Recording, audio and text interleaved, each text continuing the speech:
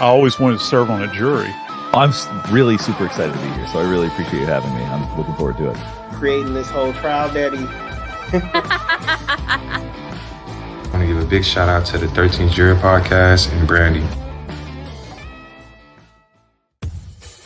Yeah, and I applaud you guys. Keep doing what you're doing. That every time you run into Phil Barber, you should reach for. And then I just looked to the jury, and it's sort of like, look. I was in the eye of the storm, and you guys were watching the storm. Hey, if you're bored of work, come pop in and say, hey, we'll have some coffee. You are a ray of sunshine, and I love what you've done with your YouTube channel.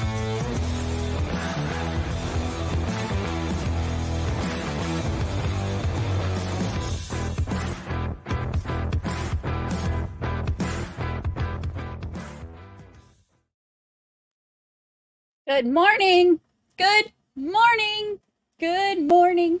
Let me give you your OnlyFans. Good morning. I am not done with my Hot Pocket, but we were getting close to time, so I went ahead and went live. So if you see me munching on a Hot Pocket, just mind your business. Happy Friday. Happy Friday. Happy Friday. It's Friday. I don't know why I'm so excited. I'm going to be working all weekend anyway. But that's okay. We can be excited because it's Friday. It's going to be a big day. It's going to be a big day. Matt McCabe is back on the stand this morning. And we just might hear from Jen McCabe. Maybe. Who knows? Who knows? But I'm here for it. Happy Friday. Friday. It's going to be a good day. I am, okay. I don't know. You know, look, listen, Linda. Last night, I was joking around on, I was going through some different stuff to like make notes on different things for the podcast, right? And some of this stuff that I'm listening to, I'm like, this cannot be real life. This cannot be real life. And, but it is somehow. So I had to post this. I want to show y'all. I just want to remind you of what we're dealing with here. Just want to remind you of what we're dealing with here. Oh, let me move myself. We'll have Matt McCabe cover the OnlyFans. This is Lally. This is a question. This is real life. I just want just a reminder. This is real life, really happening. Turning your attention to the morning of the 29th. Yes, the morning of the 29th. You woke up at some point. Is that correct? Yes, that's correct. You woke up at some point. Is that correct? The morning of the 29th. That's real life. You woke up at some point. That's correct. He literally asked him that. That's a real question. This is what we're dealing with. This is our life now. We live here. Jennifer, welcome to the family. Welcome, welcome. We are glad to have you. You look good in green. You look good in green. Green's your color. Green is your color. There was something else. I was on one last night. I was so annoyed. I saw, look, this is, if you have Twitter and you get a chance, you need to go read this. It is so funny. I posted this. I said, somebody had asked about, can anyone confirm, if the band from the waterfall is testifying tomorrow? So me being the smart aleck I am, thank you, Candace Hoff, mod extraordinaire, starting this Friday off right. Whoop, whoop. Whoop, whoop. Thank you, Candace. I appreciate it. Thank you. Thank you.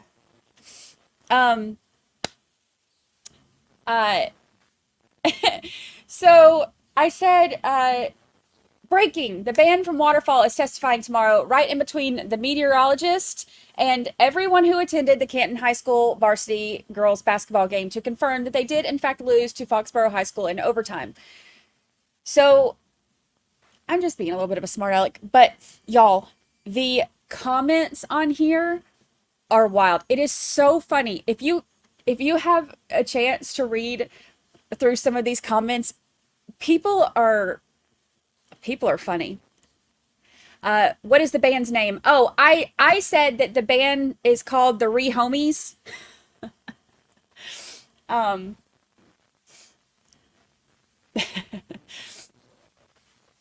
The band's name is the Rehomies, and the girlfriend of the bass player is the one that came up with that name, and she'll be testifying next week right after the McCabe's Golden Doodle. So it's the Rehomies. Lauren Elizabeth, member for 9 whole months. You do have my back on Twitter, Lauren Elizabeth. Thank you. I saw that somebody, she's just one of those that just wants to yap and cause trouble, like God forbid people ask questions, because then all of a sudden, moral high ground and all that stuff. Just ridiculousness. And Lauren Elizabeth was asking the most like simple questions like, okay, but how are you getting this from this? Like, how is pointing out that one report doesn't say a 3-point turn and the other one does? How is that attacking a victim's family? And it was, thank you, Lauren Elizabeth. I saw that. It was, I appreciate it. You're the best. Happy 9-month anniversary to you. Brandy trolling on Twitter. I was on one last night. After I've been attacked so much, it's just like, I get that kind of, I'm just like, all right, let's play back. Let's have fun. Let's have fun with it. So, it was fun. Yeah. It should be the Life 369s. Yeah, that's a good one. Everybody will come up with a band name today. Everybody submit. We can rename them. I named them the Rehomies, but we can come up with all of our favorite band names today for the band that played loud by the cops and left at midnight. Arlene, new member, welcome to the family. You look good in green. You look good. I am not singing to you, Miss Priss. I am not singing to you. She's like so excited. She's like, she thinks I'm singing to her. The Acquaintances. That's a good one. That's a good one. That's a good band name. The Acquaintances. That's a good one. That's a good one. Advantage Rehomies.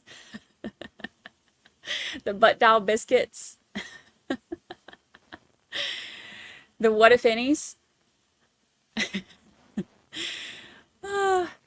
Y'all are so funny. We have a funny chat. You funny. Y'all funny. The Busted Knuckles.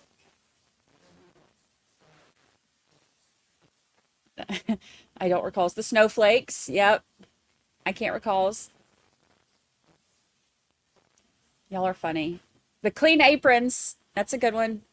That's a good one. MLS, God of Law. Here's to Brandy finally seeing finally seeing the light and the fun that some innocent factual trolling can be. Look, I think that's just what I'm going to do as a part-time gig now. I'm just going to troll on Twitter. Like, I'm being trolled, so why not troll back? I'll just it's people. I'm gonna practice on Dave though. I'm about to get all up in his comment section on YouTube and start trolling him. He likes it though. He likes it. Thank you. Aren't you in Tennessee? Aren't you supposed to be on roller coasters and stuff?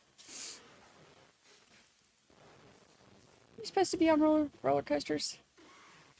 Let's see. Oh, the Bacon DNA. Bacon DNA. Boston Bullies. So funny. Y'all have really, the 10 and 2s, y'all have really good names. Sylvia said, Lally's trolling us every day, so it's fine. Lally is trolling us every day. Every day. I was at the roller coasters yesterday. This morning is recovery. It would take me about 4 to 6 business months to recover if I did a roller coaster at this point in my life. According to Woo, member for 10 whole months. Love this crew. Band name Missed Call Mafia. Ooh, that's good. Missed Call Mafia. Happy 10-month anniversary to you. Happy 10-month anniversary to you. I knew someone in high school by that name band. That's a good one. I knew someone in high school by that name. Playing tonight. The main event. I knew someone in high school by that name. I could see it. The Leaf Blowers. The Solo Cups. Y'all are good. Look, if I ever start a band, the Bukakis, no. Nicolosi, no, we're not going there again. The Blobs. If I ever start a band, I'm gonna come to y'all and let y'all name it. The Missing Shoes, Bang Bang, the Lollipops.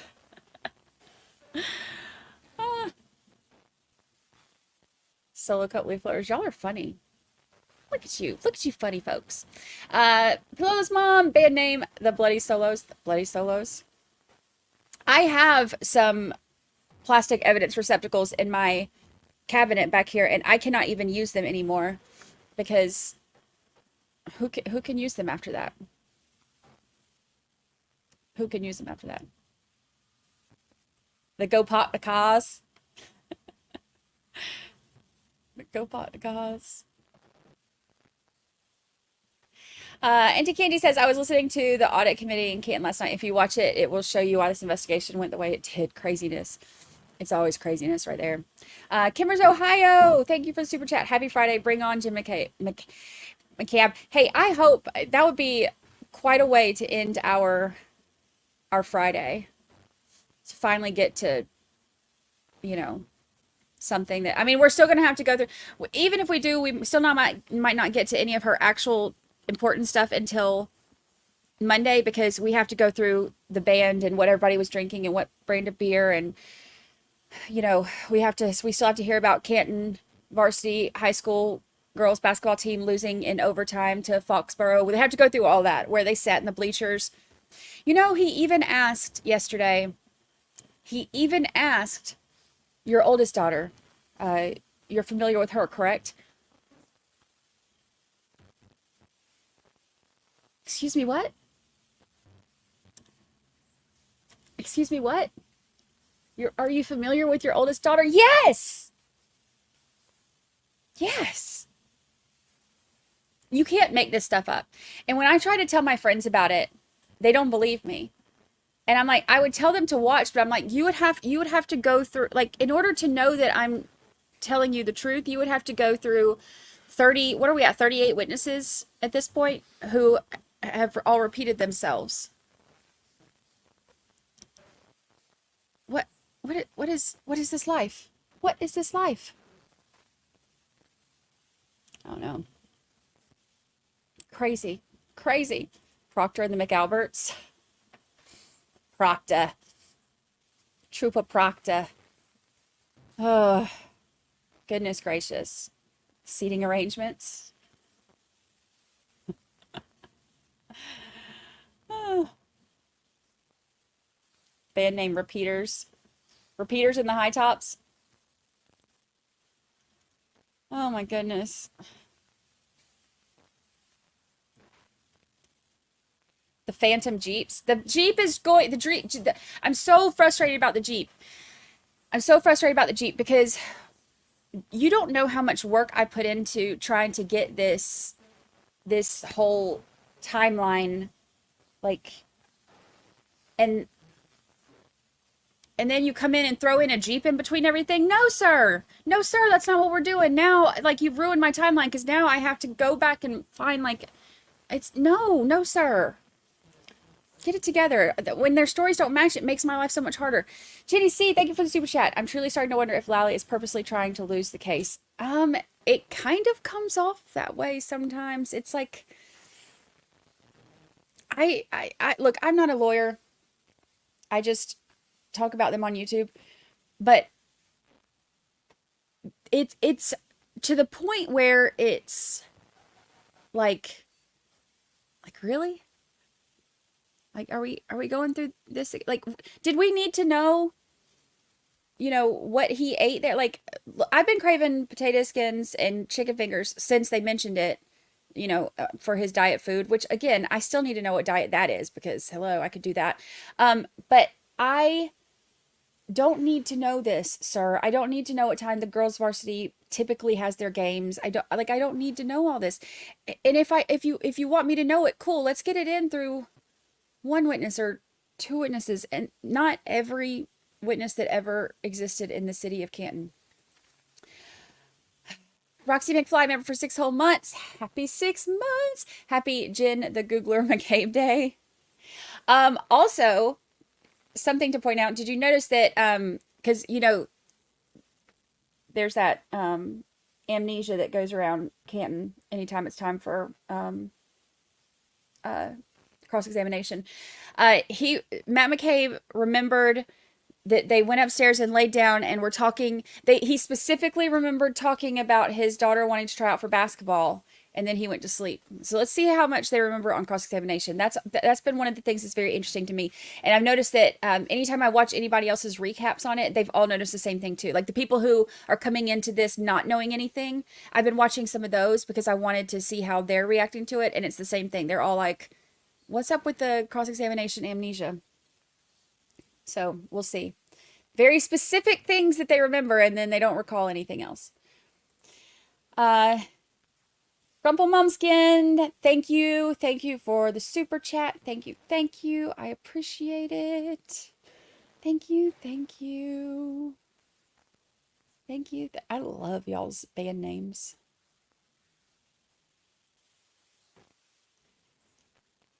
Drunk drivers. I mean, hello, everybody in Canton is.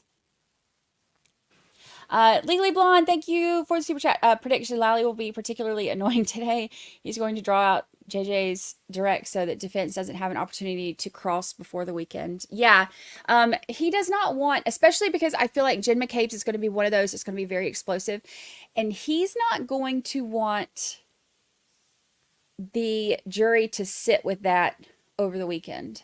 So I'm right there with you on that. Right there with you. Roman 80cc, what if any? What if any? It's killing me. Killing me. When will the cook from the bar that made all the apps be on the stand? I don't know. I hope that Lally asked him for his potato skins recipe because I've literally been craving them since they were mentioned. But sources say it should be sometime, that the cook will be there sometime between, the McCabe's Golden Doodle and, Brian Albert's 3rd grade teacher. So we'll see. We'll see if the sources are right. Heather, thank you for the super chat. Do you think Jeep was at top of the driveway but away from mailbox so Nagel pulled in front of it? I don't know. I mean, the problem is everybody that pulled up with Ricky, Ryan, and Heather all said that there was that there was nothing in between. And Matt specifically said, oh yeah, there was, the truck and then the Jeep and then the SUV. What? That's not what we had on our spreadsheet, sir. I don't know how they're gonna, I don't know. Everybody's got a different story. Everybody's got different parking places. Everybody's got different, different times. Everything's different. You know what would have helped? If the police would have taken notes when they interviewed these people. And if the police would have interviewed these people in a timely manner and not all together and taken actual... I mean, basically, like, if the police would have done their jobs is what I'm saying. Like, that's what I'm just throwing ideas out. Just throwing ideas out. That could have probably helped eliminate some of these issues. Just throwing ideas out. Go figure. Go figure. The mystery Jeep. The mystery Jeep. Band name, the inconsistencies. That would be a good one. Lord knows we're full of that. I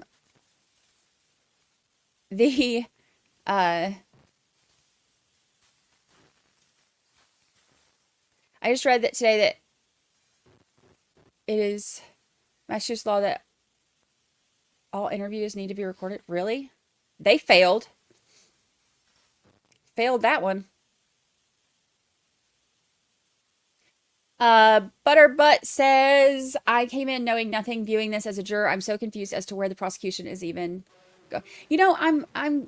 I have wondered that. I have wondered how people who, obviously I've been like headfirst into this for like 9 or 10 months now. I have been wondering how people who don't have this background are able to do it, like keep up with any of this.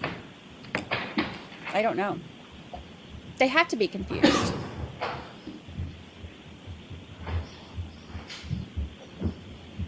Hey, Bev. Morning, Bev. Hey, girl. Hey, girl. Hey. Hey. All persons have any business before the Honorable Beverly Cannoni, Justice of the Norfolk Superior Court in the County of Norfolk. Draw near, give your attendance, you shall be heard. God save the Commonwealth of Massachusetts. This court is now open. You may be seated. Look, 22117, the Commonwealth versus Karen Reed. Good morning, counsel. Good morning, Ms. Reed. I want to put that guy on my alarm. That's how I want to wake up I'm every going to morning. ask you those 3 questions. Were you all able to follow the instructions and refrain from discussing this case with anyone since we left yesterday? Everyone said yes or nodded affirmatively. Were you also able to follow the instruction and refrain from doing any independent research or investigation into this case? Yes. Everyone said yes or nodded affirmatively. Did anyone happen to see, hear, or read anything about this case since we left yesterday? No. Everyone said no or shook their heads. Thank you very much. May we have Mr. McCabe, please? Bring on Matt McCabe. I want to record him and make him my alarm clock in the morning. I want to wake up to hear ye, hear ye. God save the Commonwealth. That's what I want to wake up to every morning. Hear ye, hear ye. Let me raise your hand one more time. You solemnly swear the answer to the court and jury in the case that I answer the truth, the whole truth, and nothing but the truth, so help you God. I do. Thank you. A girl can dream.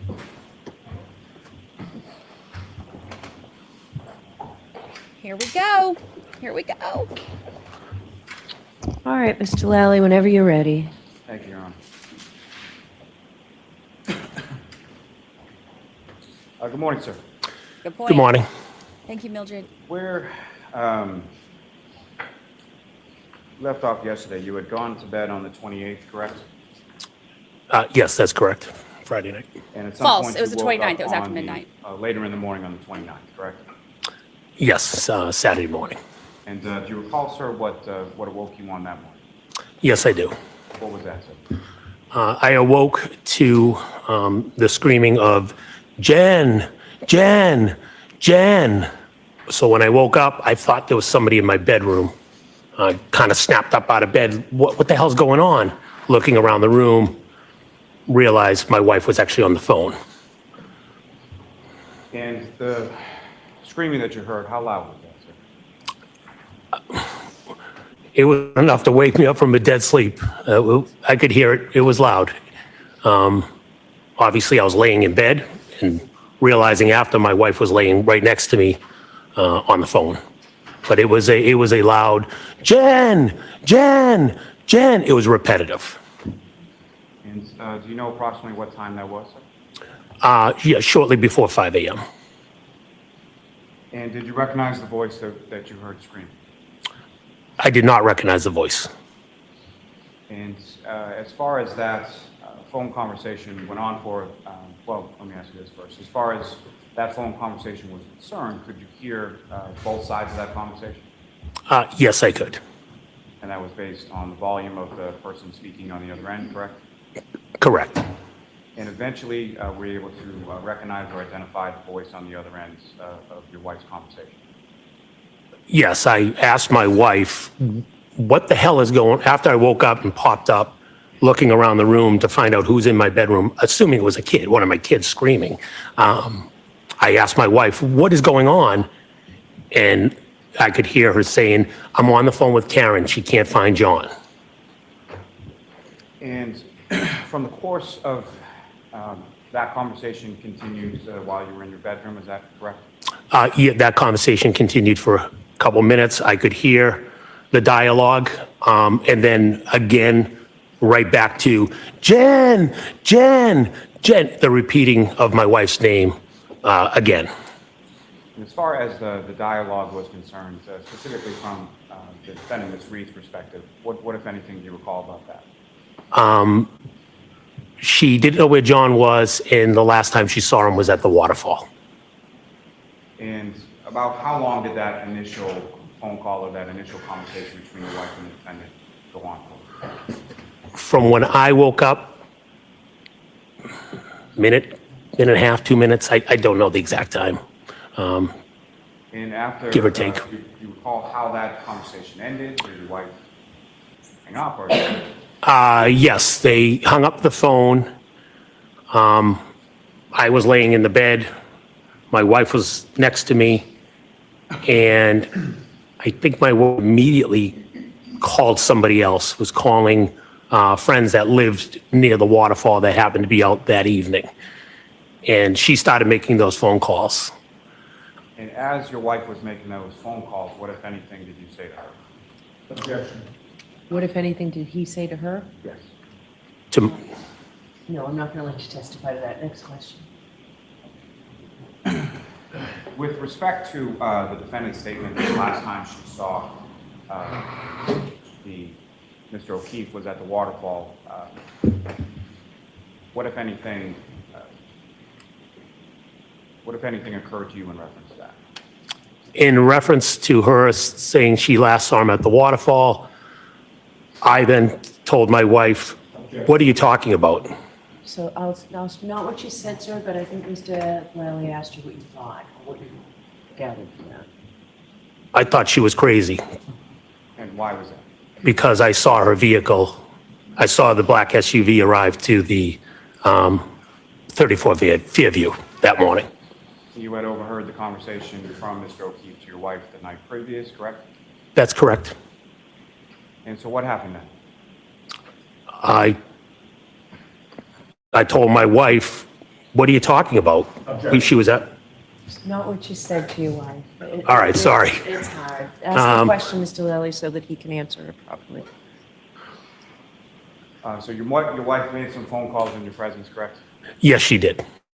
And following those phone conversations, what, if any, other conversations did she have with the defendant that morning? There were multiple calls. I don't recall what calls were made, what time, but the next call, we were informing the defendant that, wait, we saw your car. We saw you come to 34 Fairview. You guys were there. And I heard the response of, I don't remember. I don't remember going there. And what, if any, other conversation do you recall in those subsequent phone conversations that you overheard from the defendant? At some moment, as I said, my wife had made a couple phone calls.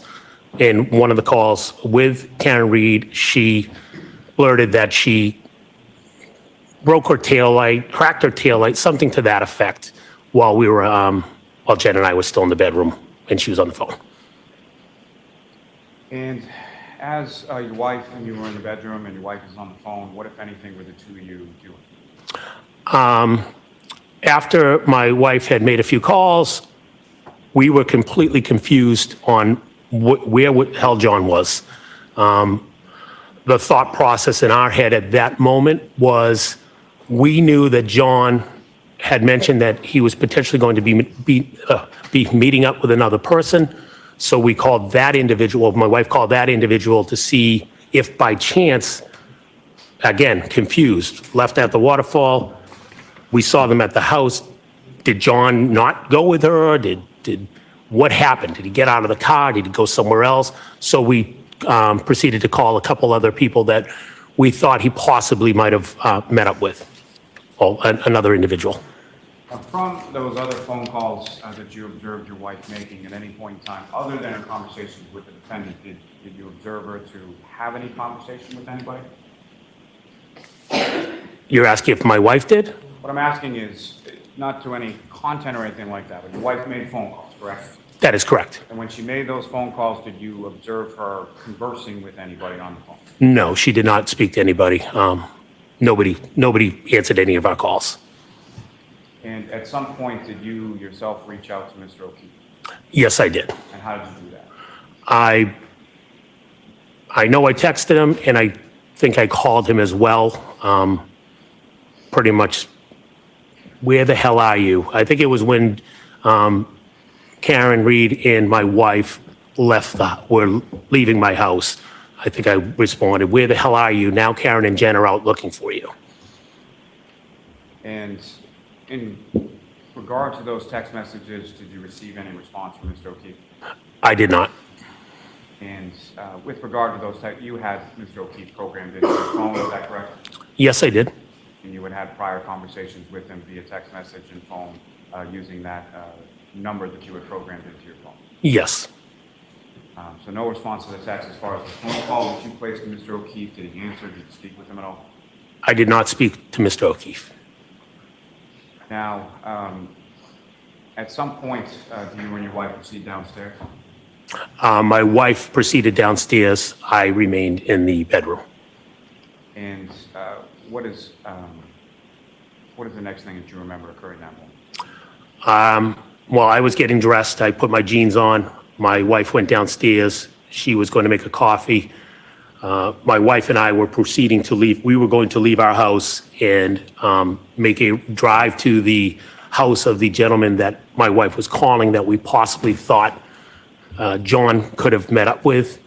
And within that moment, again, I don't know the exact time, I then heard yelling out in my front yard. And when you heard the yelling in your front yard, what did you do? I realized it was Karen Reed, and I told my wife to please tell her to shut up. She's going to wake up the whole neighborhood. And where is this, or when is this in relation to that first phone call when you sort of shoot up out of it? At least a half hour, give or take. Again, I don't know the exact time.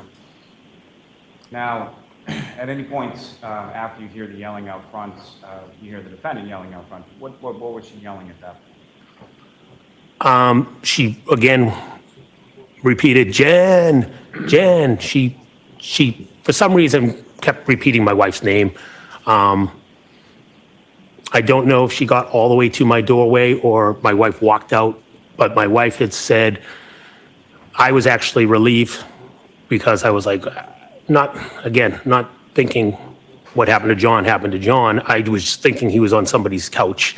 So I was like, good, I'm not going to look for him, thinking my wife was going to go. My wife said she's going to go with Karen to go find John. And at any point in time that morning when the defendant arrived at your house, did you actually go outside or look outside? Or? I did not go outside. I did look out the blinds of my bedroom window, which is the closest to the driveway. What, if anything, did you see when you looked out the blinds? Saw Karen's car in my driveway.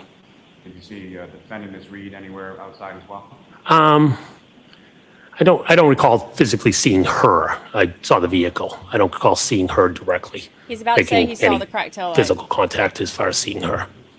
Now, what, if any, concerns did you have in reference to your wife going out with Ms. Reed at that particular time? I had mentioned to my wife before she was leaving the house that I'll allow this. That- What were your concerns? my concerns were she was going to be driving with Miss Reed in their vehicle, in Miss Reed's vehicle, and my concerns were that she had a broken taillight.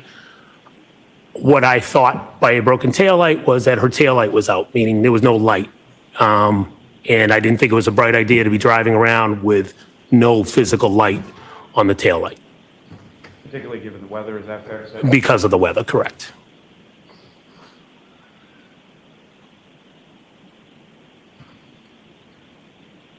And so, This is the first any of this has your been wife said. then leaves with Ms. Reed, is that correct? That is correct. You know, did you happen to see, like, who got in where as far as the car, who was driving when they left? I did not see that, no.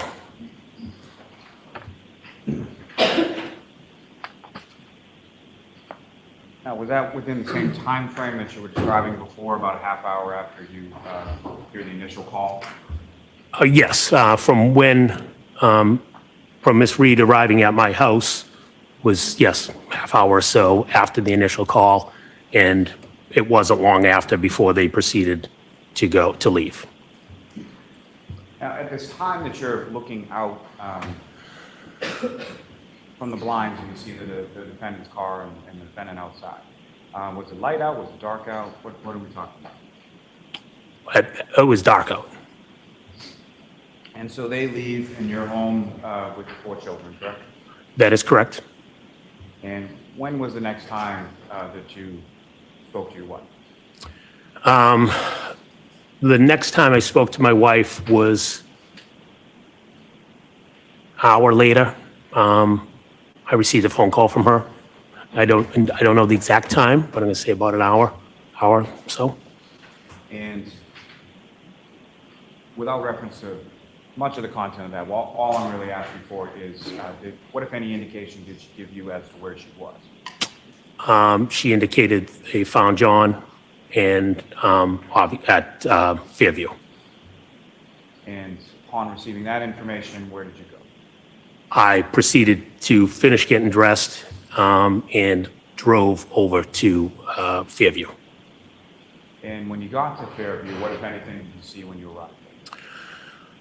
When I got to Fairview, I had come down through the Chapman Street entrance, and as I proceeded down the hill towards the Albert residence, I noticed all the first responders, fire engine, et cetera, police cars, and I realized I was not going to be able to get to the Albert residence because it was all blocking the street. So I backtracked, turned around, went back up Fairview to the top to Chapman, took a left down Spring Lane, which is a parallel street to Fairview, and came down Spring Lane to Cedar Crest onto Fairview so I could get to the Albert household. Now, during your drive from your home over to Fairview and doing all that sort of turning around and coming back around the other way through Cedar Crest, what were the roads like? It was snowing, careful driving. And the snowing that you observed that morning when you drove from your house to Fairview, what was that like in relation to the snowing that you observed when you were driving home from Fairview hours before? Much thicker snow, much more snow on the ground, much more snow to wipe off my car. And again, I had to drive slow. Now, when you come around to sort of the other side, as far as the first responders, you mentioned police cruisers and a fire truck, is that right? Yeah, there might have been an ambulance there as well, but yes. Do you recall specifically seeing an ambulance?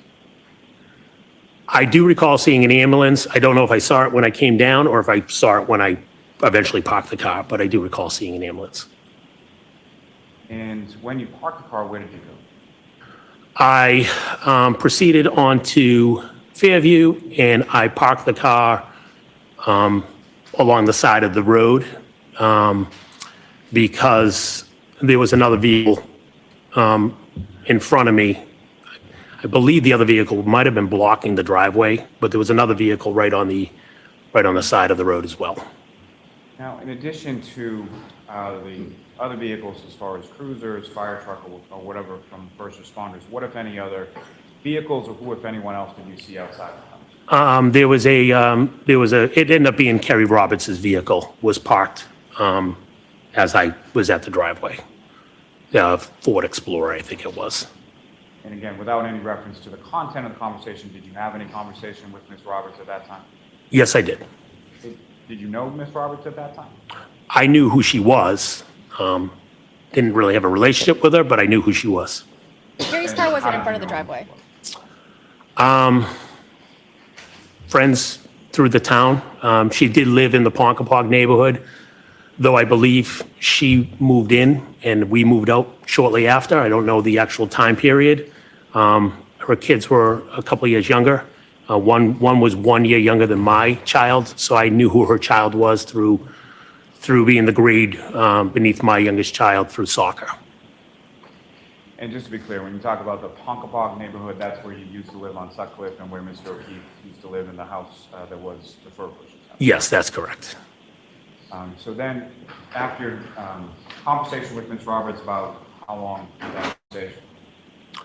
Oh, that was a brief conversation. She informed me that she was going to pick up the, she informed me Karen was going, she was dropping Karen off back at the house. She was going to the hospital and she was going to pick up John's parents in Braintree. I told her I would come with her to pick up the parents. Like I said, the road conditions were pretty bad. And just for safety reasons, I thought I would go with her, help her, go pick up the parents. She informed me that Jen was in the house. Jen is waiting to be interviewed by the police. So where did you go from there? I then proceeded to the front door of 34 Fairview. And when you got inside, who, if anyone, was inside when you got there? When I got to the front door, it was my wife, Brian Albert, Nicole Albert, and Officer Lank. And when you came in, can you describe, starting with your wife, Jennifer McCabe, can you describe her demeanor when you first came into the house? Shocked. Just face was drawn, just kind of in awe. All three of them were just looking like, with a drawn face of, I'm walking and going, what the hell is going on? And just to be clear, by all three of them, you mean your wife, Brian Albert, Nicole Albert? Correct. And just turning back briefly to the phone conversation that you had from your wife, which led you to come over to Fairview in the first place, how would you describe her demeanor on that phone call as well? Matt, we found John at Fairview. It was a quick conversation. I didn't get any details. Now, at some point, while you were at the house, did you speak to, you mentioned Officer Lank was there, is that correct? That's correct. Recall if there was any other officers in the house at that time or at any later time? At that moment, it was just Officer Lank at that moment. Other officers came in the house a little later, but at that moment, it was just Officer Lank. And at some point, while you were at the house, did you have any conversation, or what, if any, conversation did you have with Officer Lank or any other officer? Yes, Officer Lank asked me to step outside, and we spoke briefly. He asked me about if I knew what happened to John. Obviously, I told him no. I had no idea. I'm just finding out right now. He asked me when I last saw John. I told him I saw him at the waterfall. We saw him at the bar. We hadn't seen him. I believe, again, heat of the moment, I believe I said we saw his vehicle out front, but we never saw John. Now, at the house on Fairview, about how long were you there that morning? I'm going to say give her at least 4 hours. From the time that you got there? From the time I got there, yes. And where did you go from there? When I left Fairview, I went back to my house on Jen and I's house, home. As your children were still there, is that correct? My children were all there, correct. And at some point after you arrived home, who, if anyone else, as far as police officers or anybody like that, came to your home that day? Two Mass State police officers came to my house. And did you speak with those officers? Yes, I did.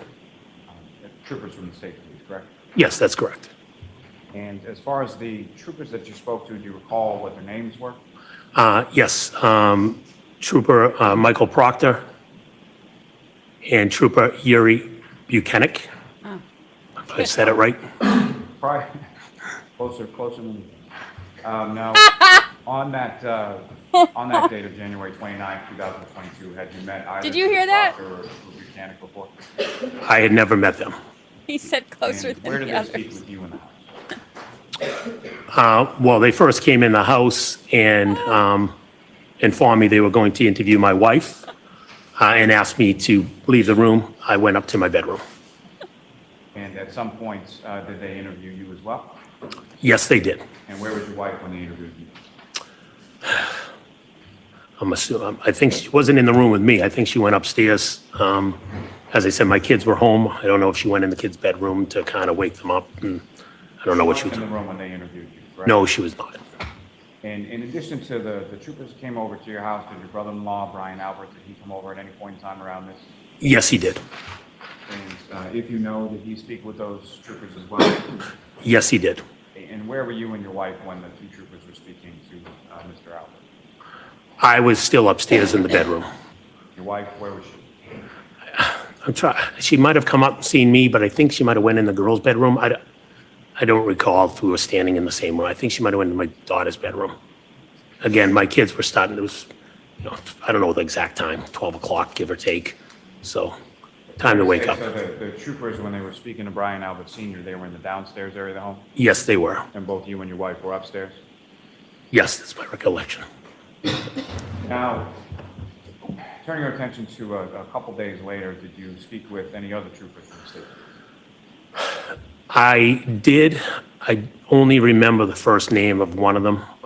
It was a man and a woman. I just remember Connor something. I don't know their names. And where did that conversation occur? I was in my first floor dining room table. And do you know if those same two troopers that came on a subsequent date spoke with your wife as well? Yes, they did.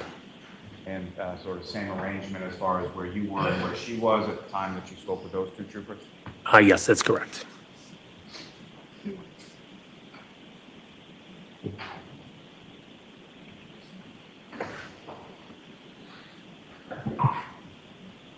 It was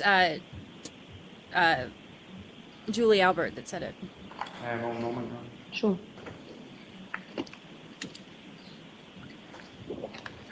Look at Lally making a joke. It's like a Friday treat.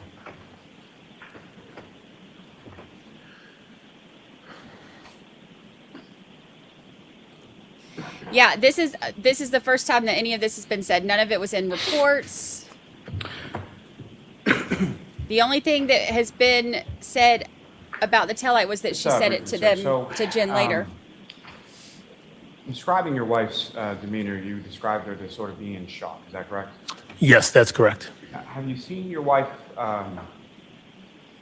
display that kind of demeanor before, or have you seen your wife in sort of crisis mode over the course of your relationship and your marriage? I've seen her in crisis mode.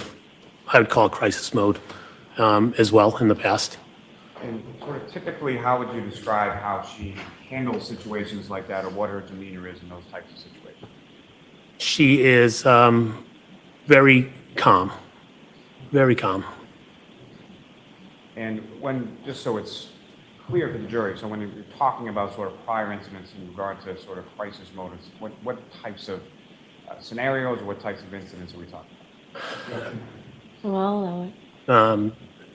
Previous deaths of my parents, my brother. She's the one that can get in the room, sit, relax, hold their hand, make them feel comfortable. She's much more. I can't do that. She's much more. So she's done that with my family, and she's also done that with our neighbor. Didn't Brian Albert say she was hysterical? Nothing further. Thank you, sir. All right, Mr. Yannetti? Thank you, Ron.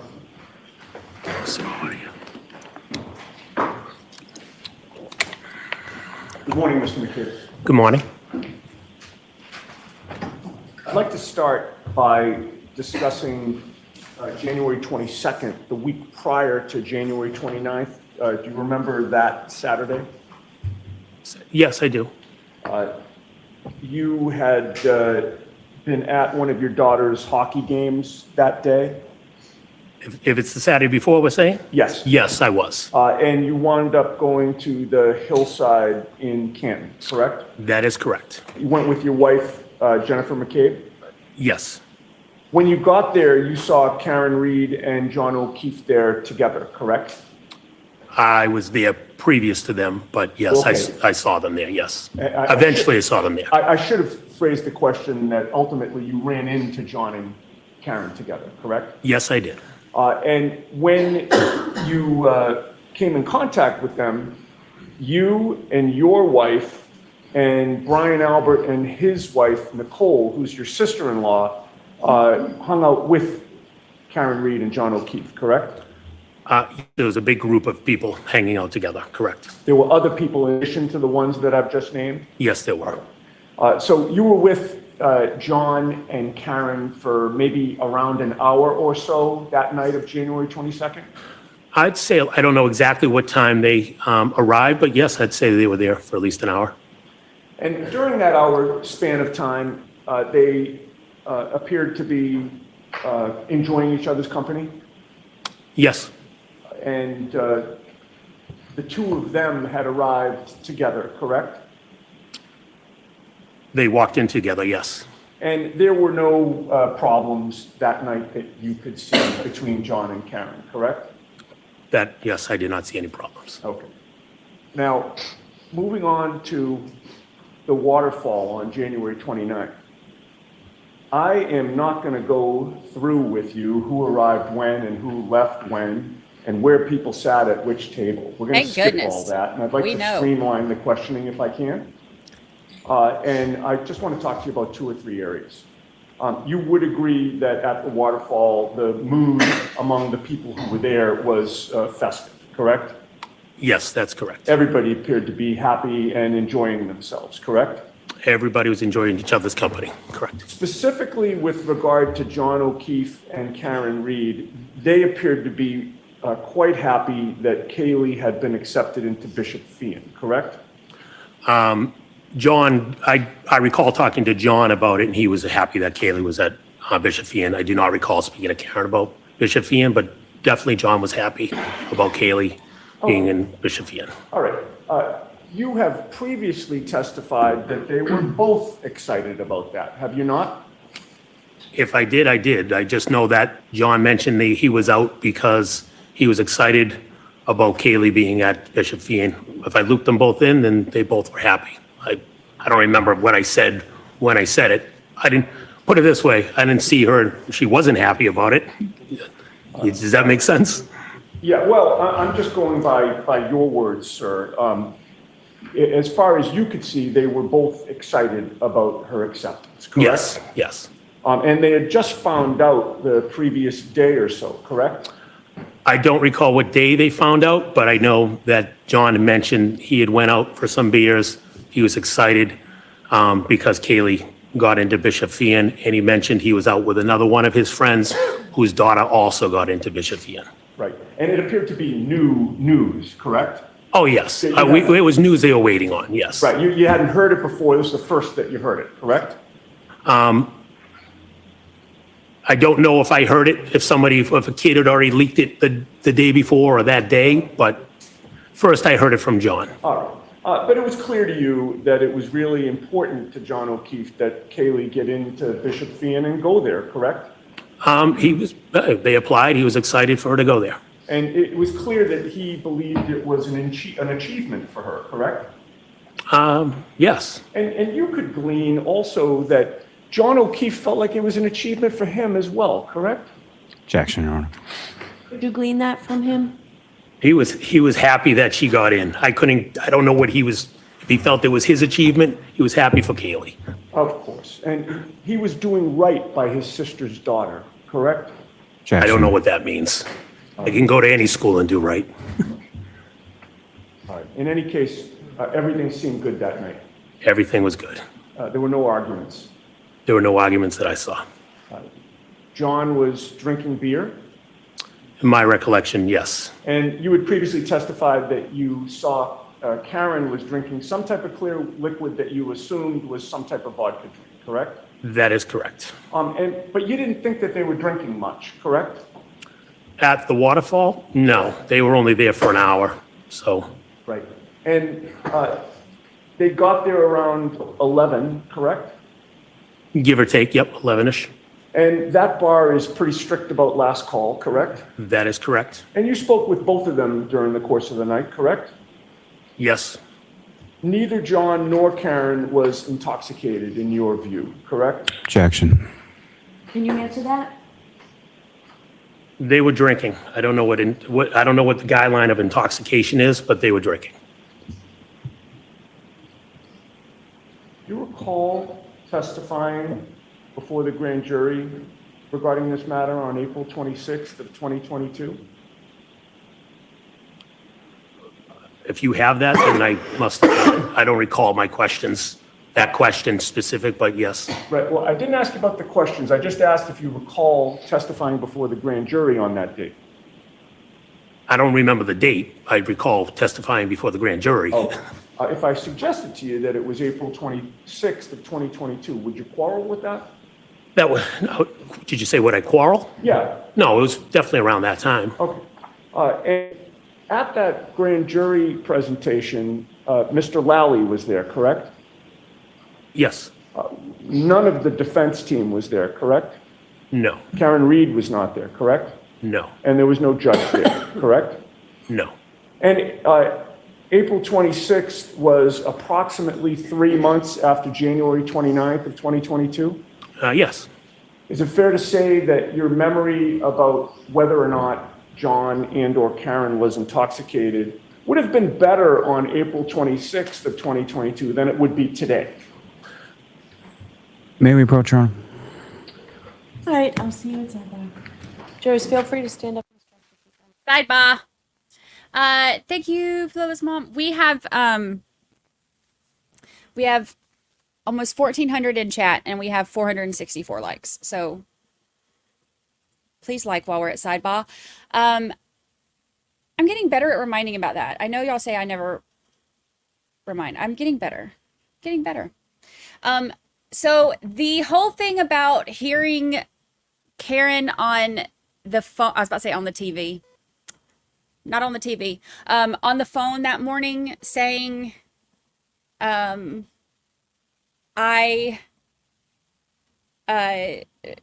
I have a cracked taillight or whatever. This is the first that's ever been mentioned in any of the, as far as reports and stuff go. There's never been any mention of her talking about a cracked taillight until she said something in her conversations to Jen and Carrie when they were in the car after she had left the house.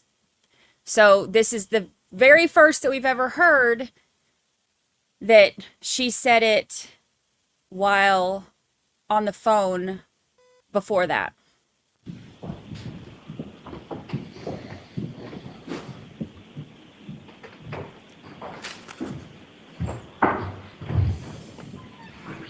Yes.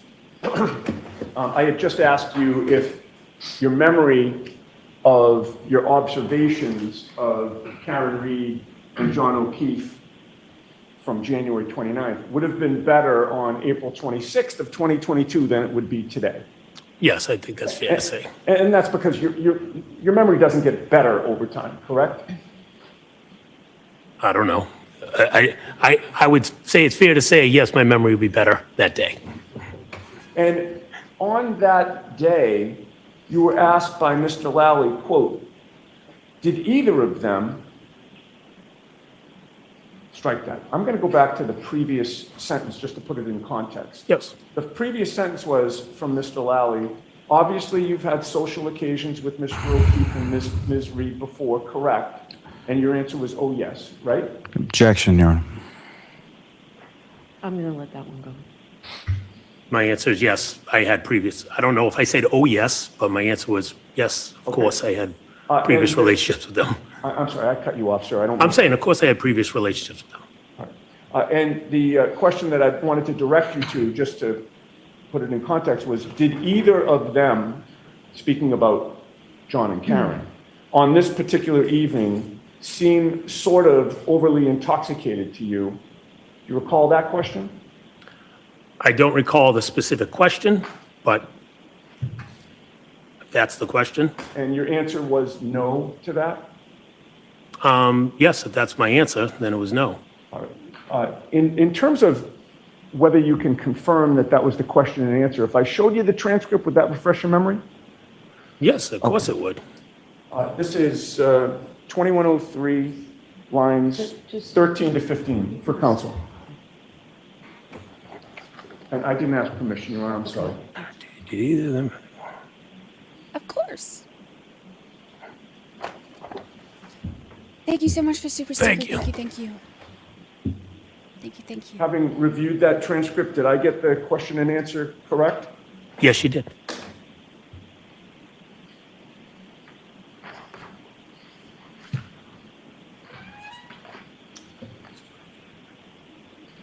Okay, just a couple more things about the waterfall. I wanted to ask you about Brian Albert and Brian Higgins, sir. Yes. They were both there that night while you were there, correct?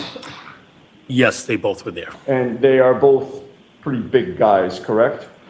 Objection. Can you answer that? Yes, they're good-sized guys. Did you see Brian Albert and Brian Higgins practicing fighting at the waterfall? Practicing fighting? Right. Did you see them kind of square up fighting stance to each other? I recall them grabbing each other. I don't recall them squaring up like they were fighting each other. No, they were playing a little grab ass with each other. I did see them grab each other. I don't recall a physical, hey, let's go duke it out. I do not recall that. Okay, so are you saying, taking you literally, that they grabbed each other's asses? Is that it? No, I'm saying grab ass. It's a figure of speech. Okay, but so uncomfortable. what they didn't grab each other. They were in a fighting stance, weren't they? Didn't they crouch down low with each other? I'm telling you, I don't recall seeing them crouching in a fighting stance. I recall someone grabbing somebody.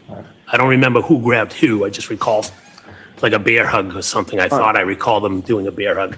All right, so you recall them, one of them getting behind the other one and kind of restraining them or grabbing them? I think there was a bear hug, yeah. That's what's in my memory. I don't. And you would agree with me that after closing time, Brian Albert and Brian Higgins were two of the people who went back to 34 Fairview Road, the Albert home, correct? Yes, that's correct. But before everyone left, before you left, it was announced around the table that everyone was welcome back at Brian Albert and Nicole Albert's house, correct? Yes. Karen Reed and John O'Keefe were both there when that invitation was announced, correct? Yes. And you would agree that it was expected that Karen Reed and John O'Keefe would go to the Albert home that night, correct? If they wanted to come, they were welcomed, yes. And that plan would have been for them to go inside the Albert home, correct? Yes. Do you recall what time you left the waterfall? I left the waterfall after midnight, give or take 12:10, 12:15-ish. I don't know the exact specific time. Well, a little before 12:15, but definitely 12:10-ish, 12:15-ish in there. And you were one of the last to leave the waterfall? Yes, as I had mentioned, Nick Kolakis and I walked out together from the waterfall. Your wife, Jennifer McCabe, had walked out of the bar physically before you did, correct? Yes, that's correct. And you actually met her in the parking lot? She was already in the vehicle in the parking lot, correct? And then you got into the car to drive to the Albert's home, correct? Yes, that's correct. All right. So I'm going to ask you about the ride back to the Albert's home in a bit, but right now I want to skip to when you got there, okay? Okay. When you first got there, your wife parked your vehicle in the driveway, correct? Yes. Which side of the driveway did she park your vehicle in? As I mentioned yesterday, I don't recall if it was immediately on the left, meaning the left towards the lawn, or if she was in the next spot over. She pulled in. I don't remember exactly if it was here or one spot over, but she pulled How many cars were in in. the driveway at that time? At least two. I don't recall if there was more than two. So if there was at least two, those two would have been parked Thank you. abutting the garage area? In other words, would they be, let me rephrase. So there are two lanes in that driveway, correct? My recollection is two lanes, but there is more space I know when we go over and we've gone over, there's more space to kind of park three cars. Right? To the right, correct. Okay. But we weren't to the right. We were either left or middle. You were behind one vehicle, whichever lane you were in, or were you pulled right up to one of the garage entrances? I don't recall if we pulled all the way in or not, but I don't remember. So there were at least 2 vehicles in the driveway before you got there, correct? In the driveway? Yes. Yes, there were cars in the driveway. And when you parked in the driveway, fair to say that there was no black SUV at the Alberts home? Are you referencing Karen's SUV? I don't know what color the Albert's cars were. Oh, okay. Are you referencing their SUV? Put it this way. Yes, I'm referencing Karen's SUV. That was not at the home. And that was not in the driveway, correct? Karen's SUV was not in the driveway. And it was not adjacent to the property or on the street anywhere that you could see? Correct, it was not there. All right, but you say that there was a Jeep in the street at that time, correct? There was a Jeep parked in front of, at the end of the driveway, in front of the mailbox. And that Jeep belonged to Brian Higgins?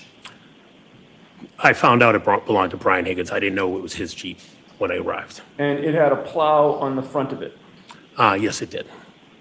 It was parked adjacent to the Alberts property on Fairview, facing up the hill toward Chapman Street, correct? Yes.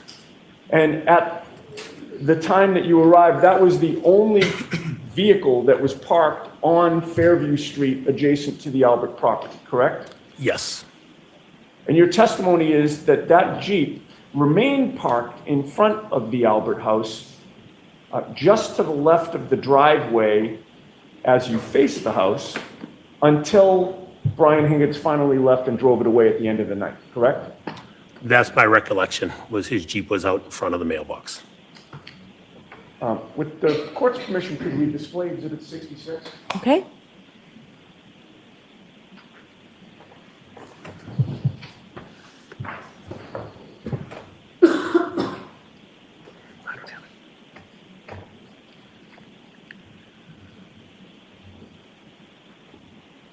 So, Mr. McCabe, I'm highlighting with a spotlight the front of the Alberts home.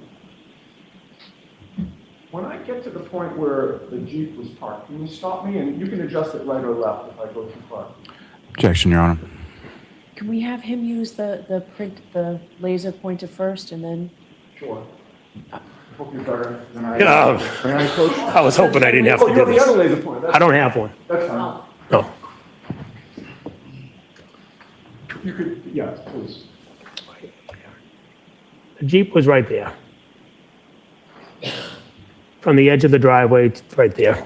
I believe it was a 2-door Jeep. Okay, it looks like a part of the Jeep would have been blocking the driveway? Nope. Where the mailbox is, the Jeep was right there. Okay. It was not blocking the driveway. I'm going to step a moment. Sure. The mailbox that's spotlighted there, would that have been where the back of the Jeep was? Yeah, the back would have been right in the vicinity of the edge of the driveway in the mailbox. I see, so it wasn't blocking the driveway at all when you saw it? No. And it was facing to the left as we look at Exhibit 66, correct? Heading to the left of the house, correct. We can have the lights back on.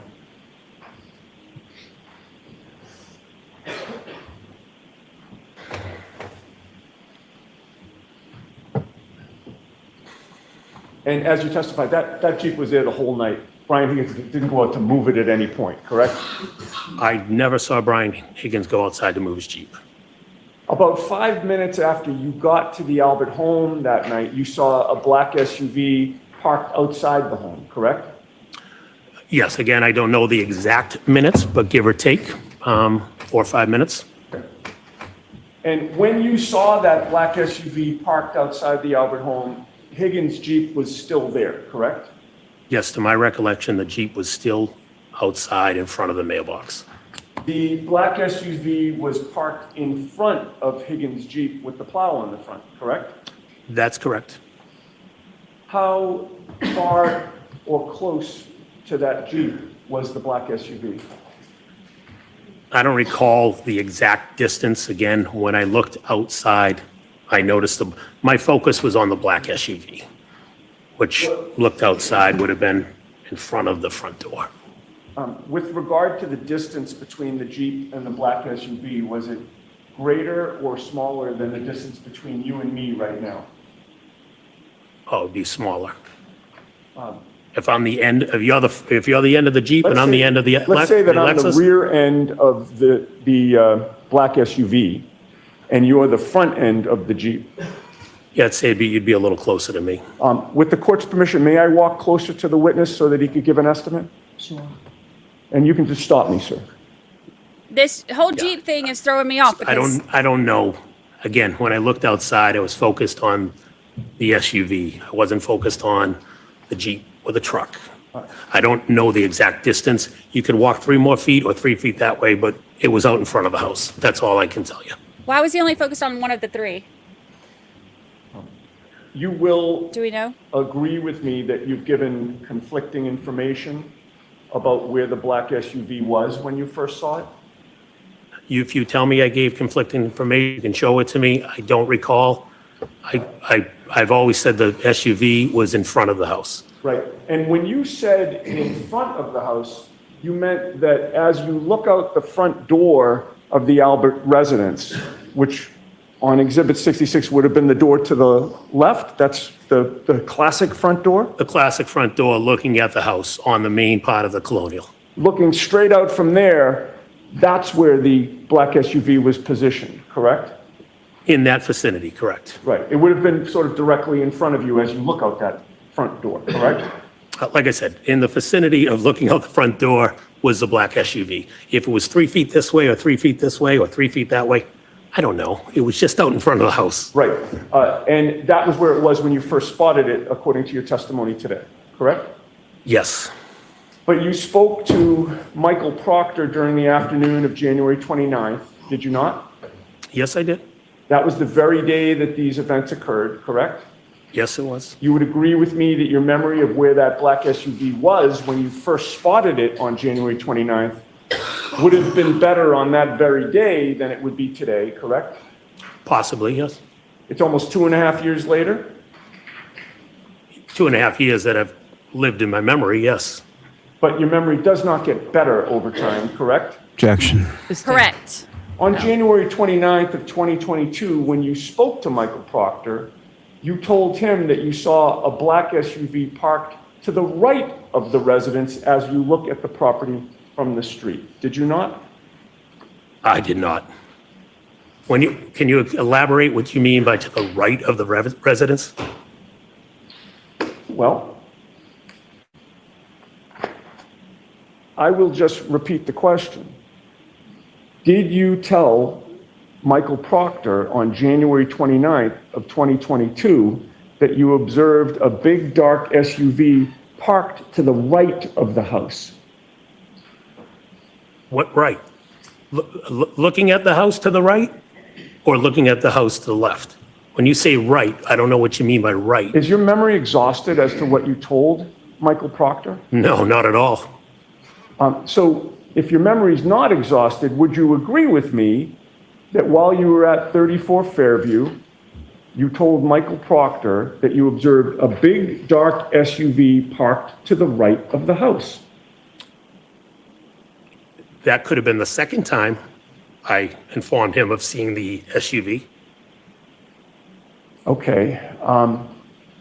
If I suggested to you that that was the first time, according to what you told Michael Proctor, would you dispute that? Objection.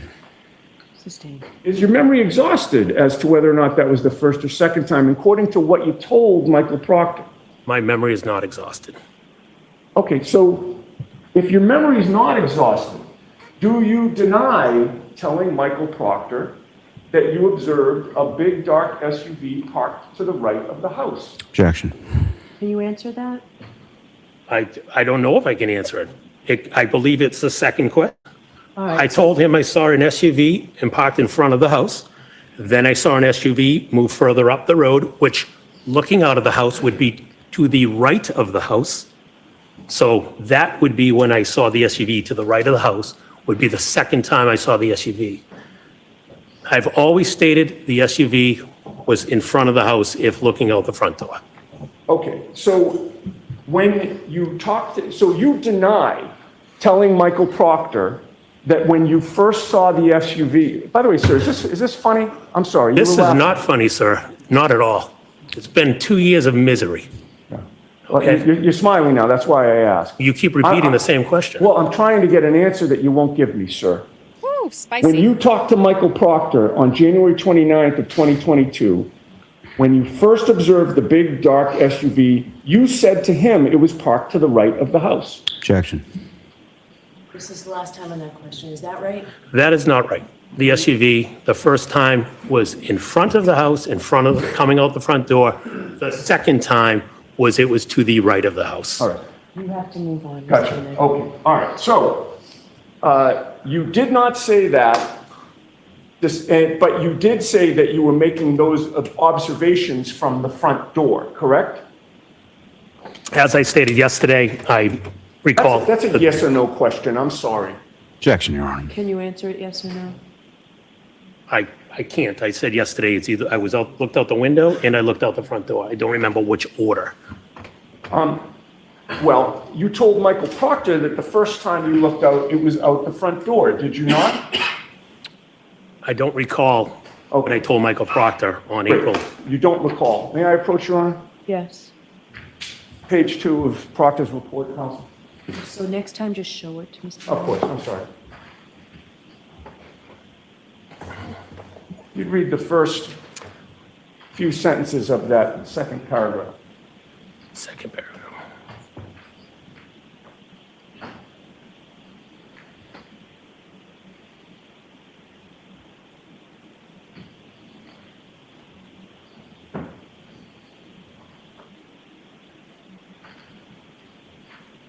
This goes back to all the reports being so different, though, too. We don't know if that was because of Proctor or the witnesses or whoever, whatever police.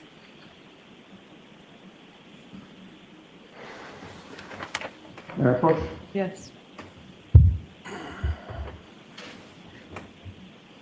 You had said that you don't remember what you told Michael Proctor. Did that report refresh your memory? I'm not saying I don't remember what I told Michael Proctor. Well, hold I'm on. stating what I remember. Hold on a second, sir. You just told this jury that you don't remember what you told Michael Proctor. Those were your words. Yes, at the point I'm reading, I don't remember the exact wording, but I know what I told Michael Proctor. All right. And you told Michael Proctor that you observed a big dark SUV parked to the right of the house. Did you not? At some point in the conversation, yes, I told Michael Proctor that a big dark SUV moved to the right of the house. Moved to the right of the house? Is that what you just said? All right, let me rephrase. At some point, there was a big dark SUV parked in front of the right of the house. I physically didn't see it move, so I need to rephrase. I can't say move. Right, but what I'm concentrating on now, sir, is not what your memory is today or what you testified to the jury today. I'm concentrating on what you told Michael Proctor that very day on January 29th of 2022. Okay? And you initially told him that it was parked to the right of the house, the big dark SUV, and that you made those observations from the front door. And then you stated you looked out the front window and Objection, Your Honor. and observed the same big dark SUV had moved to the other side of the property. So Correct? the objection sustained, you have to break that down, and I thought we moved on from this, Mr. Yannetti. No, we haven't gotten to the second part of the... So bring the document, I'll see it side by side. Okay, so bring the document. All right, so this is what it says. I was going to put it out there so you could read it, but since they're doing this, I'll read it real quick. So what the report says is, while at 34 Fairview, Matthew stated that he observed a big dark SUV parked to the right of the house. Matthew stated that he was making these observations from the front door. Matthew stated he looked out the front window and observed the same big dark SUV had moved to the other side of the property approximately 15 to 20 feet. Matthew was not sure how long the vehicle was outside for, but he did not hear any loud noises or screaming from inside. Matthew stated both times he observed the vehicle on the street, the headlights were facing towards Chapman Street. Matthew stated he observed tire tracks in the snow on the street in front of the house. Matthew described the pattern as a wave or V shape. Matthew stated the tire tracks went from the curb in front of 34 Fairview towards the neighbor across the street and then back towards the curb. The pattern of the tracks were consistent with making a 3-point turn. Matthew stated he did not see these tracks prior to the big black SUV arriving outside the house. That's what his statement said, according to Trooper Proctor. Now, however, this report from Trooper Proctor was done on April 7th because Proctor. Because Proctor. That's all you need to know. Because Proctor. So there was no notes, there was no recording, there was no anything else. Also, the PCA and the statement of case don't have anything about the tire tracks. They have other statements. So there are varying statements of what Matt McCabe said, and we don't actually know what he said because they didn't take notes or, record anything. So, this report that was done April 7th, that's supposed to be about what was said in January 29th, with it not being done until April 7th, this is the first that was mentioned. This is actually what somebody said was their example of me harassing victims, was because I pointed out that this is different. But this being added or written for the first time April 7th, it wasn't in any of the reports before. The whole 3-point turn tire tracks thing was not mentioned, according to this, by him until April. Said that he said it in January, but it's nowhere in anything in paper until April. That's why this is such a mess. One last question on this, Mr. Yannetti. Yes, with regard to Trooper Proctor's report that you have in front of you, right? It's II for identification. Yes, I'm reading the report. Will agree with me that you reported your conversation as saying that the vehicle was first to the right and then moved to the other side of the property, correct? Objection. Sustained. You testified before the grand jury regarding this issue on April 26th of 2022, did you not? Yes, I did. And you talked about the vehicle moving from point A to point B, correct? Yes, at some point. And you estimated that it was 15 to 20 feet or so that the SUV moved along the property line, correct? Yes. Again, I don't know the exact distance, but estimates. And you, at that point in time, you were asked to clarify what you had meant when you said that the vehicle was first on the right side of the property. Do you recall that testimony? I do not. Do you recall that Mr. Lally asked you, to the right would have been toward the driveway side of the property, and that you answered that's correct?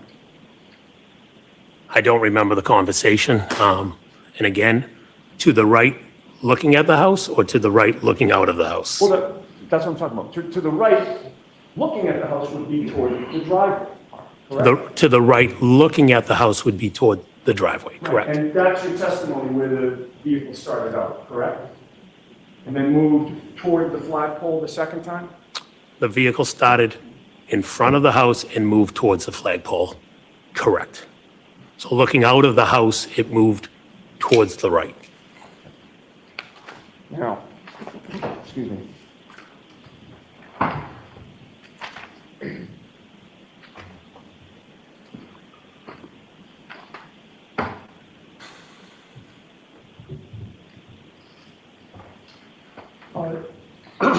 You told Michael Proctor that initially it was parked closer to the driveway or the mailbox when you first saw it, correct? Objection.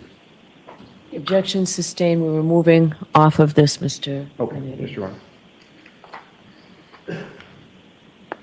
Honor. Wherever it was when you first saw it, where was the Jeep in relation to that black SUV when you first laid eyes on the black SUV?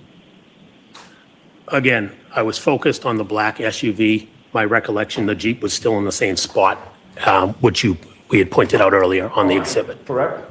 In terms of where it was facing, the black SUV was behind, I'm sorry, the Jeep was behind the black SUV. Jeep would have been behind the black SUV, correct? And wherever it was along that property line, you would agree with me that before the black SUV arrived outside the Albert home, you didn't notice any tire tracks in the snow on the street in front of the house, correct? Before, yes, that's correct. Before the black SUV arrived. Correct. And at all times that you saw the black SUV, first or second, it was always facing toward Chapman Street, correct? Yes, that's correct. And it was always facing in the same direction that you say that Higgins' Jeep was facing, correct? Yes, And that would mean that the passenger side of the black SUV was the closest side to the Albert home, correct? yes, And it was the closest side to you when you were first looking at it, correct? yes. And now your testimony today is you don't recall if the first time you looked at that black SUV, it was through the front door or if it was through a front window, correct? Correct. I don't recall which one I looked out first. I know I looked out both of them at some point. I just don't recall which one was first. Whichever one it was, when you first laid eyes on that black SUV, you did not see John O'Keefe in the passenger seat, correct? That is correct. How long a span of time was it between the first time you looked out and saw the black SUV and the second time? Again, I don't have the exact time. I'm going to guess 3, 4, 5 minutes at most. And what you did in between those 3, 4, 5 minutes was you went back to the table or near the table in the kitchen dining room area where everybody was congregated? That's correct. And you went back there to talk to people and socialize, correct? Yes, that's correct. And then you came back to the front of the house and either went to the front window or the front door, and that's when you noticed that the black SUV had moved to the other side of the property, correct? Yes, at that moment, it had moved to the right of the property. It had driven forward, correct? I did not see it drive, but it had moved, yes. It had moved So it had to forward. get there somehow, yes. All right. It was now closer to the flagpole than it was the first time, correct? That is correct. And the flagpole, as you look at the property, not from your vantage point looking out, but as you look at the property from the street, that would have been to the left, correct? Yes, And again, it was still facing toward Chapman Street. yes. In terms of how many times you saw the black SUV having moved outside the house, you would agree with me that you have contradicted yourself about how many times that it moved, correct? No, Yesterday and today, you testified that it had been in 3 different spots and then it was gone, correct? yes. Three times I looked out and saw the SUV. Right, and, you know, again, in May of 2024, yesterday and today, all 3 times it moved, it was moving further or farther up Fairview toward Chapman Street, correct? Yes, And in fact, you've testified now in May of 2024 that the third time that you saw it, the black SUV was even past the fire hydrant, just about to the neighbor's property, correct? yes. But again, your memory of where it was the last time that you saw it, or how many times you saw it, I should say, would have been better on January 29th than today, correct? Again, assumption, yes, I guess it should be. And in fact, when you were talking to Michael Proctor, you had just observed the black SUV just hours before speaking to him, correct? Yes. Not 2.5 years before. Right? Oh, yes. And when you spoke to Michael Proctor, you told him that you only saw the black SUV in 2 different spots, correct? That's what it says on this paper. My recollection is always been, I saw the black SUV in 3 different spots. And you just called it a paper. It's a police report, correct? Objection. That's sustained, Mr. Yannetti. Now, since you talked to Michael Proctor on January 29th of 2022, it's fair to say that you've had multiple conversations about this case with your family, correct? Of course, I've talked about this case. That includes in-person conversations, correct? With my family? Yes. Yes, As well as phone calls and texts? yes, You've also, since you talked to Michael Proctor, have had multiple conversations about this case with your in-laws, correct? Yes, That also includes in-person conversations as well as phone calls and texts, correct? that is correct. And since you gave that statement to Michael Proctor, you've had multiple conversations specifically with Brian Albert, correct? Yes, I've talked to Brian Albert. That includes in-person phone calls and texts, correct? That is correct. Would you agree with me that in terms of the changes in your version of events from what you've testified during this trial to what is in Michael Proctor's report, you put the SUV farther down Fairview toward Chapman Street now, correct? Objection. Sustained. Your testimony during this trial puts the SUV past the fire hydrant, almost toward the neighbor's house, correct? That is correct. But however many times you saw that black SUV, you'd agree with me you never observed any damage to the rear of that vehicle, correct? Correct. You never saw any damage to the rear right taillight, correct? Correct. You'll also agree with me that every time you saw that black SUV, the vehicle had its headlights on, correct?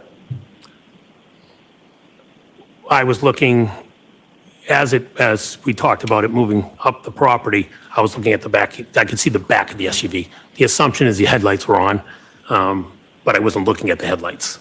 All right, well, that would have meant that the area in front of the vehicle was lit up, correct? Yes, but like I said, it was further up the road. Now, sometime after that black SUV first arrived, you noticed that there were tire tracks, I should say, in a V shape on the street in front of the Albert home, correct? That's correct.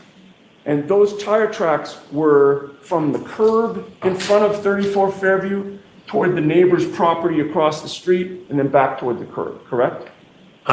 Yes, it came out, waved out towards the across the street and came back in. All right. And the pattern of those tire tracks that you observed were consistent with the vehicle making a three-point turn, correct? Objection. Can you answer that? I don't know if the vehicle made a three-point turn. It could be consistent with because it was a wavy pattern. I've never looked at a tire tracks after I've done a three-point turn to determine what they actually look like, but in and back out. There was nothing about those tire tracks that ruled out a three-point turn to you, correct? No? All right. You didn't see those tire tracks again until the black SUV arrived at the home, correct? It specifically says that in the report. Yes, I didn't see them previous to the black SUV. And Higgins' Jeep was already there before the black SUV arrived, correct? Yes, So Higgins' Jeep was already parked and stationary when there were no tire tracks in that area, correct? I didn't notice what, I parked my car, we parked in the driveway and I walked in the house, so I wasn't looking at the tire tracks. So, You didn't but see- Higgins' Jeep was already parked. Right, right. You didn't see tire tracks at that point, is my point. Yeah, well, I didn't see any. And at the point that you saw those tire tracks, there were no other vehicles in the area along the Albert family property line on Fairview other than Higgins' Jeep and the black SUV, correct? That's my recollection, yes. Okay, so now we're going to go back to where I had left off with regard to meeting your wife, Jennifer McCabe, in the car after leaving the waterfall. You recall that we sort of left off with you getting in the car Yes. and starting the drive home. Yes, Once you got inside the car, your wife ultimately called John O'Keefe along the ride home, correct? John O'Keefe had texted my wife and my wife had called him. He was asking where to, we think he was asking for the where to with the address. So she called him to tell him. And you knew that he was asking that because the Bluetooth of the car was connected to her phone, correct? I believe the Bluetooth was on. Again, I could hear his conversation. Yeah. My assumption is the Bluetooth was on. Right, you could hear both sides of the conversation, correct? I could hear John as well, yes. Yeah, your wife and John, correct? Well, yes, I was sitting next to my wife. I could hear her. And you heard John tell your wife that he was planning to go to 34 Fairview, correct? Yes, He had told your wife in your presence that he and Karen would meet your wife and you there, correct? he said we're on our way. Right. And you knew, again, the plan was to go inside 34 Fairview, correct? Yes, that was the plan. You heard your wife tell John that 34 Fairview's off Chapman Street, correct? Either I was also talking, so I don't know if my wife was repeating, but yes, we did say off of Chapman Street. It could have been you, could have been your wife, but he was Yes. told it was off Chapman Street, right? That's correct, yes. And then your wife hung up with John, at least temporarily, but then John called back, correct? Yes, that's correct. He indicated he needed more specific directions to 34 Fairview, correct? Yes. And then you heard your wife, or maybe you participated in the conversation, I won't rule that out, but between the two of you, you did give him more specific directions, correct? Yes, we did. And either you or your wife, and you can correct me if you know if it's one or the other, but one of you told him to go down Chapman and take Fairview as if they were going to Bella's house, correct? Yes, we had mentioned go down Chapman to Fairview, you know where Bella lives, drive past Bella's street, the house will come up on your left. Right, and I believe you previously explained that Bella was a friend of John's niece Kaylee and also your daughter Olivia, correct?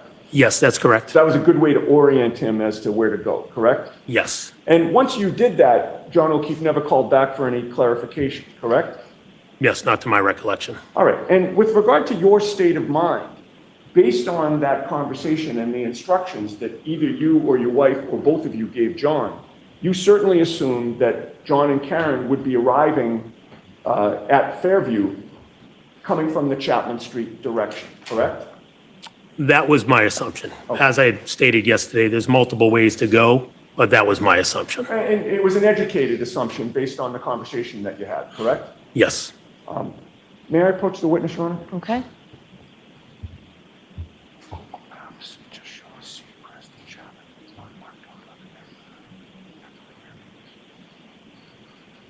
Finding him the Thank you. document. I love have the whispering hotline. handed you something, if you could take a look and tell the jury whether you recognize what that depicts. Yes, this is a map showing Cedar Crest Road intersecting with Fairview Road. On the opposite side shows Chapman Street intersecting with Fairview, as well as other streets in it's called the Cedar Crest neighborhood, in the Cedar Crest neighborhood. Okay. And realizing that you don't have a compass or a ruler, does it appear to be generally to scale in terms of where the roads are? Yes. And it appears to be a fair and accurate depiction of the layouts of particularly Cedar Crest, Fairview, and Chapman Street? Yes. Okay, I would offer that, Your Honor. Is there any objection? Your Honor.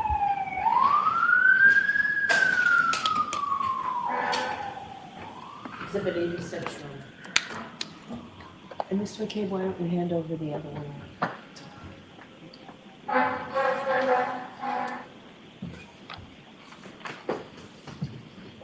Siren's getting wild.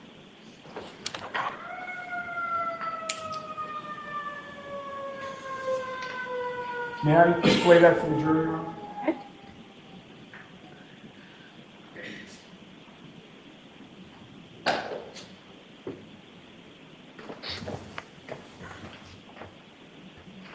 Remember, that will be exhibit 88. Oh, thank you. What is displayed on the screen, Mr. McCabe, does that appear to be what I just showed you in Exhibit 88? Yes. You see that there's a red bubble there. Does that have any meaning to you as you look at the map? Yes, it'd be the location of 34 Fairview. Okay. And as we look at the map, Cedar Crest is up the top and Chapman is down the bottom? That is correct. With regard to the directions that you gave, or you or your wife gave John O'Keefe, if they were coming as you directed them on Chapman Street, would they be taking a right onto Fairview or a left?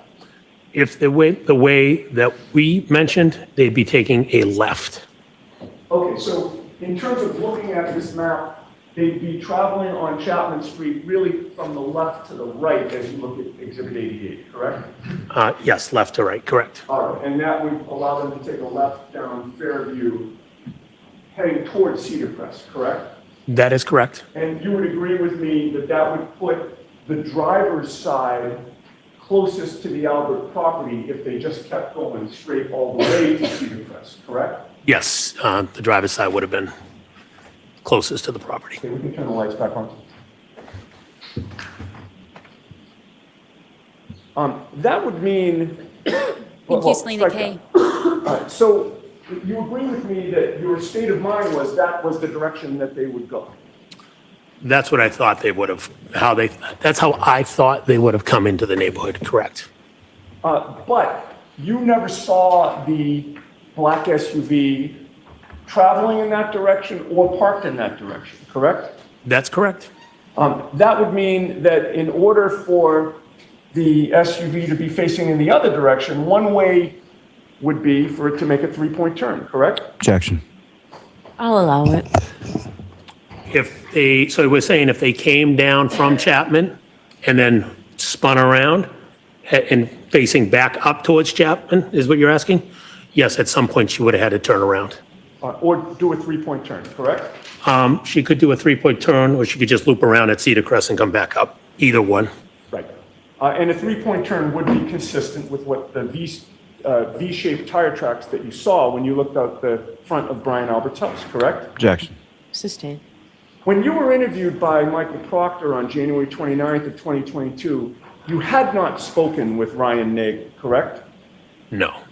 So it's fair to say you did not know what, if anything, Ryan Nagel had seen in terms of how or what direction the black SUV arrived in, correct? Objection. Sustained. When you spoke to Michael Proctor on January 29th of 2022, the phone conversation that your wife had with John O'Keefe that you were either participating in or listening to, that was regarding the directions. That was fresh in your mind on January 29th, correct? Yeah. Those directions had just been given to John, the night before or really hours before, correct? Yes.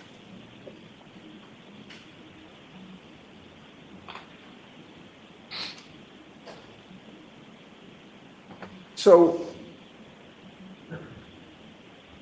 on January 29th, when you're talking to Michael Proctor, believing that John had driven down Chapman Street, you were trying to square in your own mind how the vehicle wound up in the other direction when you looked out the house, correct? Objection. Were you? Can you just repeat that again? Yeah, I think I heard you. I just want to make sure. It wasn't a great question. I'll see if I can make it any better. You're talking with Michael Proctor on January 29th in the afternoon, correct? Yes. And he's asking you about the positioning of the black SUV, among other things, correct? Yes. Again, I'm just getting to your state of mind. Your state of mind was that you gave the direction, you or your wife gave the directions to John, and you're thinking he came down Chapman, but you never saw the vehicle in that direction. It was only in the other direction facing toward Chapman. Is that fair? Yes. And so you're naturally trying to square in your own mind, trying to make it make sense as to how that happened, correct? Objection. You can answer that. Were you trying to square that in your own mind? I wasn't trying to, I don't know if I was trying to square it. I just knew that for some reason her vehicle was facing up Chapman. Are you asking? All right. I didn't know what she did. I just know her vehicle was facing up Chapman. And to you, that was the significance of the V-shaped tire tracks when you're talking to Proctor, right? Objection. Was it? If I recall, I said there was a V-shaped tire tracks, and I believe the question was, could it be consistent with a three-point turn? I said it could be. Okay. I didn't know if it was a three-point turn. It could be because there was weird tracks. Again, I did not see the vehicle. I don't know if she pulled in the driveway and turned. I don't know if she went to Cedar Crest and turned. I don't know if she did a three-point turn and turn. I have no idea. All right, but just one last question on this three-point turn. You offered the V-shaped tire tracks as an explanation for what could have happened, correct? Objection. I'll allow that one. I had stated there was a V-shaped tire tracks. I didn't say it was a three-point turn.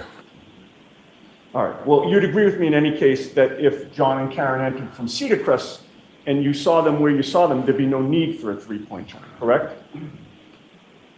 So you're saying if she didn't come from Chapman, she came from the other side, Cedar Crest, there would be no need for a three-point turn Because or any type of turn because she was already facing that way. that's right. If she came from Cedar Crest, she's already in the very direction that you saw the black SUV when you looked out, correct? Yes, that's correct. Now, your testimony during this trial is that you were looking straight out from the house to the street. And, you know, again, I understand your qualification. It could have been 3 feet this way, 3 feet that way. But your memory is that the car was essentially right in front of you, give or take, the first time you saw it. My memory is the car was right in front of the front door. Yes, okay. And you were looking straight at it, correct? As I had stated earlier, the first time I looked out, I don't recall if I was looking straight out from the front door or if I was peeking out through the window, but it was, my sight would had it lined up in front of the front door.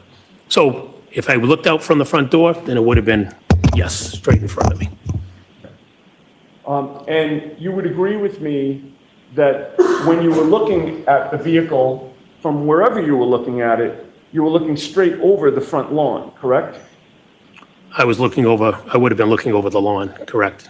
And Again, the I was focused on the V-shaped vehicle. tire tracks were Hold on, Mr. Sorry. Yannetti. I said I was focused on the vehicle. I was focused, I didn't know that he was not done with his answer. my fault. We only can have one person speaking at a time. The court reporter can't be expected to have two different people at the same time. So please be cautious. The lawyer needs to be cautious of that. I will try, Your Honor. She can't be expected. Did you get your full answer out, sir? I did. Okay. You would agree with me that the V-shaped tire tracks were farther away from you than the front lawn? Yes, they were on the road. And if you were able to clearly see those V-shaped tire tracks, you certainly were able to clearly see the Albert's front lawn, correct? As I mentioned, I was looking over the lawn, but I'm assuming the lawn was somehow in my visibility. I wasn't focusing on the lawn. Okay. I'm going to try that question again and see if I can get a yes or no answer. If you were able to clearly see the V-shaped tire tracks, you were certainly able to clearly see the Albert's front lawn, correct? If I looked at it, it's a confusing question. As I said, I was focused on the road. I wasn't looking at the lawn. But let me be clear. I'm not asking you if you looked at it. I asked if you were able to clearly see it. I would be able to, yes. And when you looked out at that black SUV, and saw the V-shaped tire tracks, you did not see a 6'2" man lying on the front lawn, correct? No, I did not. And at no point in time, whenever you looked at that black SUV, did you see John O'Keefe inside the vehicle, correct? No, I did not see John in the vehicle. At no point in time did you hear any yelling outside 34 Fairview, correct? No, I did not. At no point in time did you hear any scream of pain outside 34 Fairview, correct? No, I didn't. At no point in time did you ever hear any crash noises outside 34 Fairview. Objection. I'll allow it.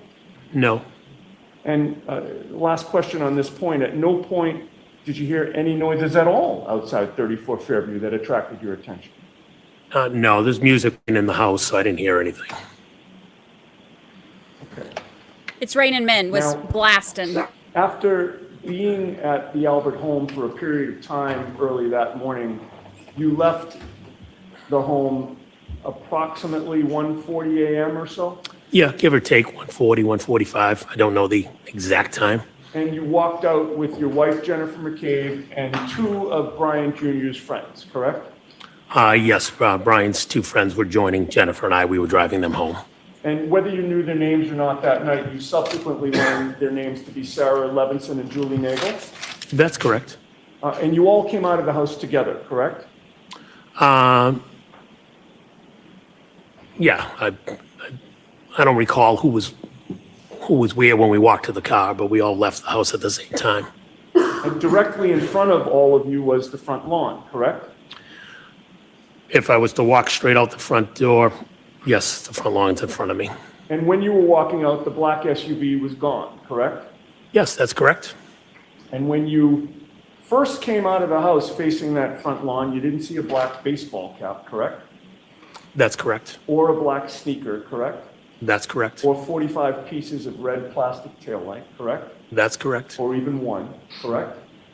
That's correct. And once again, you didn't see a 6'2" man lying on the front lawn, correct? No, I wish I did, but I didn't. As you were walking out with your wife and these two other women, none of them yelled that they saw anything like that, correct? Correct. And then you all piled into the vehicle which was in the driveway, correct? Yes. You and your wife got into the front, the driver's seat and the passenger seat, correct? Yes, I sat in the driver's seat. My wife was in the passenger seat. I had to brush off the car, but that's where we sat. And the other two women who were friends with Brian Jr. got into the second row passenger seat, correct? Yes. And I believe your testimony is you don't know who was where within that, but they did get in there. Yes, they were behind us. I don't know who sat in what seat. Once you got inside the vehicle, is that when you realized that you had left something back into the house? I don't recall leaving something in the house. I'm sorry? I don't recall leaving something in the house. If I did, I did. I don't recall leaving something in the house. You don't recall going back into the house? No, I don't recall going back into the house. If you went back into the house, the front lawn would have been directly in front of you from the driveway, correct? The lawn would have been to my left, and I would have went up the walkway to the house. Okay, well, that's my next question. When you went up the walkway, the front lawn would have been to your left, right? Yes, that's correct. And then coming out, you would have had the same view that you'd had the first time, correct? Yes, I would have come back out the same way down the steps to the left. And without going through all the various items that I asked you about in terms of not seeing on the front lawn, the speaker, the cap, the tail light, et cetera, you didn't see any of that stuff at any point the second time, correct? Correct. I did not see anything. Okay, so now you're finally back in your vehicle and you are backing out of the driveway, correct? Yes. Is it fair to say that to get to strike that. Is it fair to say that to drop the women off, your plan was to head toward Chapman Street? Yes, that's what we did. Which would mean that as you back out of the driveway, the rear end of your car would have been facing towards Cedar Crest. Correct. And then you would straighten out, and now you've got a straight shot up toward Chapman Street, correct? Yes. And it would also mean that you drove the length of the Alberts property, correct? Yes. While you did that, sir, Julie Nagel never said, "What was that?" Did she? I did not hear Julie say that. She never said she had seen a black object, correct? I did not hear her say that. She never said that she saw a black blob, correct? I did not hear her say that. And she didn't say that the black blob that she supposedly saw was 5 or 6 feet in length, correct? Again, I did not hear her say it. And she never said that she might have seen a person, correct? I did not hear her. You talk about in the car? Correct. Yeah, I did not hear her say it in the car. And you were right there driving, correct?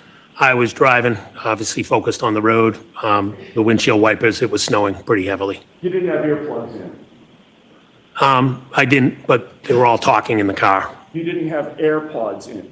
No, I didn't. Certainly not the noise cancellation AirPods, correct? Correct. I did not have earpods in. And you never stopped the car because you never heard Julie Nagel say anything about anybody being in trouble, correct? I did not hear her say it. Okay. You woke up the next morning, as you said, to screaming, correct? Yes. The screaming was so loud that you thought that the person screaming was actually in your bedroom, correct? That is correct. And it startled you, fair to say? Yes, it did. And then ultimately, you learned that Karen Reed ended up in your driveway, correct? Yes. You could hear her screaming outside, correct? I could hear her outside, correct. She was hysterical.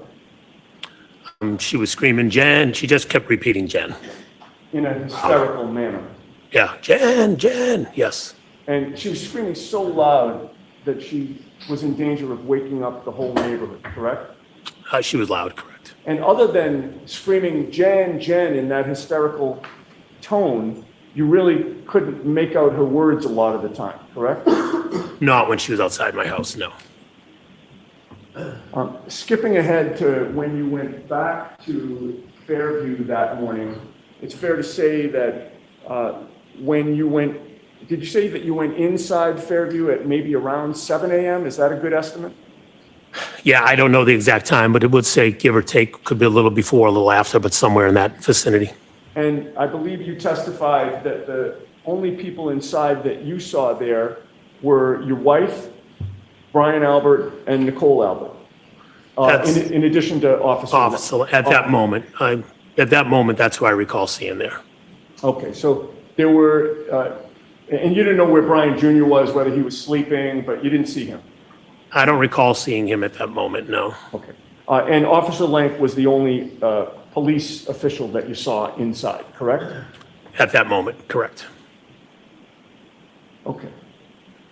Now, in the days after January 29th,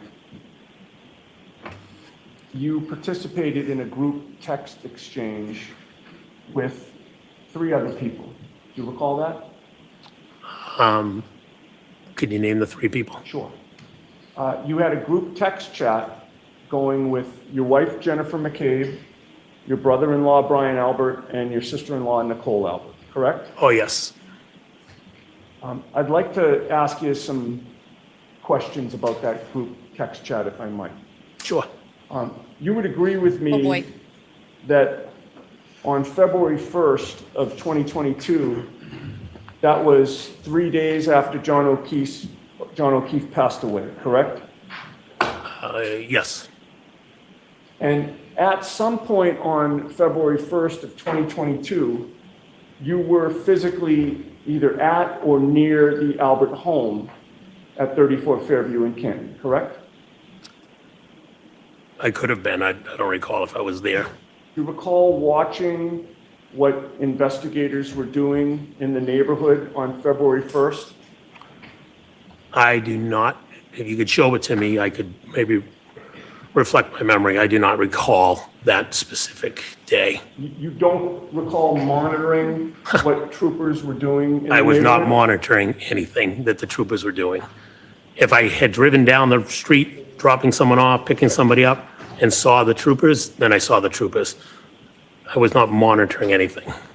Directing your attention to 1:34 p.m. and 27 seconds, you texted your wife, Brian Albert, and Nicole Albert, quote, troopers back out front, but in front of Asian house.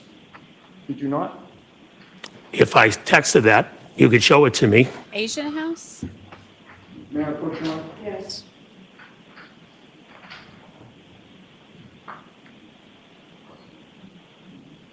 Did you say Asian house? 02150. No, show it to him, don't. I'm sorry. Attach it? Oh, you show it to Show it to I'm Mr. sorry. Miller, and don't reference what it is. Okay? You think this is my first try?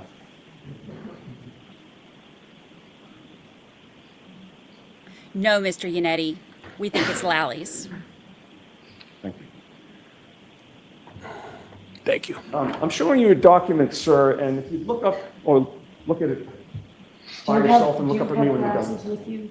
I don't use glasses, but I can't see this. So maybe I need glasses. I'm making it out. I got it. I do have Is it a light? No, he says he doesn't. No, it's wear not. It's just dark, but I got it. It's Doc.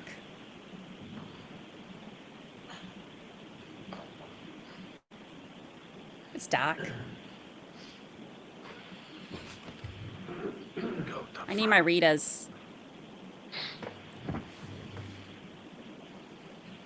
What the hell? If you're struggling, I do. I'm reading mine, right? The middle one? Yeah. Yeah, You take yeah. all your time, the time you Yep, need. I got it. Yep, I see it. Okay. If I may just grab that Yes. back. Thank you. It's Doc. Having reviewed that document, is your memory refreshed? I see that I texted what you said I texted. The troopers were outside of the house, yes. Right, that's my question.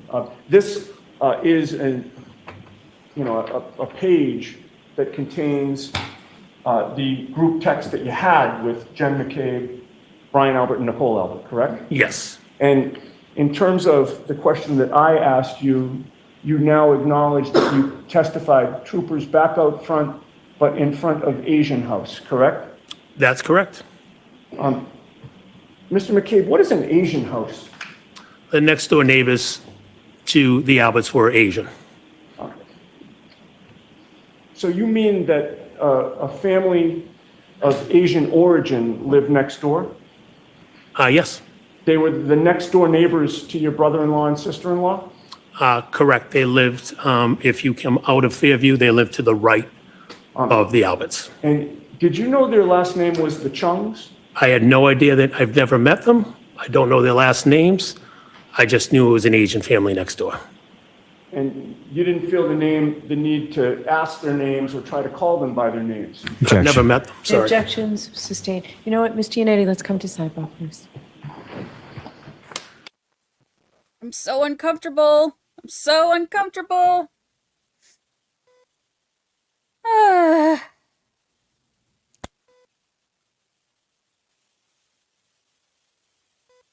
So uncomfortable. I'm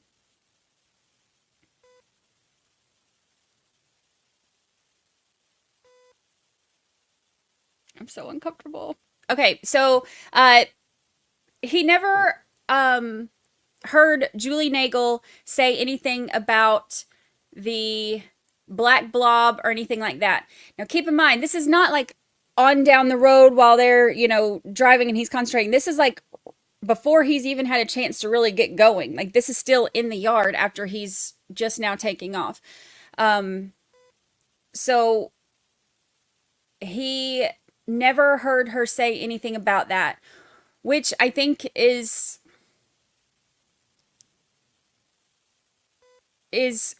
when the jury's looking at this, there's only one person during this whole thing who said that she potentially saw anything, and that was this black blob or object, depending on the statement, and he's saying he never heard her say that.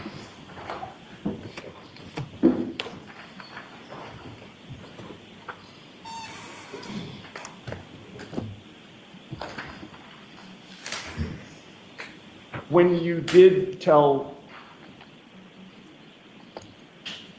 the group chat about the troopers being at that house, nobody asked you to clarify which house you were talking about, correct? Objection. I'll allow that. Did anyone ask you to clarify? Nobody asked me to clarify that I recall. In fact, Brian Albert responded with just a question right now. Do you recall that? Yes, I think that was on the screen you just showed me. And you responded yes, correct? Did I get to see all the text or no?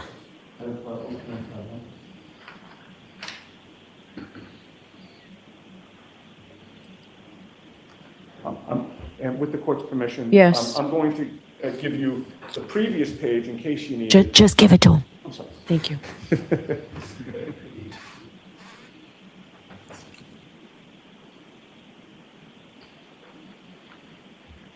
I'll just give you one, and if you need the other, just let me know. No problem. Thank you.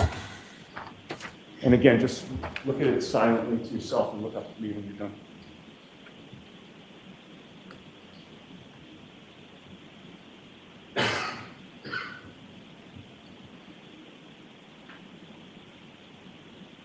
So am I to assume Brian Albert said right now? Yeah, would you like to see that? So would that be the last one and then this is the next one? What you, I'm just making sure. I understand, I appreciate that. You tell me. Okay. If with the court's permission. Sure. Thank you.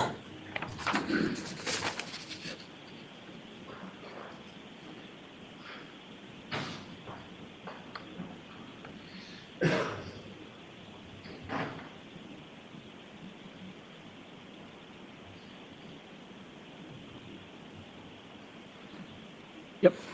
That's what I was just looking for. If I may collect the document. I didn't read the rest of it. No, take your time, please.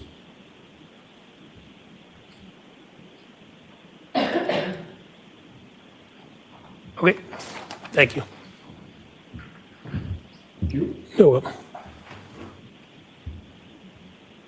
You would agree with me that after you told the group in this group text that the troopers were back out front, in front of that house, Brian Albert's response was, right now?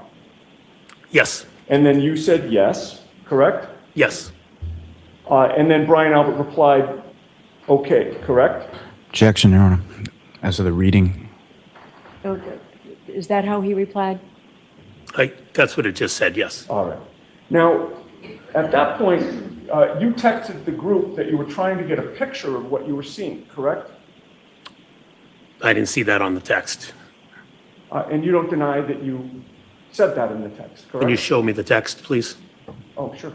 Oh, did you say you didn't see it in the I text? didn't see that, I'm no. sorry. I think that's probably because I didn't give it to you. It's raining me. Oh, that's still stuck in my head. May I push? Yes. Hallelujah.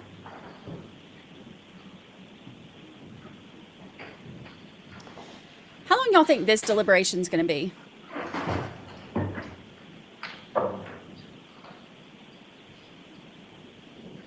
A hot minute.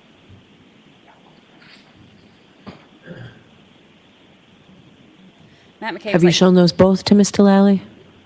That's the next page after this one. Matt McCabe is ready to get out of there. Get him some vodka with some Crystal Light. 84 years. I'm showing you 2 pages. Okay. Again, read it to yourself and look up at me when you're done.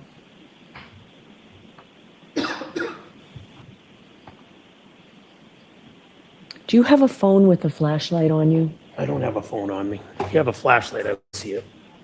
Do you mind? Oh, Just Nancy. dark. Madam Court Reporter, Mr. Clerk will... Oh, okay.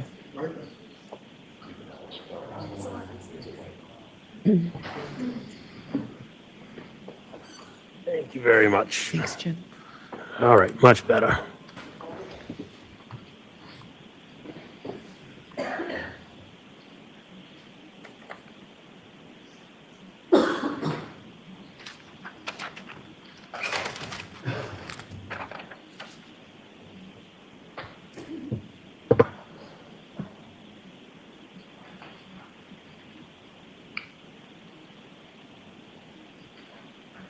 Legally Blonde, thank you for the super chat.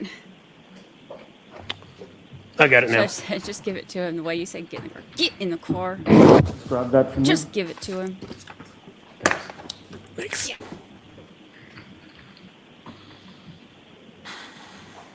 Having reviewed that, do you acknowledge that you texted the group that you were trying to get a picture of what you were seeing? Yes, I said I was going to try to take a photo. All right. You would agree with me that you were watching what was going on, correct, on February 1st? No, I just happened to be driving through the neighborhood at that moment. So you happen to be driving through, and then you texted the group to tell them what you saw, correct? Yes, And then you didn't just keep driving up the road and leave the area, did you? I think I did. Well, Unless you tell me I went back, I think I did. I said I was going to try to take a picture. right, well, that's my point. Yeah. You weren't, just having seen the troopers back out there at that house, in your mind, you still weren't done, correct? I was going to take a picture to show them, oh, the troopers are outside your house. Right, so in answer to my question, you weren't done with that scene, correct? I think I was, because I don't know if I took a picture. Well, I think I went through. I mentioned I was going to try to take a picture. I don't know if I took a picture or not. you didn't intend to be done at that point, correct?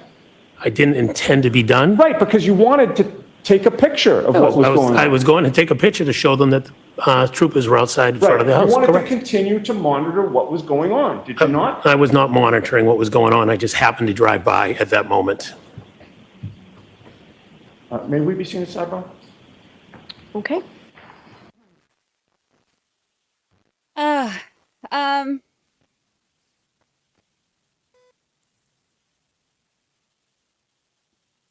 I mean, I don't personally see it as monitoring. I see it as, you know, if he's seeing something's going on, they're going to be nosy because this is, you know, something that's happening with them. They want to, you know, watch it. Like if they see, you know, see what's happening, they're wanting to stay informed. I don't see it as monitoring. But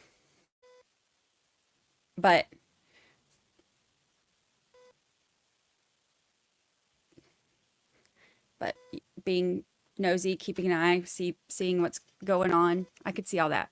Monitoring, I think, is gawking's a good word. Gawking is a good word. Yes. Don't be suspicious. Don't be suspicious. And he going back to take a picture. Like, y'all ever seen those memes where like the person's out there like vacuuming their driveway so that they can watch what's going on?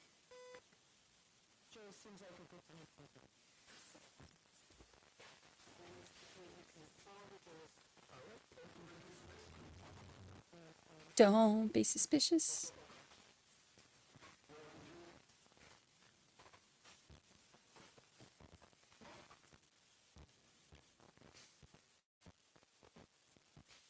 I'd be out there sweeping the beach, trying to look at some of this stuff.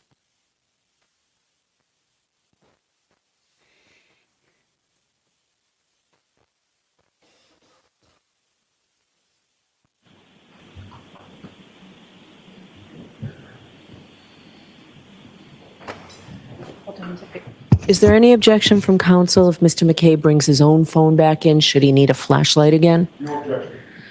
So why don't you do that? Okay. You're all set, thank you.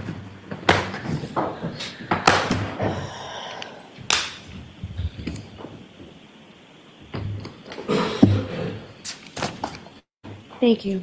All rise for the court, please.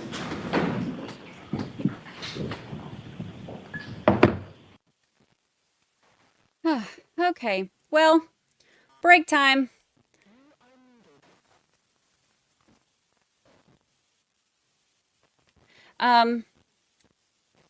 So what are we thinking?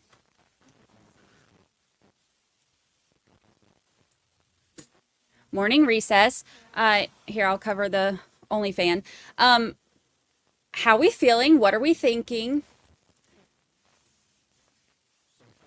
It's, oh, what just happened? I'm blinking. All my stuff just blinked. Oh, because it swapped me. Okay, hold on. I've got it just for some reason, it just swapped my fiber Wi-Fi. I'm going to swap back. So if I blink, that's why. Better to do it in the breaks.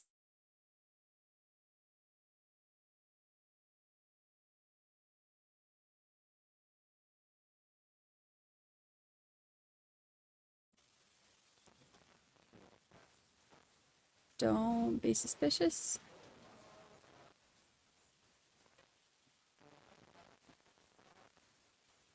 And there we go. Okay. All right. I want to see what some of y'all's thoughts are on this. Tina said, I think everyone's lying. Everybody lying. Everybody. You know, it's hard because not a lot of these people are coming off as very, well, I think one of the biggest problems is that so many of their statements don't line up. They don't match.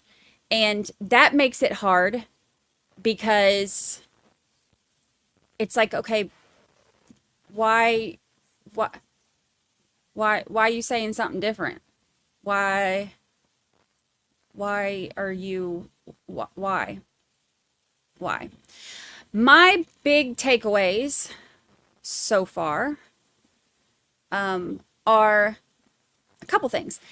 The not hearing Julie Nagel. Now, look, the jury will hear what they're saying about this, and they will either decide like, oh, well, just because he didn't hear it doesn't mean she didn't say it.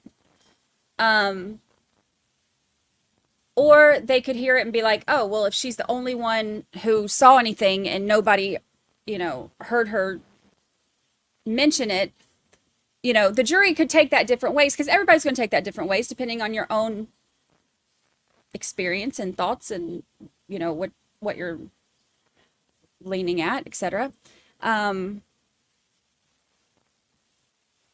So I could see, the jury taking that different ways depending on what they're thinking.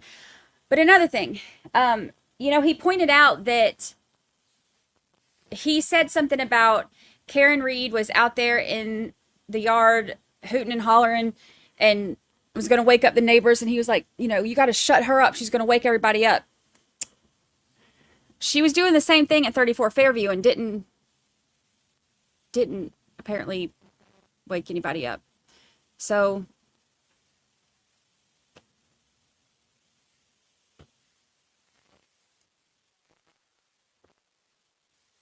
if she's screaming and hollering so loud, I would think she would wake people up. But don't know, wasn't there. But the way that they all describe how she was so hysterical and screaming, I would think that she would wake people up, but who knows.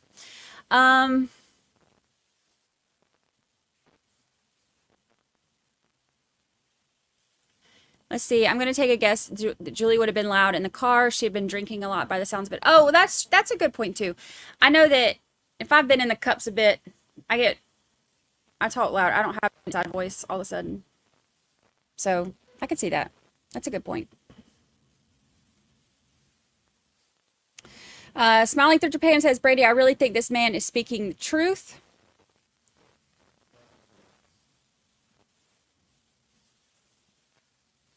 PJ says they're continuing to create reasonable doubt.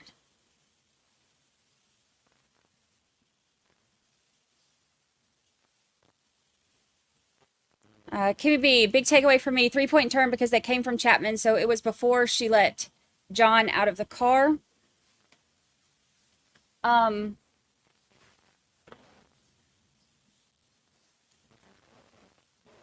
But see, the 3-point turn thing is another one of the things that confuses me, because there are also statements that said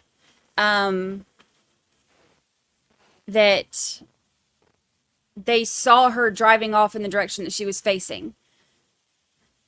So, that's the problem. Like, there's so many different statements. It's like you got to, out of all these different versions of events, it's like you got to pick one and roll with it in order to make up your mind. And that's what's hard about this, because with none of their, like, that January 29th interview that mentions the 3-point turn, and I had that up, but where it says Matthew described the pattern as a wave or V shape. Instead, the tire tracks went from the curb in front of 34 Fairview toward the neighbors across the street and then back towards the curb. The pattern of the tracks were consistent with making a 3-point turn. He did not see the tracks prior to the big black SUV arriving outside the house. So that was what Proctor put in the report from the January 29th interview. But his report wasn't done until April 7th. So it's like, okay. And now Matt McCabe is saying, well, I don't, I saw tire tracks. I don't know if they're consistent with the 3-point turn. So it's like, once again, we are like, okay, well, did he say it? Did he not? Is Proctor messed up, or is, is stuff getting added in?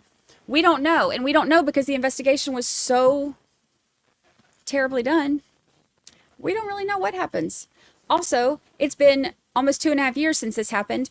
So you have the statements that we are relying on that have been shown to be a hot mess. And we have grand jury testimony from the state grand jury, and we have federal grand jury, and we have today's testimony, and none of it lines up with each other.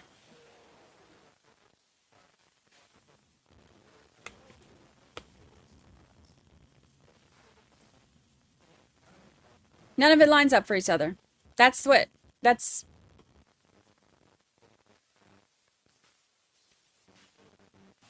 what's frustrating.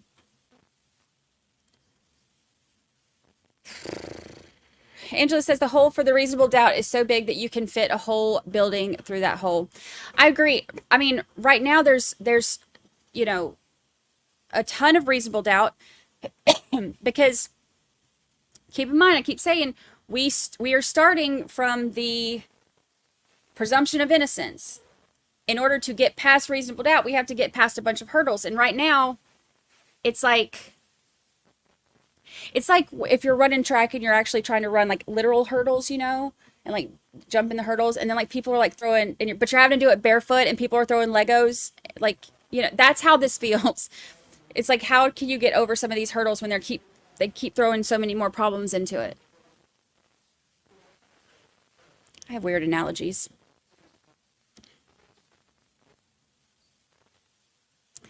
Emily just says he's saying that the turn was made up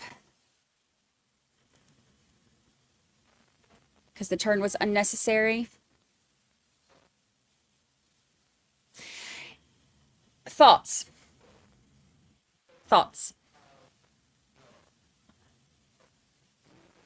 He's saying, okay, I want a disclaimer. This is pure speculation because we're discussing ideas. Pure speculation. I know that when my haters clip this, they're going to cut out the part where I'm saying this is pure speculation because we're just discussing ideas. But I'm putting it here anyway because every time I have to correct them. Disclaimer. What if, because we know Proctor's dirty, like, you know, that's been, if nothing else so far, we've, you know, proven that, and that it's snowing.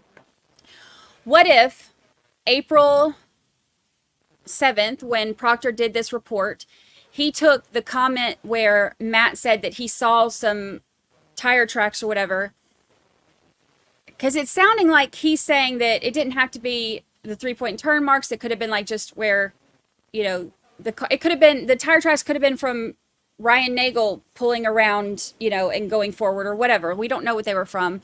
And everything's kind of dodgy, and it's been 2.5 years. So what if, since there's that one interview that, or the one report that says when they talked to Karen, she said that she did a 3-point turn. Now, again, it wasn't recorded. I don't know, you know, I don't, we're going by the reports.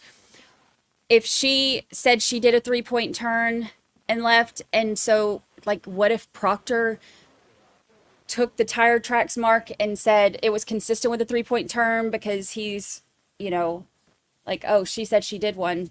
He saw tracks. It's consistent, you know, like to beef up the evidence against her. You know, I could see something like that happening.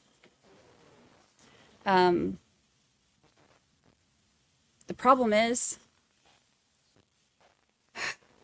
there's so many issues with how everything was done that we don't know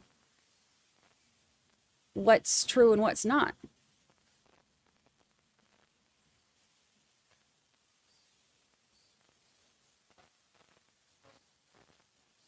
Mrs. Angel says damage was too much for 3-point turn, so they changed it.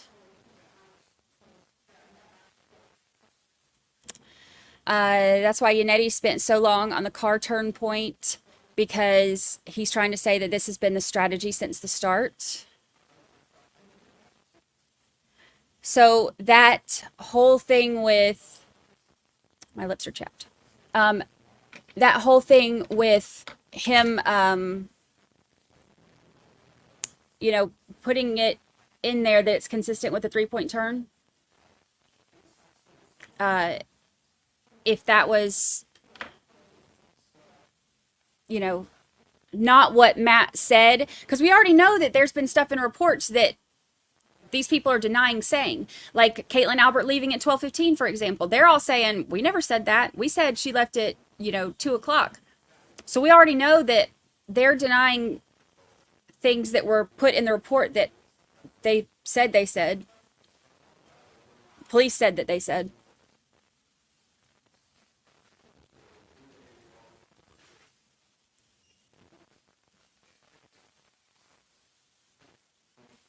Don't forget the backing up at 24 miles per hour for 63 feet.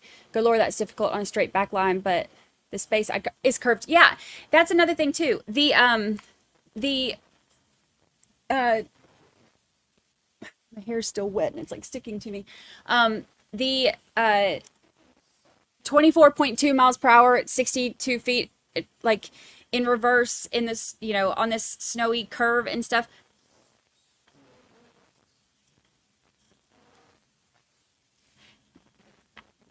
I have questions. I don't understand how that I don't. I'm gonna need to see somebody do that. They botched the investigation so bad that even if she did accidentally hit him, I couldn't vote guilty. I mean, that's where I'm at too. And I've said that before. Like, I don't think there's any chance in hell that this was murder. Especially, like, you can hear her hysterical and how she was so upset, and like, just, I mean, and then going back to Waterfall to look for him the next morning and stuff, like, leaving him the voicemail. She wouldn't have left him a voicemail, like, being all pissed off at him if she knew that she had just killed him. So that part to me makes no sense too. So there's nothing that can convince me at this. I won't say there's nothing. At this point, there's nothing that has or could convince me that it was murder. If it was an accident and, they got into a fight and she, went to leave and somehow hit him or whatever, the investigation has been so terrible from local and state police that I'm in the same position. I would not be able to say that she's guilty because there are so many problems.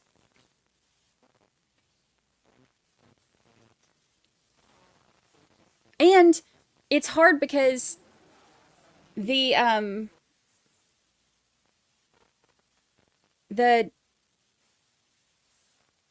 stuff about, like, all of the coincidence stuff, and then some of the stuff that just doesn't make sense, and some of the stuff, like, they seem very evasive.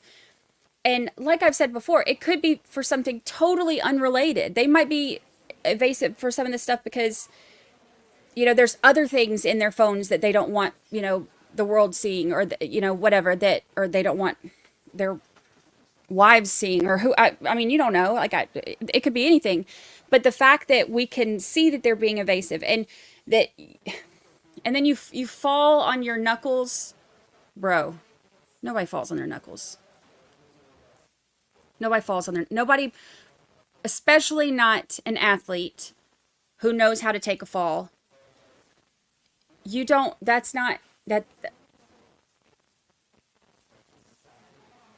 let's at least try to make it something believable. Like the truth. Why not go with the truth? That's what I don't get. That's what I don't get. Just, if there's nothing to hide, but the fact that there's, like, stuff like that is going to make people question it. Make people not, it's going to go toward their credibility.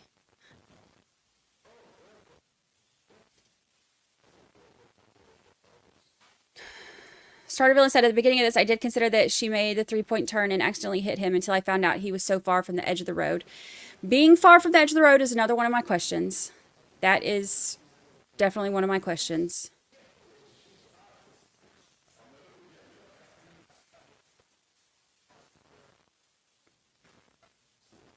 The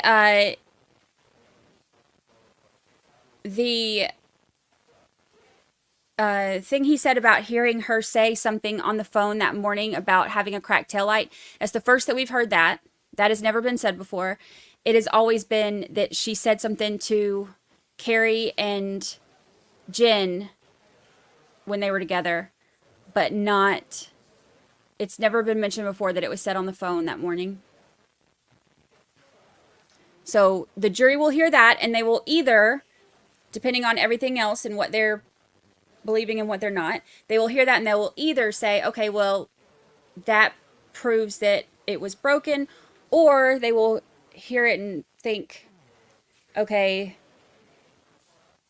you know, this is part of trying to frame her, depending on which theory, which, if any, theory they're going with.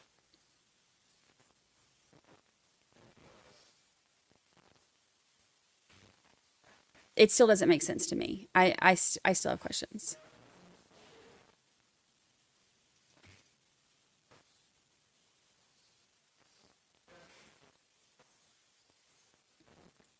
So given the other witnesses see John arrive from a different direction, where a turn isn't necessary, the whole statement being made here about the car and tracks would have to be discredited.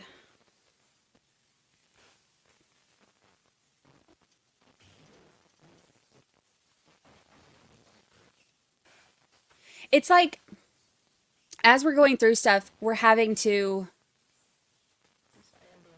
hear all these different versions and then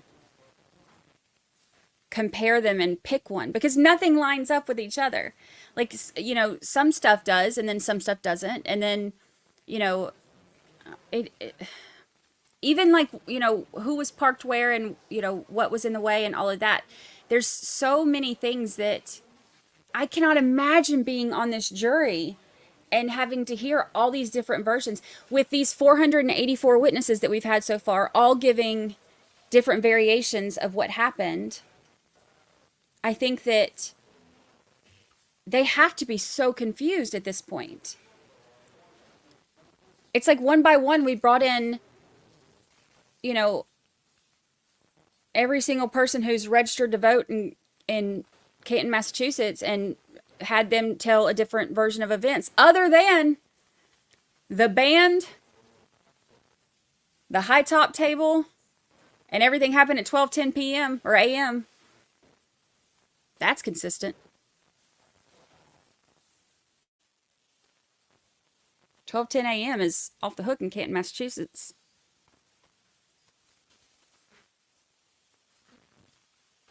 It's not accidental if you're saying she hit him at 24 miles per hour. Going in reverse at 24.2 miles per hour would not be... That would be so hard. But also... Yeah, I don't... They would have to make that make sense for me, because right now I don't see. Butterbutt said, came into this case on day one of trial knowing nothing. I cannot imagine how confusing it would be to come in at day one knowing nothing with all of these, with all of this mess. So everybody, let's do an experiment. Everybody go to grocery store, Walmart, wherever, and just push somebody down.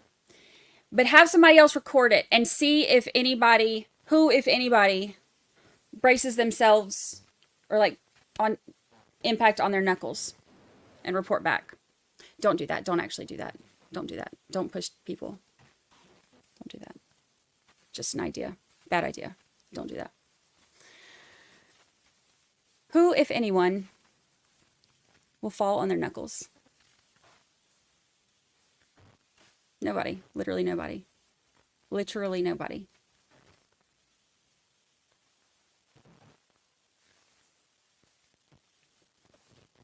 Don't do that. Bad idea.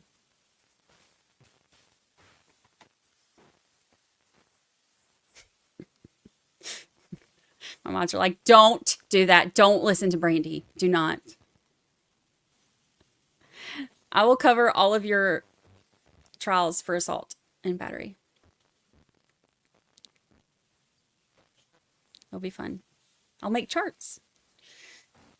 Don't do that. Holly Mack said, I'll push my husband and report back. Yes. Let us know if he falls on his knuckles.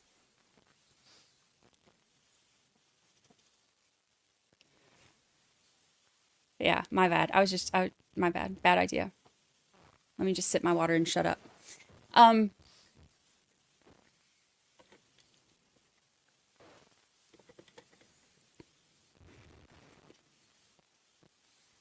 BGOG says, I see so many people who have fallen in my work and not one has fallen on their knuckles. I've never seen anybody fall on knuckles.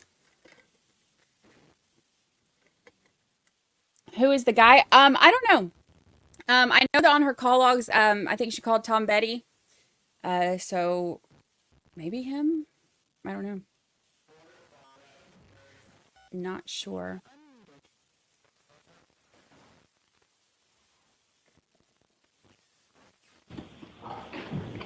Ooh, we're coming back.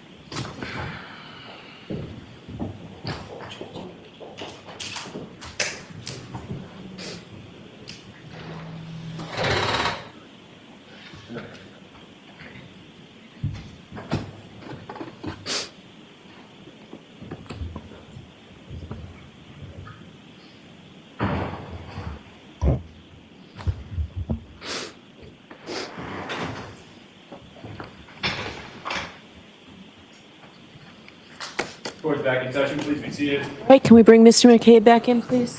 Hear ye, hear ye. Hear ye, hear ye.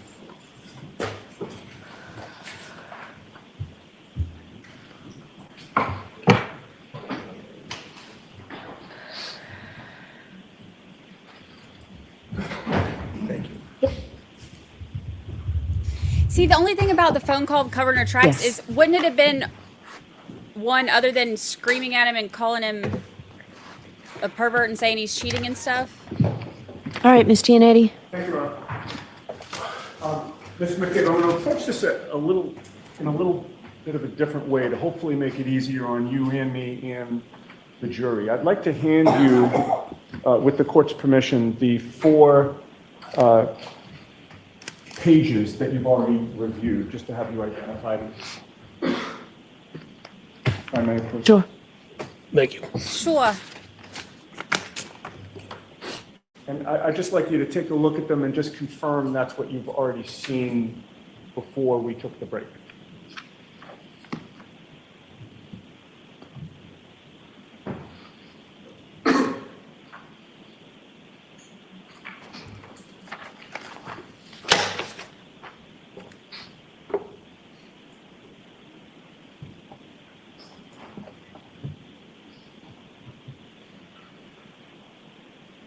Look at him with his little flashlight. Bless him.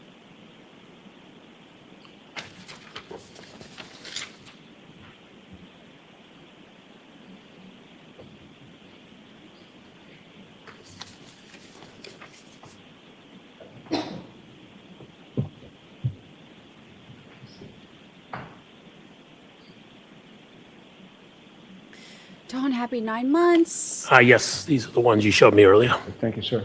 May I approach you? Yes.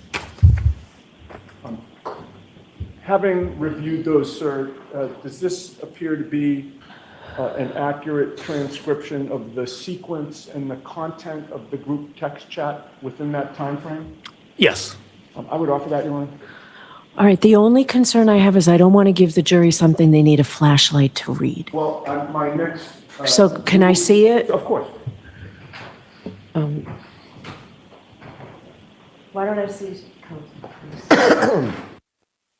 Oh boy. Oh boy. Dawn, happy 9-month memberversary. Happy 9-month. Nancy D, member for 10 whole months.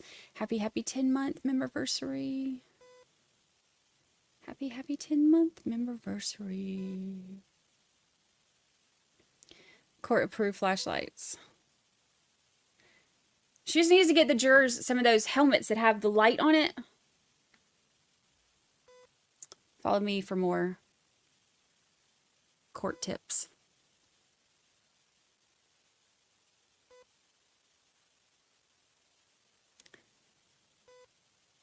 Follow me.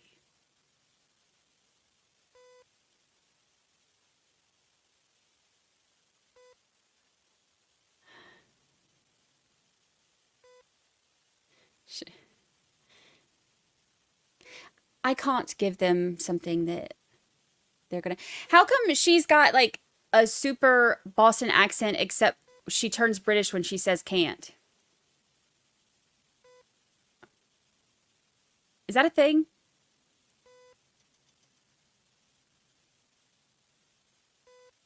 Hear ye, hear ye.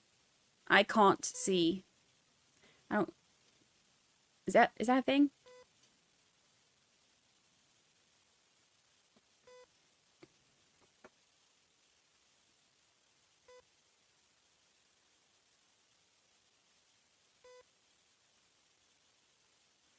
I think I'm just gonna pick, like, I think we should all just like pick like 4 words that are just common, like things that you say every day, and just like be British for those, or Australian or American if you're, you know, like what, just pick a language, pick a accent. Like I said, not another person in Boston says they can't. I can't possibly. I can't.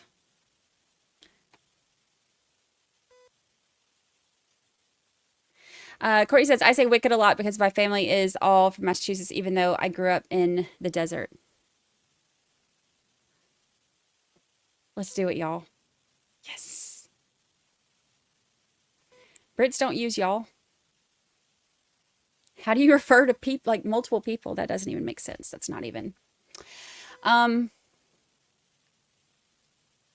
Was there even enough snow to make tire tracks? Just a dusting at the time and just started to stick to the grass.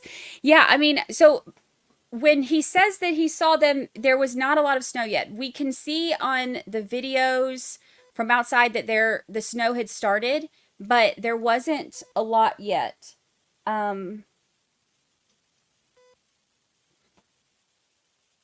So I don't know.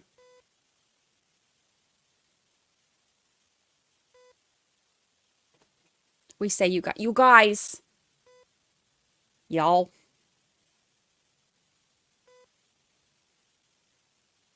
Everybody's y'all to me. Canadians don't use y'all either. And Canadians don't have yoo-hoos, so.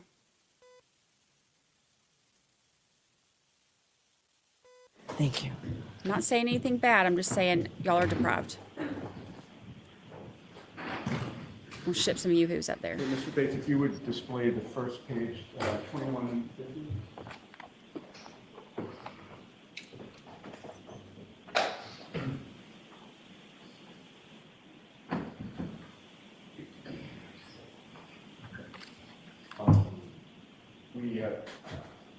How is your distance vision? Are you able to read what's on the screen? I don't know why it's on blue. This is. Can I have them in front of me while Can I you're have that? displaying them? Yes. Please. Thank you very much. And feel free to use the flashlight there. Yes, thank you. There we go. Oh, yeah, that's much better. Much better. Okay, Yes. now we can all see it. With regard to your initial text exchange that we talked about, can you confirm what you texted at 1:34 and 27 seconds in the afternoon of February 1st of 2022? Fix the audio. Yes. Do you want me to? Yeah. Oh, troopers back out front, but in front of Asian House. Looks like more has been dug up there for at least, there, or at least looks like it. Oh, and Mr. Bates, if you go down page to see the responses.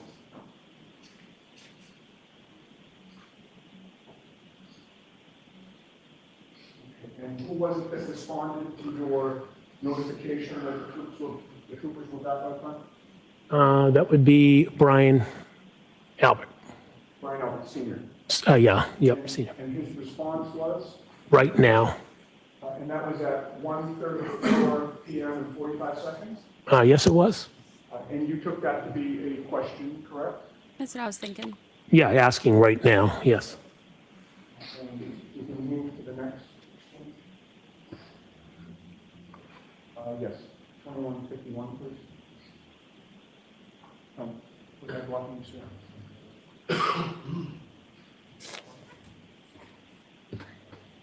Yes, please. All right.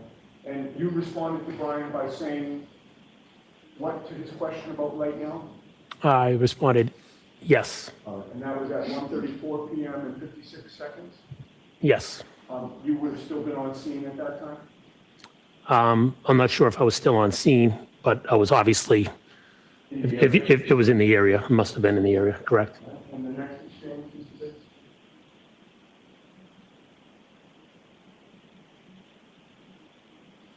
And who responded to you?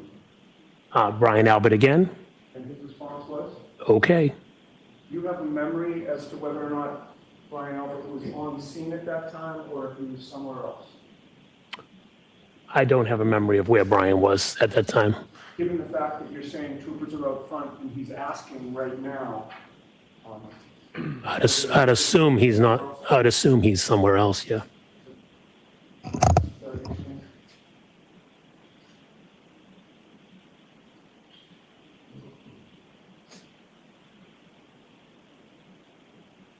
and your response to him, or your response to the group, I should say, was what? I had to pick up a car, so I drove through. All right, so this is a little further than we talked about. Oh, I know, we're getting to the next one.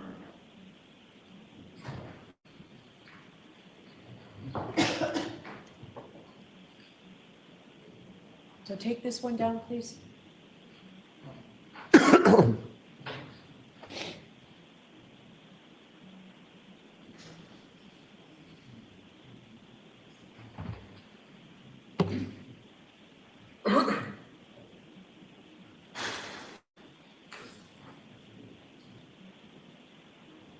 I may just have a moment here, I'm sorry. When they came back from break, they don't have the audio. Let me see if it's only on one ear now. It's driving me crazy.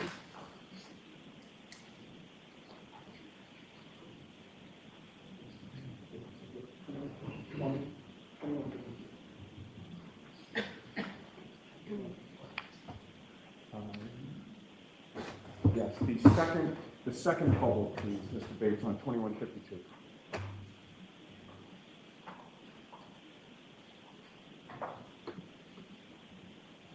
Okay, now we're at 1:35 p.m. and 16 seconds, Mr. McCabe? Yes, that's correct. And your text to the group of you, your wife, Brian and Nicole Albert is what? Trying to get pictures. All right, and at this point, I've asked the next bubble be displayed, and then I'm going to skip to the bubble after that once you see it.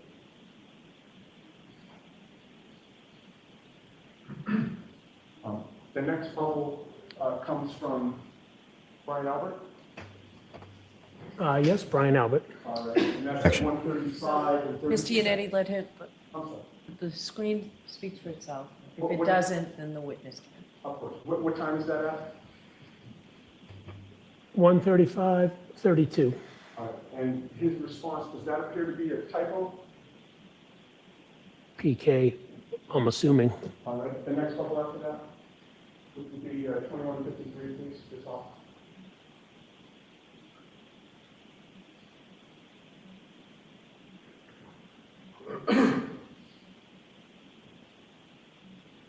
And that is from whom?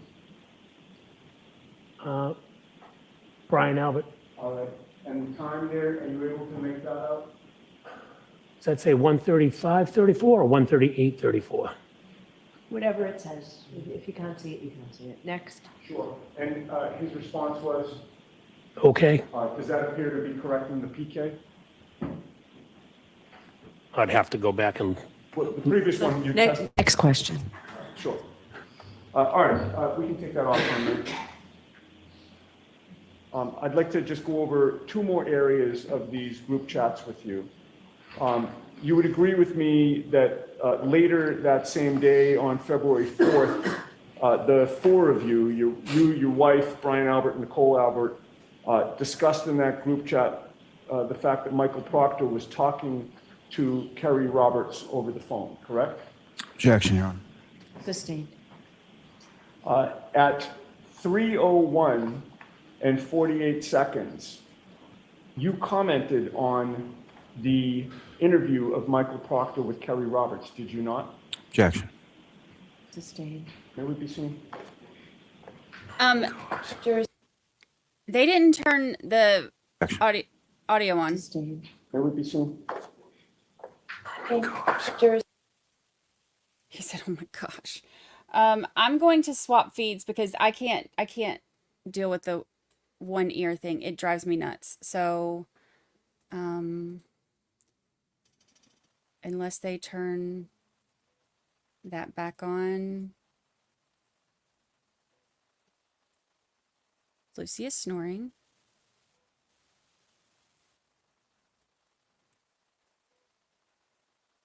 So we'll use this one. Ooh, stop pressing buttons, Brandy. Okay.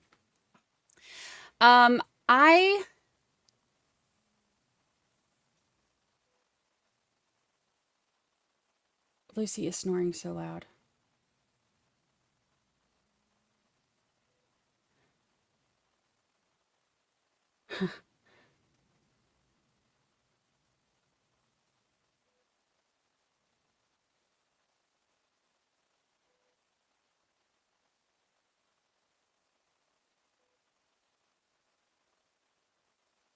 She's so loud.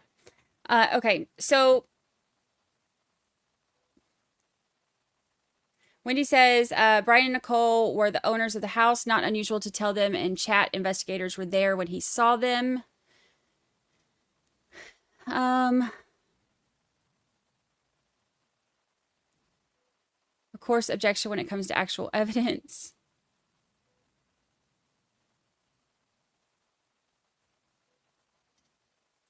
Lawyer on X indicating that the text may be from feds. Some of the texts we may get from feds, and some of them we may get from, they did have Jen McCabe's phone. They did an extraction on Jen McCabe's phone. Roman ADCC, thank you so much for super chat. If she went 24 miles in reverse, wouldn't she have hit Higgins' Jeep or the mailbox? 24.2 miles per hour in reverse is problematic. So I would think so. But like I said, that's one of the things that I've been confused about all along. Roman ADCC's 24 miles per hour. I think it was 24.2 miles per hour is what the report said in the documents. 62 feet in reverse, 24.2 miles per hour. Which is a lot.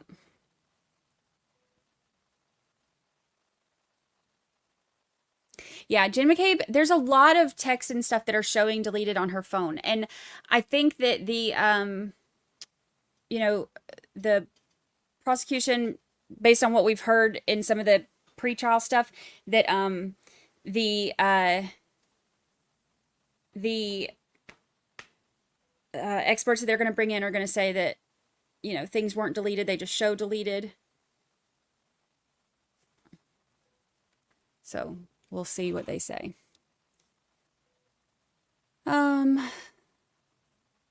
Why are we looking at Karen? The camera guy likes to show Karen. Likes him some Karen. Nosy Rosie said, I just got a huge package and got distracted. What, if anything, did I miss after him taking a picture of the Asian house? There was a break, and so a lot of what you missed is on break. And then they've been going over text messages from a group text where he saw, on February 1st, he saw the troopers out there, and he texted them and said that there are troopers, and looks like they're digging stuff up, and he was going to go back and get a picture.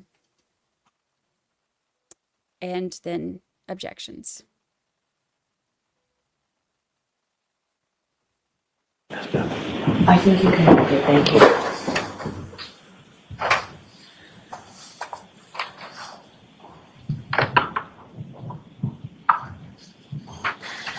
She did have a backup system, and they tested it and said that it was working. So I'd like you to not leave the witness in the dark if there's something that he can have. What I'm going to do now, sir, is to hand you 3 more pages and ask if you can identify those. Thank you.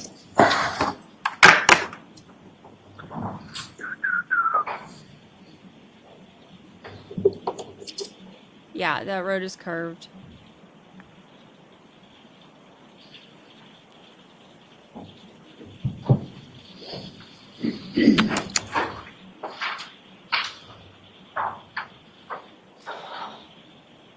I don't know.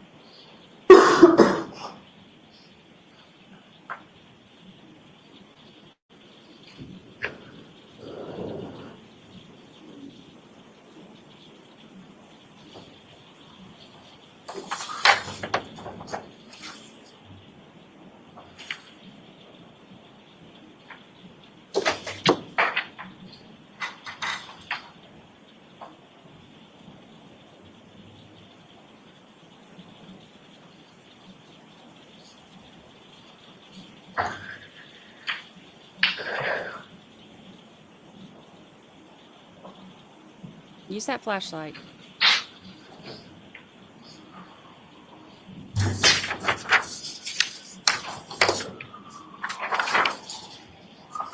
Don't be suspicious. Don't be suspicious.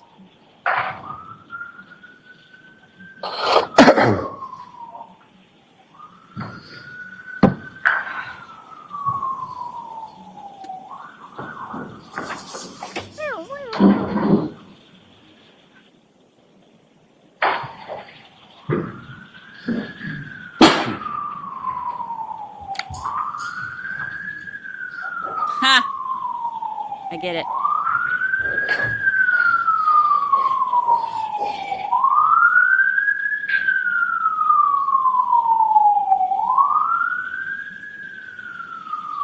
All right, Mr. McCabe, generally, do you recognize those, Yeah. sir? All right, so I go just ahead. marching it up. Yep. Okay, go ahead, Mr. Yannetti. The pages that I've handed to you and that you now have in your possession, those are from the same group chat that you identified earlier, correct? Yes, that's correct.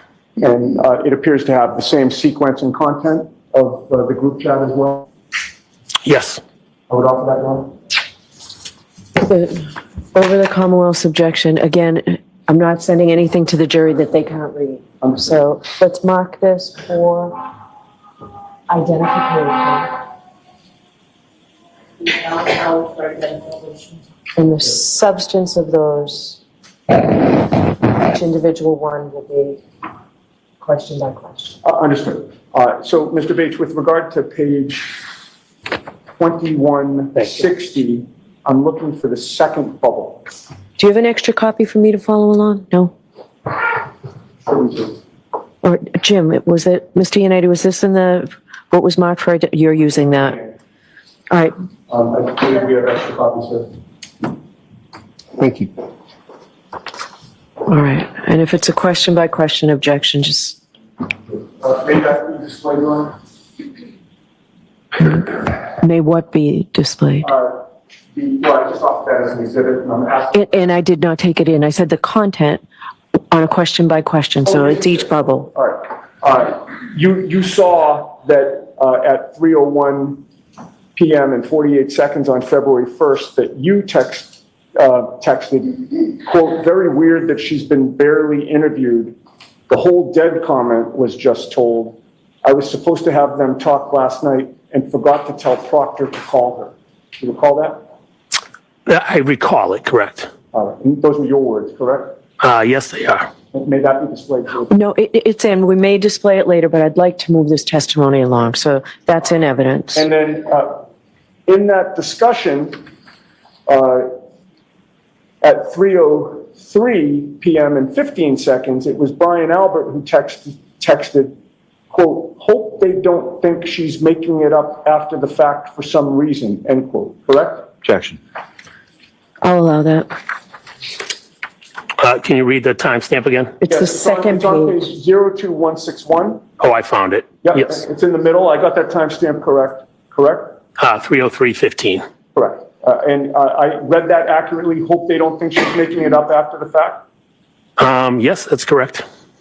And then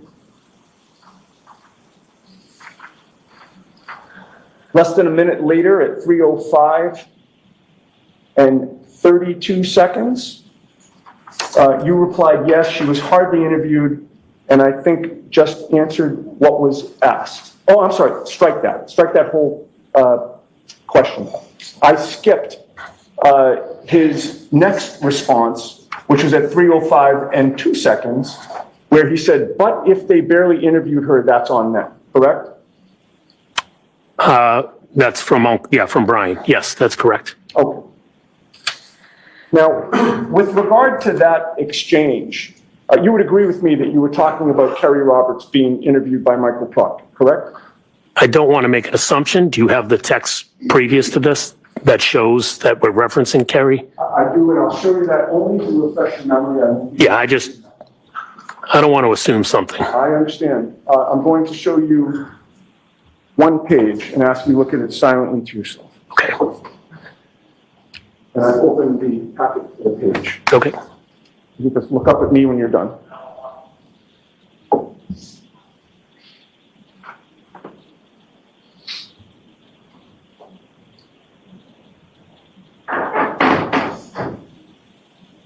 Yeah. Again, my assumption it's Kerry based.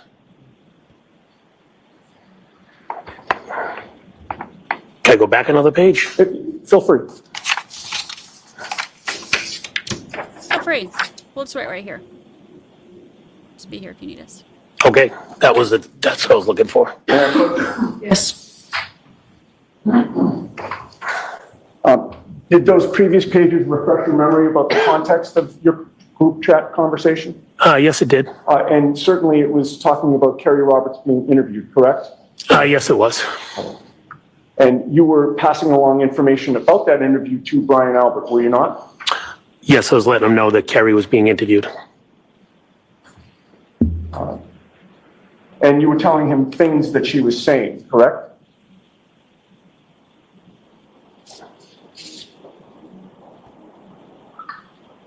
Remember you said the whole dead comment was just told?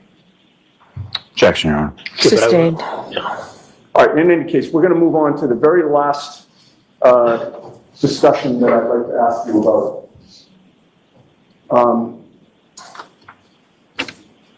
Earlier that day, February 1st of 2022, at 12:50 p.m. and 37 seconds, Brian Albert texted the group, which would have again been his wife Nicole, your wife Jennifer, and you. And that text was... Objection, Your Honor. Okay, so I can't, which bubble on which page? 02148. Right, on which page? That's the page, 024. Okay, so I don't have it. The bubble is the second of the three bubbles. So I don't have it. I don't have it. I don't know what the objections pertaining to. Jurors, I apologize that this is taking so long.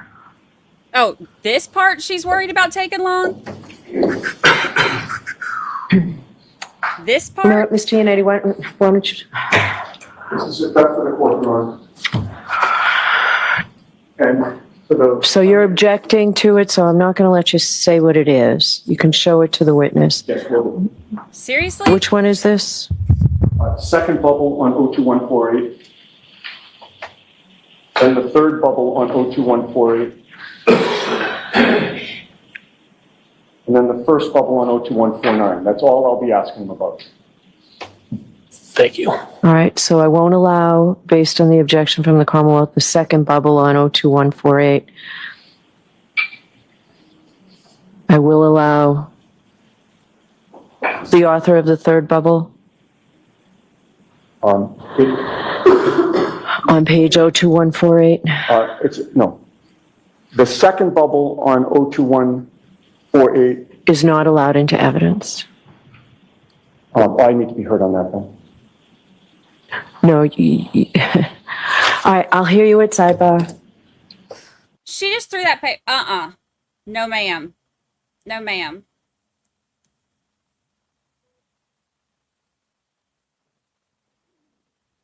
What is even happening right now?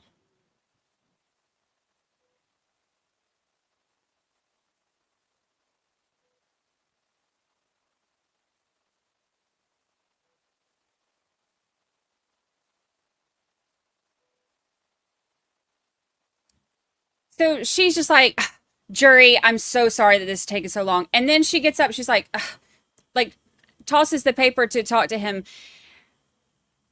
What is happening right now? Like, she's making it like, but yet we can go over the fact that this one time during the summer of 2021 that John O'Keefe was drinking Bud Light with limes, but that might have just been because it was by a pool. That we're cool with. That we're cool with. But wanting to get texts in, that's where we draw the line. That's where we show the jury that we're annoyed. Got it. Got it. Just learning our parameters here.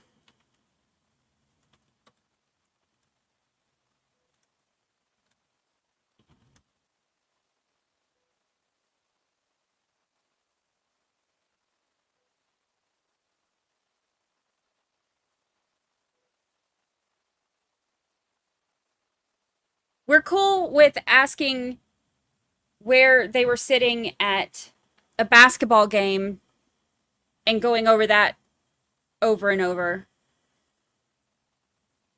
But we're going to get annoyed about texts. Okay. Got it. Got it. Thank you, Bev, for that. Appreciate it. Appreciate it. The jury sees that. The jury sees her getting frustrated with this, getting annoyed. She is visibly annoyed to the point where she just tossed that paper like, ugh.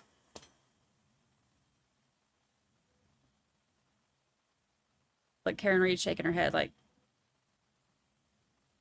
what is even...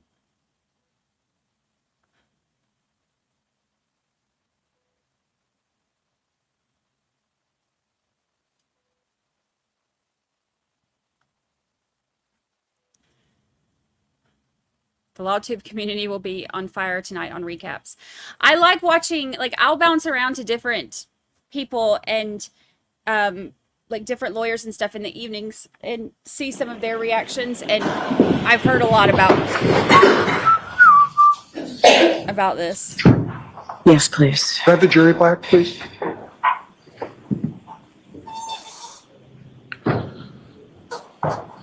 What's funny is that even some of the lawyers that are always very pro prosecution are like pointing out so much of this stuff.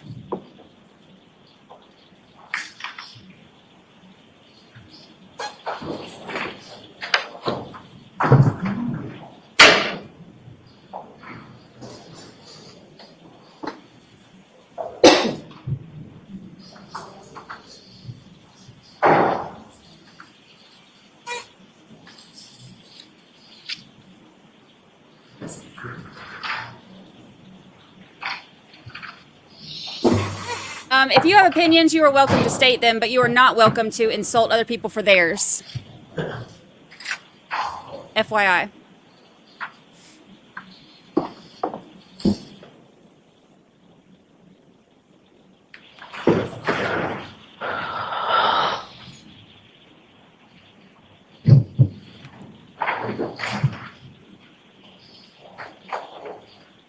I'm surprised that she like tossed the paper like that in front of the, I feel like. And Mr. Jackson, if you are planning on doing this with the next witness, I'd like you to let Mr. Lally know which ones of these you intend to use so that we can avoid all of this. And if you have a copy from me, that would be helpful for objections. The tossing of the paper and stuff and like the deep breaths, I feel like I know that I would not be able to be a good judge. I know that because y'all know me, I cannot fix my face. If I get annoyed, you're going to know I'm annoyed. Court, all rise for the jury. But also that's why I know I could never be a judge.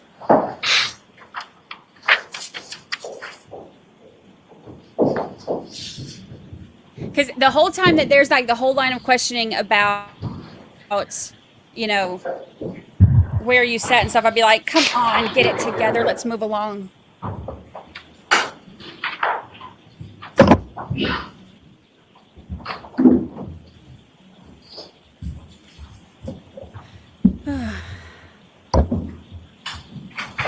Court is back in session. Please be seated. Yannetti. Thank you, Your Honor. Mr. McCabe, when we broke, I was just about to ask you about the last exchange here. You will agree with me that on February 1st of 2022 at 12:51 and 49 seconds, you texted the group chat to say, ask Chris to ask some questions, correct? Yep, I'm reading it right now. Yes, that's correct. And who was the Chris you were referring to? That would be Chris Albert. Brian's brother, correct? That is correct. And then you texted your wife, Brian Albert, and Nicole Albert, quote, tell them the guy never went in the house, correct? Yeah, that's part of the same text. Yes. Mr. McCabe, who was the guy that you were referring to? Does he have a name? That would be John O'Keefe. When you told the group to tell them the guy never went in the house, that was you talking about how you should all get your stories straight, correct? No. You would agree with me that your stories are all straight in terms of the guy never went in the house, correct? Objection. Can you answer that? John never went in the house. It's not a story, it's a fact. Well, when you said, tell them the guy never went in the house, Brian Albert was on that exchange still, was he not? He was still part of the group text? Yes, Brian is on the exchange. And Brian Albert was the one to respond, wasn't he? Let me switch pages here. Let me get my flashlight.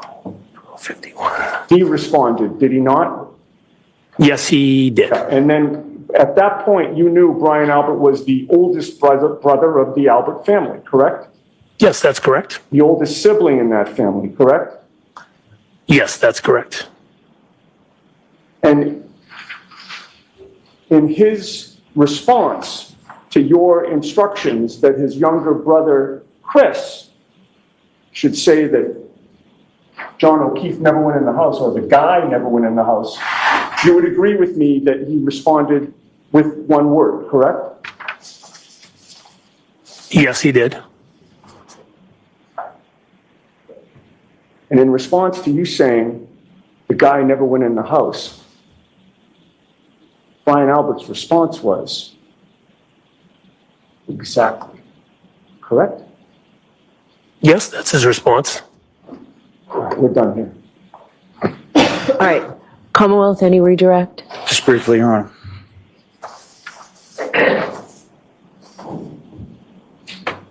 Lally's annoyed. probably clarifies where they were sitting at Waterfall. Mr. McCabe, John O'Keefe never went in the house that night, is that correct? That's correct.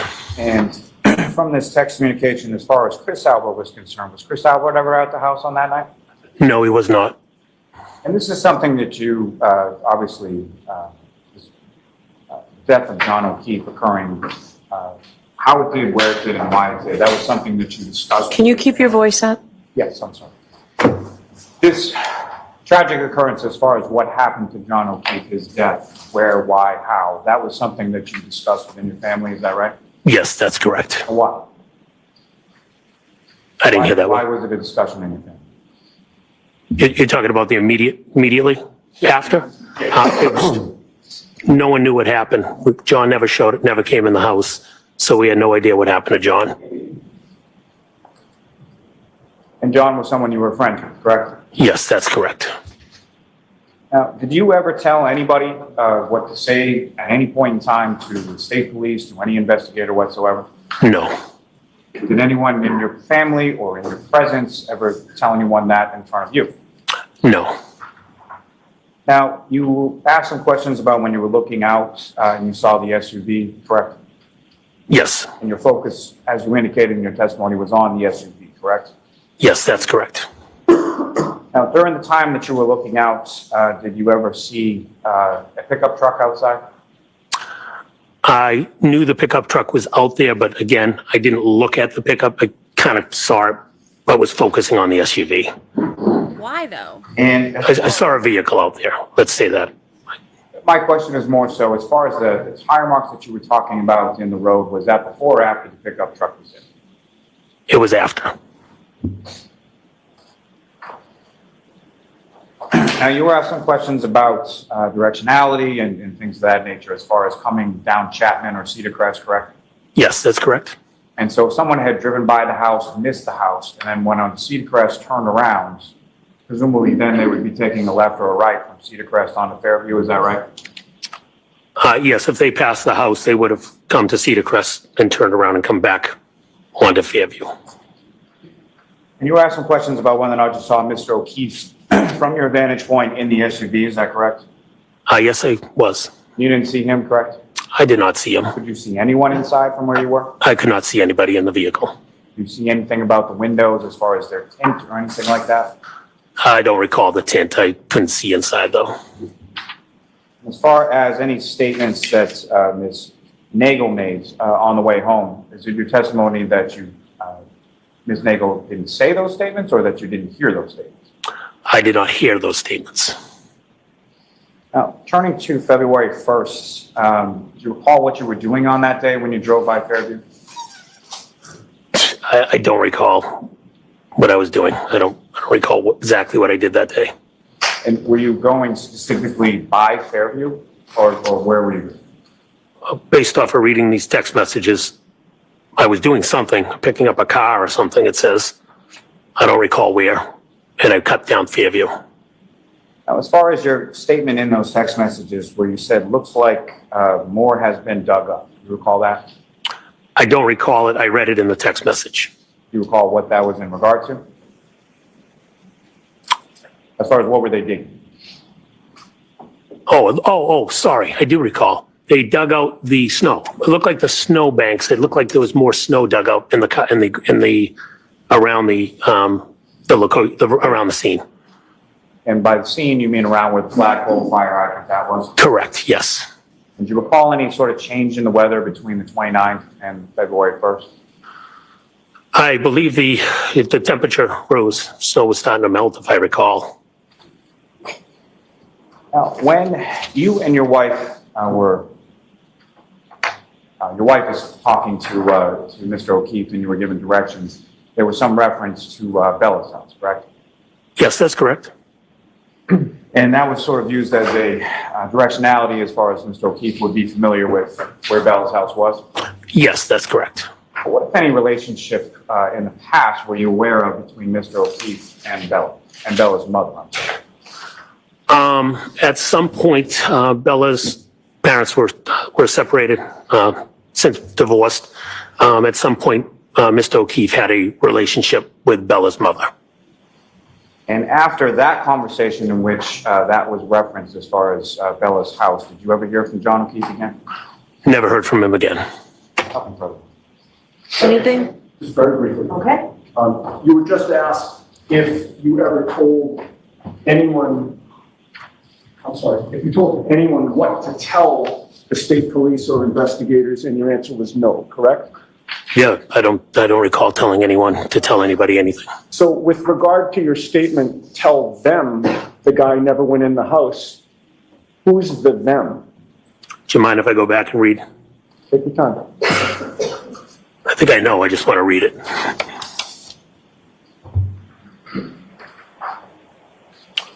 The them was Channel 4 went into D&E. You done with your answer? Yeah, you just asked me who them was. And the answer is, you were instructing people on the group chat to tell Channel 4 that the guy never went in the house, correct? Yes, this was on February First. 1st. As I said, none of us in the house had any idea what happened to John O'Keefe. So we instructed, I was saying, we don't know what happened. He never came in the house. All right, so That's what was my statement was. You Sir, said instructed. I didn't ask you for any of that just now, did I? You just asked me No. why I said I that. asked you who the them was. Objection, Did I Your not? Honor. You didn't. You look like you asked me to elaborate. Okay. So your answer to my question is, the them was you were saying that Channel 4 should be told that the guy never went in the house. Yes or no? Channel 4 was who I was referencing. Yes. No further. All right, you are all set, Mr. McCabe. I will take those documents. Thank you very much. Yes. Okay. Thank you. Your next witness, please, Mr. Lally. Yes, Your Honor. The call will call Jennifer McCabe to the stand. I knew it. Jimmy. I knew it.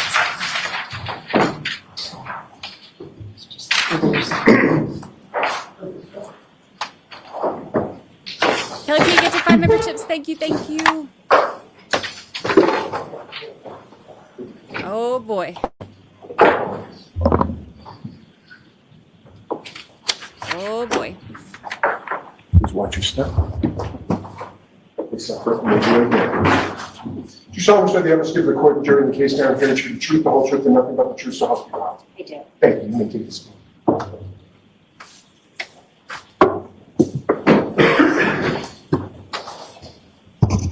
All right, whenever you're ready, Mr. Lally. Thank you. Good afternoon, ma'am. Good afternoon. Could you please state your name and spell your last name? Sure. Jennifer McCabe, McCabe. And where do you live, ma'am? Canton. And how long have you lived in Canton? Approximately 20, well, my whole life, I lived in Canton, except when I first got married, I lived in Stoughton for a year or two. And where you live currently in Canton, how long have you lived there? I live at 12 Country Lane, and I've lived there about 10 years. And prior to that, where did you live in Canton before Country Lane? 15 Sutcliffe Ave in Canton. And how long did you live on Sutcliffe? Approximately 10 years. And with regard to both addresses, who, if anyone, you live there with? I live there with my husband, Matt, and my 4 daughters. And how old are your 4 daughters?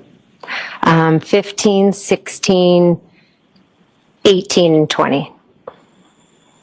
Now, if I could turn your attention to January 28th and to January 29th of 2022, do you recall what days? I do, yes. And do you recall what days of the week they were? Friday and a Saturday. So starting with Friday, January 28th in the evening, do you recall what was going on that night or where you went? What were you doing? Well, first, I set up at my house for a team dinner for my daughter's hockey team. Then I met up with some parents for my daughter played for the Canton High basketball team. So we met up with some parents before. We had a drink, appetizers, My younger two were with us. We fed them dinner, and then we went on to Canton High School to the basketball game. Now, starting back, the oldest daughter with the hockey dinner at your house, that was your daughter Allie, is that correct? Yes, She's your oldest? yes, The daughter who had the basketball game, is that your second oldest? yes, And with regard to her, she was on the varsity team, is that right? yes, For Canton High School? yes. And with respect to just basketball in general, when the kids were younger, what, if any, role did you have in regard to that? I'll allow it, but then you'll move on quickly. Sure. I was a basketball coach for the rec, or the town program. For how many years?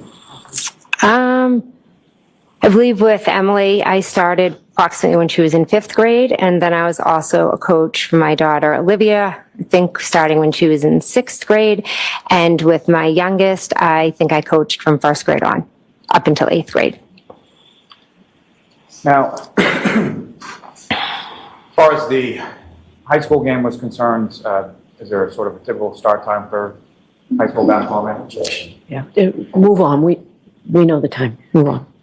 After the basketball game, where did you go? Thank you. My husband and I dropped my youngest daughter home, and then we proceeded to meet my sister at the waterfall. And which sister is that? My sister, Nicole. How many sisters do you have? 3. And do you recall about what time it was that you got to the waterfall? Approximately 9 o'clock. And when you say we, who do you mean? My husband, Matt, and myself. And do you recall which vehicle that you were in going around Canton that night? I believe it was my car, yes. And what kind of car was that? Denali, Yukon, I think. Denali, yeah. So bigger type vehicles? That Yes, big SUV.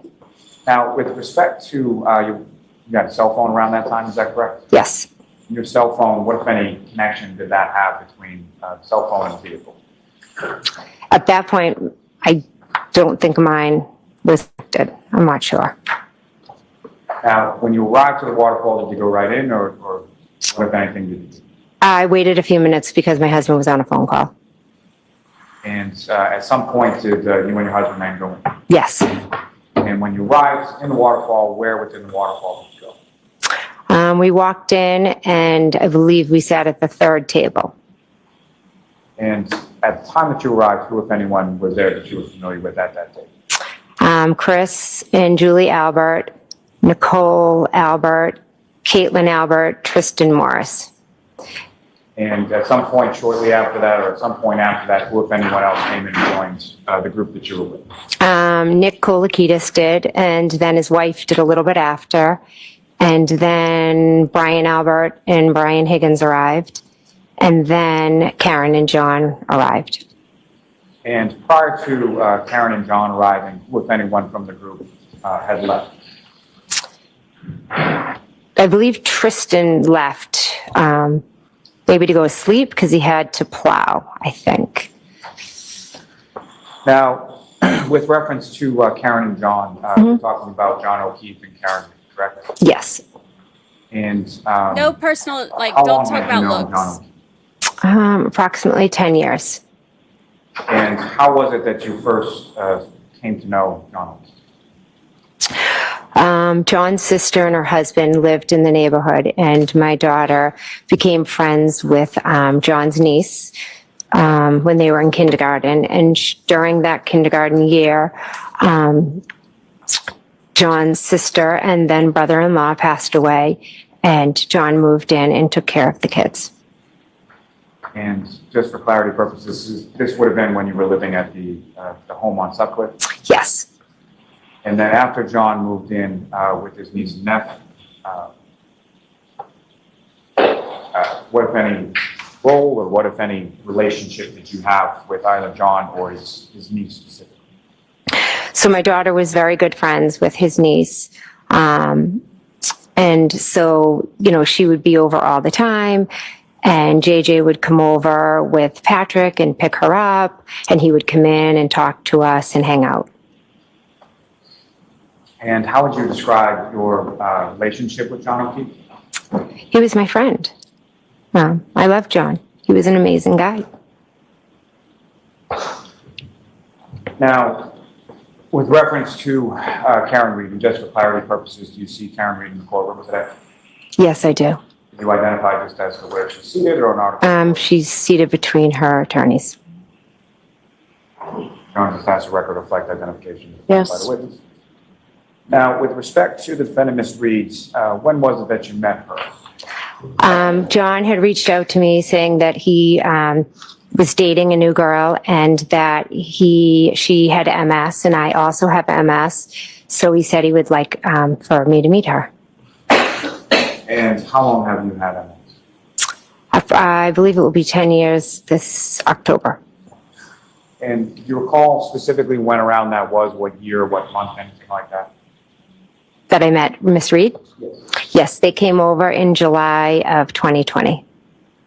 And came over to your house, is that correct? Yes, they came over to the house. They brought the kids, swam. I have a pool. Now, over the course of, you were familiar, obviously, that Ms. Reed was dating Mr. O'Keefe, correct? Mhm. Over the course of time. Yes. Sorry. Over the course of time from July of 2020, when you met her, to January of 2022, how often would you see Ms. Reed? It would vary. You know, there were times that we would bump into them, or depending on their sports, or, for my daughter's birthday party, when it was time to pick up, they'd come over and hang out, or Halloween. It just varied. We have 4 kids, so we're always kind of in all different directions. Sometimes it depends on what sport month it is and what team we're with. And how would you describe your relationship with Ms. Reed? I enjoyed Miss Reed. I really liked her. I thought we connected from the beginning. She was very easy to talk to. She had MS, I had MS, and there's not a lot of people our age that I personally know that have it. So it was nice to have someone who understood like what I was going through. So we had that in common. Now, with respect,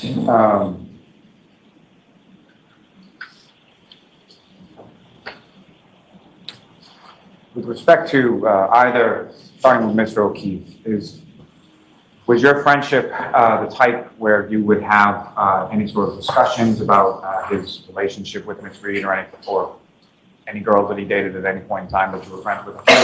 At different points, yes. And what, if anything, specific do you recall him telling you about his relationship with Ms. Reed specifically? Objection. I'm going to allow that. I'd like to see counsel at sidebar for just a minute, please.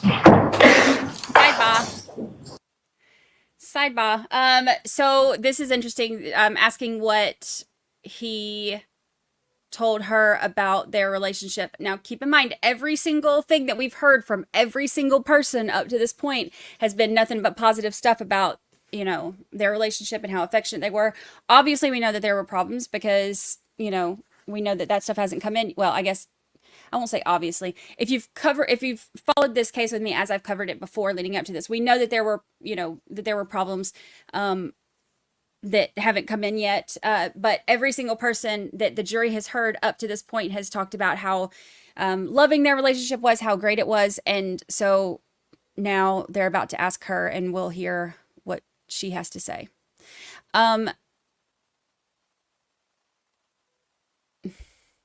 It'll be interesting. This is one of the witnesses that we've all been waiting to hear from. Some of the cross-examination is going to be very tedious because her statements are, according to the different documents, conflict a lot. So I'm sure we're going to go through all that.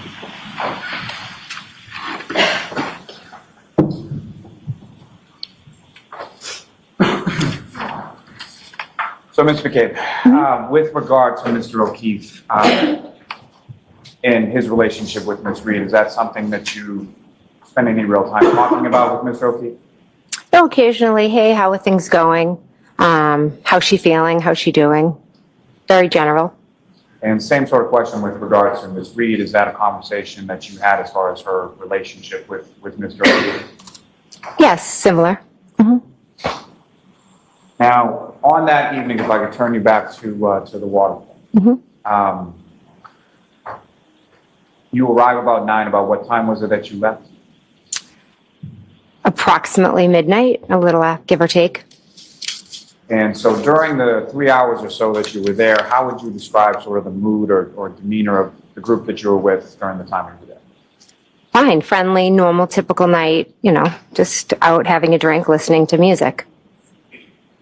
And Was there a band you mentioned playing? about 11 o'clock or so was that Mr. O'Keefe and Ms. Reed came into the bar? Correct. And when they came into the bar, where did they go in relation to where you were? They came right over and talked to the group that we were with. And when Mr. O'Keefe and the defendant came over, what, if anything, did you observe the defendant do or have with her when she came? Oh, she had brought a glass with her and kind of took it out of her coat and just kind of chuckled about it. What, if anything, did you observe about the glass?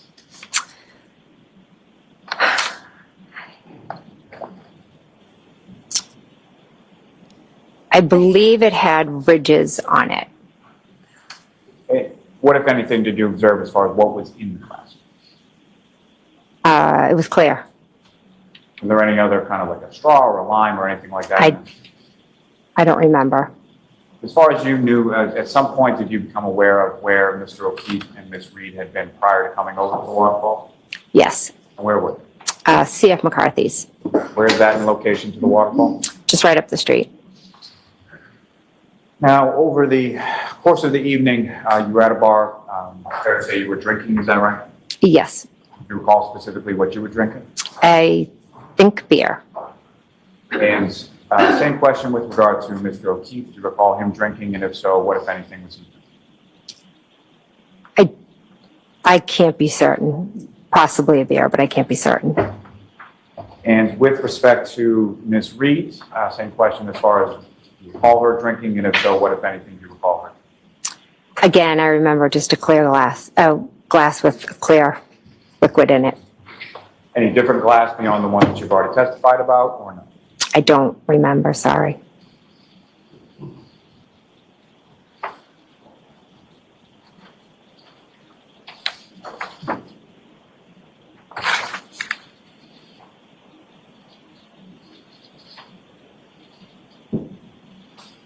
Now, when you left the waterfall sometime around midnight, is that correct? Yes. And well, let me ask you this first. I'm sorry. So with respect to the time that you were at the waterfall, did you speak with Mr. O'Keefe? Yes, briefly at the bar. And do you recall just generally what it was that you talked about? Yes, his niece had just gotten into Bishop Fian, so he was very excited. And with respect to Ms. Reed, did you speak to her at the bar? Yes. And do you recall what, if anything, the two of you spoke about? Yes. And what was it? Karen had shared a little bit of frustration that morning, or one morning she had taken Kaylee to Dunkin' Donuts and John, was frustrated, didn't, saying, don't take her. She's going to, make a habit of it, meaning like she's going to come to expect it every day. And then we just talked about how, challenging it is with kids. And, she mentioned that that's kind of all they have a fight about. And I said, yeah, well, welcome to parenthood, and, she just was a little bit frustrated, felt like the family needed to be doing more to help. And she just wished she had, more time, just her and John. But again, it was just, girlfriend to girlfriend kind of venting.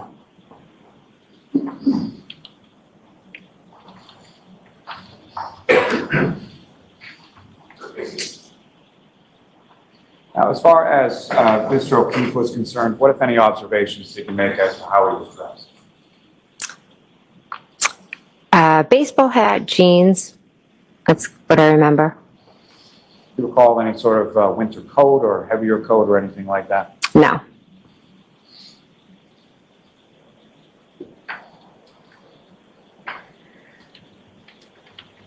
Now, over the course of the evening at the waterfall, what, if any, discussion was there amongst the group as far as going somewhere next or what to do after the waterfall?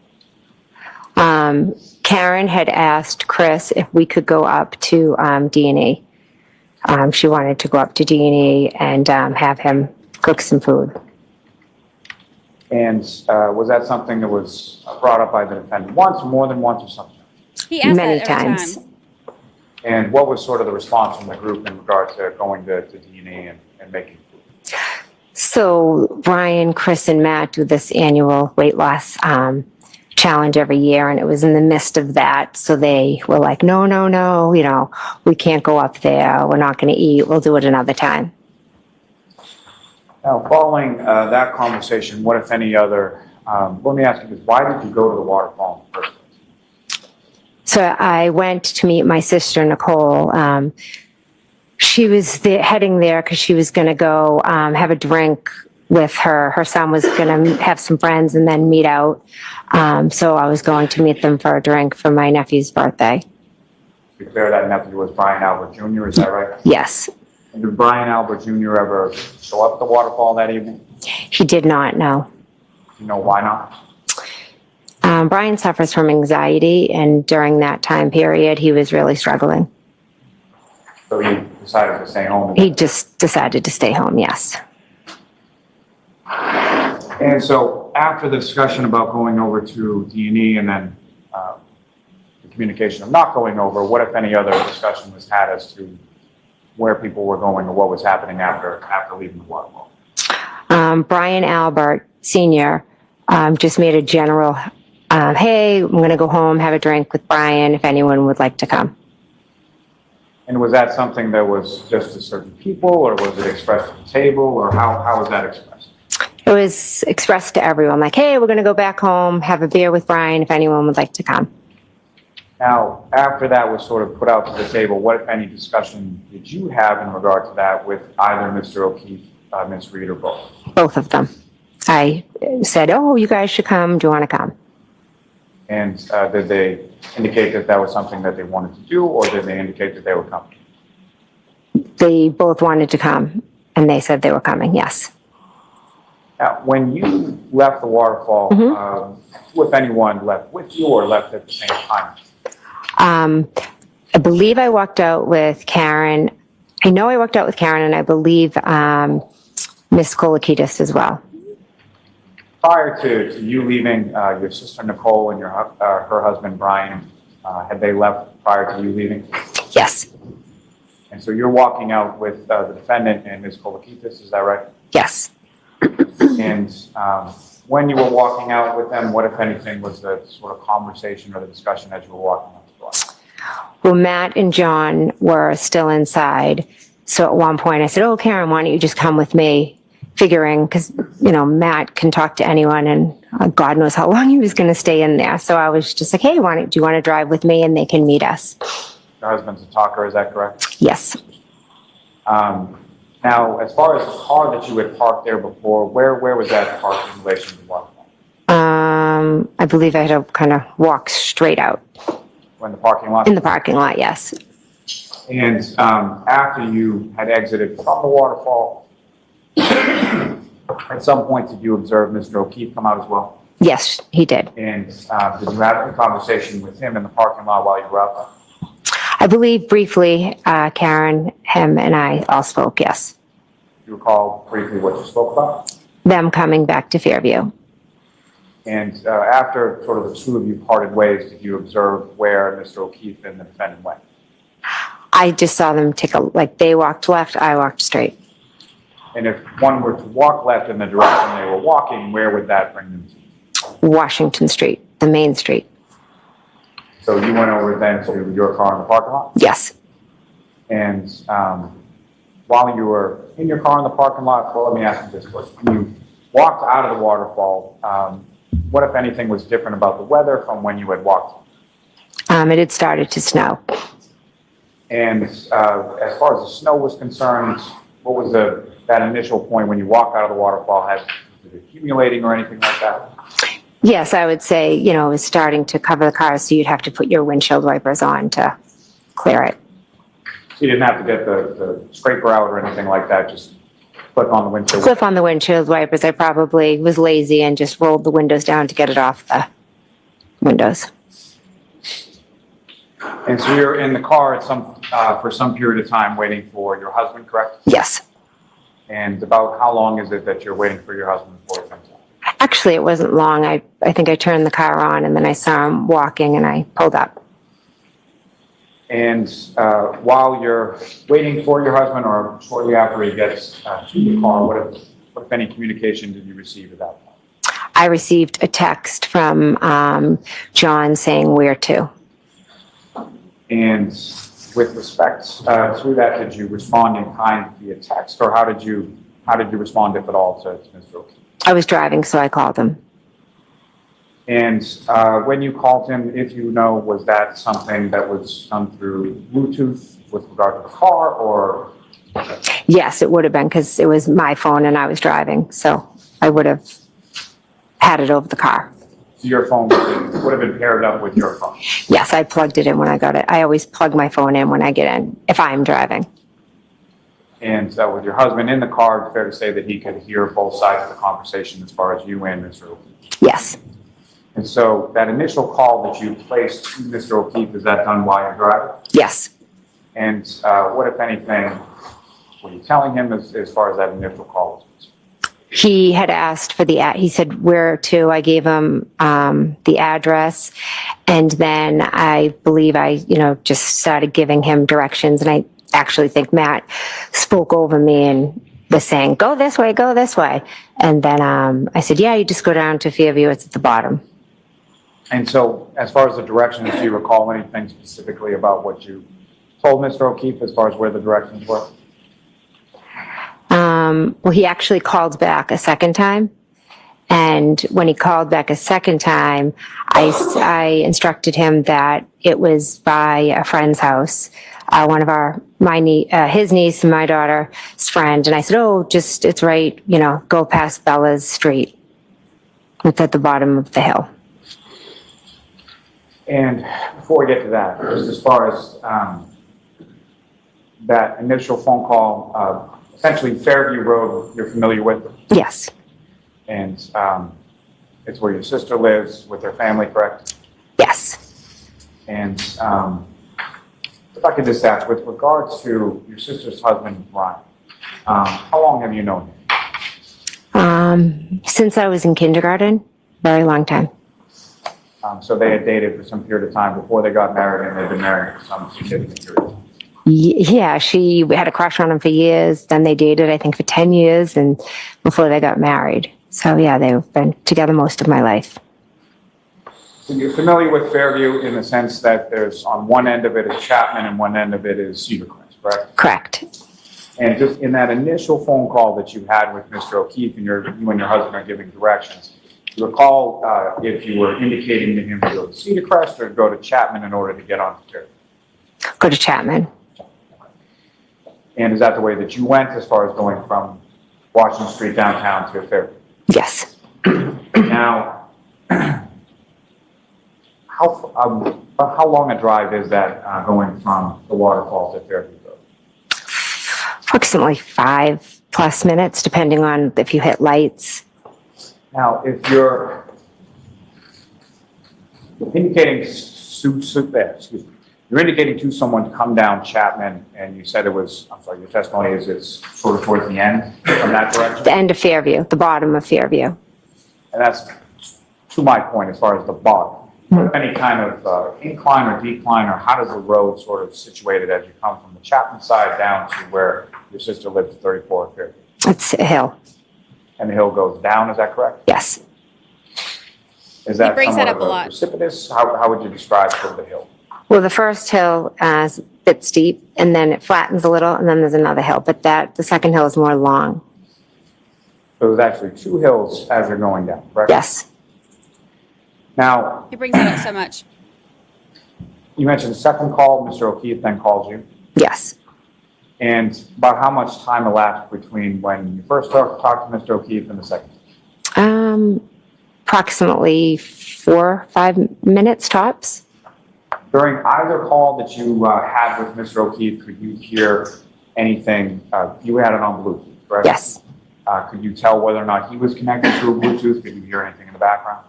I couldn't know. And as far as when you were speaking to Mr. O'Keefe, did he express an intent that he was going to the house at Fairview?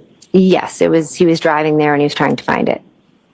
And when he indicated that he was trying to find it, was he expressing that in singular or plural or something else? No, more general, like where is it? Type. Did he make any reference during the time that you were talking to him to anyone he was with? No.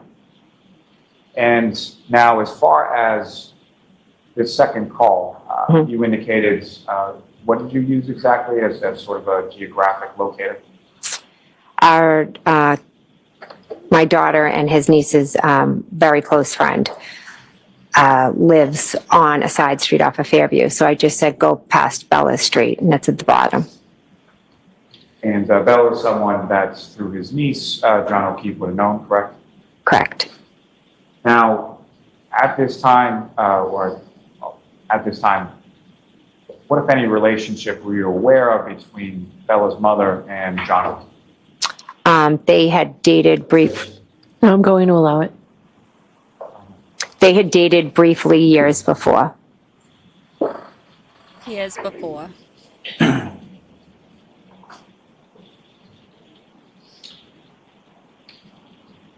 Now, was that sort of the substance of the conversation that you had with Mr. O'Keefe? And that second phone call? Yes. Now, after that second phone call, did you speak to Mr. O'Keefe on the phone at any point in time after that? No. Now, you arrived at the house on Fairview. Do you recall where you parked when you got there? Yes, pulled into the driveway.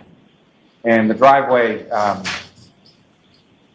at the house of Fairview essentially has two garage doors, is that correct? Yes. Sort of widens out as you get to the top closer to the house? Yes. Do you recall where in relation to the driveway was that you parked when you got there? I just remember pulling in, there was definitely a car in front of me. There possibly could have been a car to the left. You exit the vehicle, go into the house, correct? Correct. When you get to the house, who, if anyone, do you observe in? When I walk in, Caitlin Albert, Brian Albert, Julie Nagel, and Sarah Levinson are all sitting at the kitchen table. My sister Nicole was in the kitchen wiping the counters because she's always cleaning. And Brian Albert and Brian Higgins were in the, I guess you'd call it the TV room area, just standing and talking. And ma'am, I'm sorry, I'm just having a little trouble hearing you. So Oh, okay. that microphone, you can adjust that any way you want. So anywhere you want to put that. Okay. Thank you. Okay. And so when you come into the house, where were, mentioned a table, where were people situated? In the kitchen. Now, with respect to Yes. what was going on at the house throughout the course of the evening that you were there. I sat at the table and I just spoke to Brian and Katie and the two girls most of the night. And just so we're clear, when you're talking about Brian, that's Brian Albert Jr. or Little Brian? Yeah, little Brian. Yeah, little Brian. Now, as far as at any point when you were at the house, you familiar with a gentleman named, someone named Colin Albert? I am, yes. How do you know? He is my friend's son and my sister's nephew. Your friend Julie's son, correct? Yeah, so my friend Julie's son. And your oldest daughter, Allie, was Colin friends, or is Colin friends with your oldest daughter, Allie? Yes, they're born a week or two apart, and we've kind of just, they've done everything together. They're very good friends. Now, at any point in time that you were there on that early morning, did you see Colin Albert at all? No. And when you arrived at the house, obviously you're familiar with your daughter and the car that she drives around that time. Did you see your daughter there, Allie, at any point in time? No. Were you aware at any point in time in that early morning hour that you were there that your daughter had been there at any point in time prior? Sustained. Now, with reference to the home, at any point in time, did John O'Keefe ever come inside the house that night? No. During the time that you were there, let me ask more specifically, about how long a period of time was it that you were there, or about what time did you leave? I believe I left approximately around 1:30, 1:45, approximately. And do you know about what time it was that you arrived at? I'd say approximately somewhere between 12:20, 12:30. Well, 12:20, I believe, 12:20-ish, because the last call from John, when I went back and looked, was 12:18. Now, similar to what I asked about the waterfall, as far as the sort of mood, leaner inside the house, what, if anything, do you recall with respect to that? Good. Everybody was in a good mood. There was no, Brian and Brian were talking. My sister was cleaning. I was talking with the kids. Just a normal night.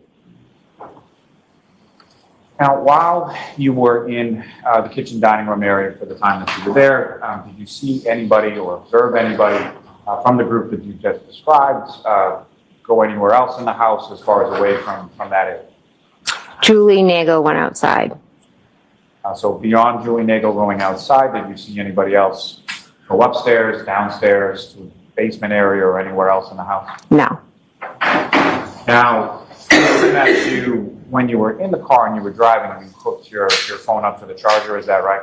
Yes. Do you recall charging your phone at any point in time when you were at your sister's house on Fairview that night? I don't recall. You mentioned Julie Nagel, Sarah Levinson. Were those people that you knew prior to that night of the 28th? I was familiar with who Sarah Levinson was, maybe had run into her at different points.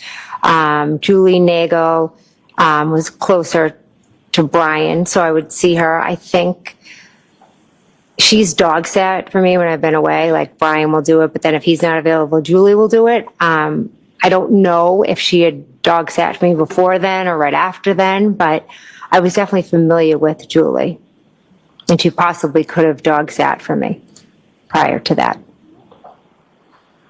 And now, with reference, there was also someone there by the name of Brian Higgins, is that correct? Correct. And that is also someone who was there prior to you getting there, is that right? Yes. And what, if anything, did you know about Mr. Higgins, or did you know him prior to that? I had met him a few times. He's Brian Albert's friend. So other than being your brother-in-law's friend and meeting him a couple times, you didn't really know him that well, fair to say? Good, yes. Now, you mentioned at some points that Julie went outside, right? Yes. Nagel went outside? Yes. And do you know what she was going outside for? Yes, her brother had come to pick her up. And so she was going to go tell him, try to get him to come in. And what, if any, conversation did you have with Ms. Nagel or Ms. Levinson in regard to their going home prior to Ms. Nagel going out and talking to her brother? Objection. I'll sustain it in that form. What, if anything, had you said to Ms. Nagel prior to her going out prior to her going outside? Objection. Sustained. Now, Yeah, Higgins if is you on know the about list. how long was Ms. Nagel outside? I believe it was just a few minutes. And at any point in time while Ms. Nagel was outside, what, if anything, Excuse me? so when Ms. Nagel went outside, what were you? I was sitting at the table, and then my nephew had said another car was out there. And after your nephew said that, what, if anything, did you do next? I went to the front door. And front door of the home leads sort of, you walk in there, there's a foyer and a staircase in front of you. Yes. And as far as the front door was concerned, is there any sort of other door that's, is it We know the doors. just sort of the wooden front door, or is there another door in front of it? The door was open, so it was just a storm door. And storm door is made out of glass, is that correct? Yes. This is part that So when you went over to the storm door is in and the looked out, what, reports. if anything, did you see? I saw a vehicle. And can you describe the vehicle that you saw? I saw a dark SUV. And as far as Ms. Nagel, did you make any observations of where she was when you looked outside? I kind of just looked at the vehicle, and then I saw I saw I saw lights kind of over to this side, but then once I saw the vehicle, I took out my phone and I texted John. And just so we're clear, as far as when you say this side, so you're standing at the storm door, see the vehicle, and where's the vehicle in relation to you and where you're standing at the front door? It was straight ahead. Now, the headlights that you were saying is sort of off to the side. From your perspective, looking out at the street, is that to the left, to the right, or something else? Left. And as far as this dark SUV that you saw, could you tell anything else about it as far as the make or model, or did you recognize it at all? No. Now, at this time on January 29th, 2022, were you familiar with any sort of vehicles that Mr. O'Keefe had? Yes. What kind of vehicles? Gosh, I don't know the brand. It's, it was a small SUV type. Do you recall, like, what color it was? His might have been grayish. I'm not 100% sure. And any other vehicles that he may have had? Yes, he had this old-fashioned car that he loved, but Kaylee is so embarrassed of it. But yeah, he had that as well. Now, as far as Ms. Reed was concerned, were you familiar with what kind of vehicle she had at that time? Yes. And what kind of vehicle were you generally aware of her driving? She had a Lexus. Was that a sedan or an SUV, or what kind of vehicle? I think it was like a small SUV. Now, the vehicle that you saw outside of the residence of Fairview when you looked out the storm door, was that consistent with what you knew Ms. Reed to be driving at that time? Yes. Now, as far as that vehicle was concerned, at any point in time over the course of the evening, did you see anyone exit that vehicle or come out of that vehicle at all? No. Certainly never saw anybody exit that vehicle and walk over and come inside the house. Sustained. As far as that vehicle, when you first saw it, could you tell whether or not it was running or anything like that? It was running, yes. I could, I could tell it was running. It had the taillights. I could see the red. I'm going to actually keep your voice up, okay? Okay, sorry. Now, in addition to the taillights that you saw, did you see the headlights or anything like that? Yes, the headlights were on. And as far as the interior of the vehicle, were there any lights on inside the vehicle that you saw at any point in time? No. And as far as the windows of the vehicle, what, if anything, did you observe as far as their coloration? Was it tint or anything like that you saw? Didn't observe, no. Now, you see the vehicle sort of straight ahead of the front door, and then you pull out your phone to text Mr. O'Keefe, correct? Correct. Do you recall what you texted to him at that point? I think I said here, question mark.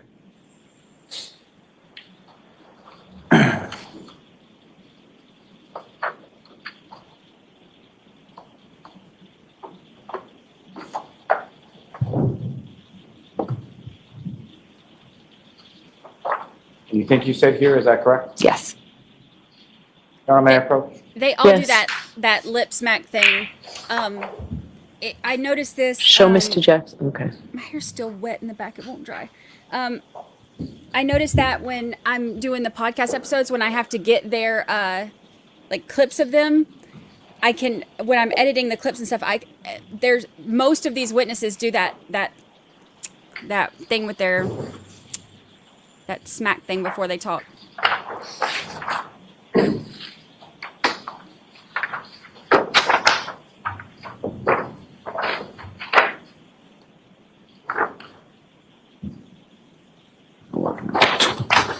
May I approach the witness, Sean? Yes. Yeah, I'm showing you a 3-page document, just ask you to look at it. Okay.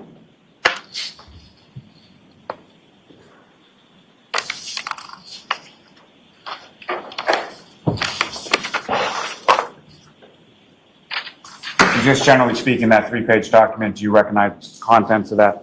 I do. What do you recognize it to be? It's my text messaging with John. So from sort of the early part of the 28th and around midnight through, the 29th, through the entirety of the 29th. Yes. May I approach you now?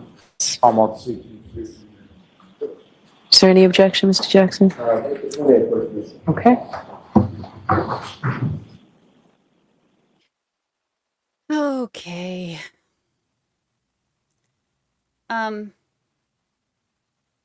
So there's a bunch of the text that we have. Oops, stop pressing buttons, Brandy. There's a bunch of the text that we have from her. I have them all on one of the charts where it's like, dang it. I just keep messing stuff up.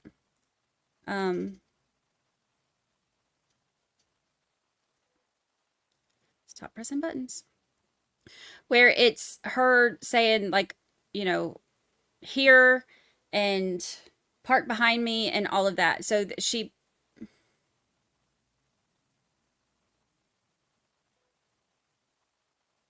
I did it again.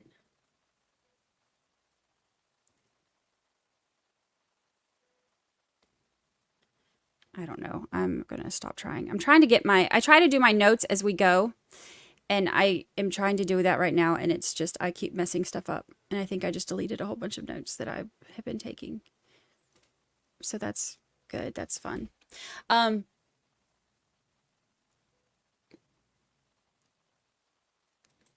Some of the, I know, I'm not supposed to be pressing buttons. All of the charts are on 13thjurorpodcast.com. Step away from the buttons.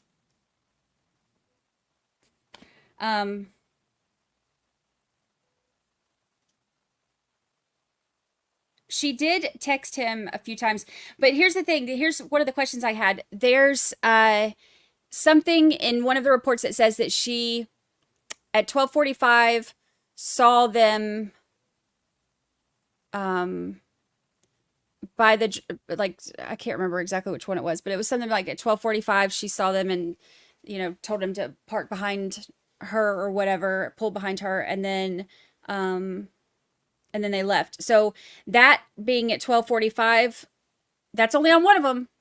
A bunch of the statements that were done are very inconsistent as far as the interviews with her go.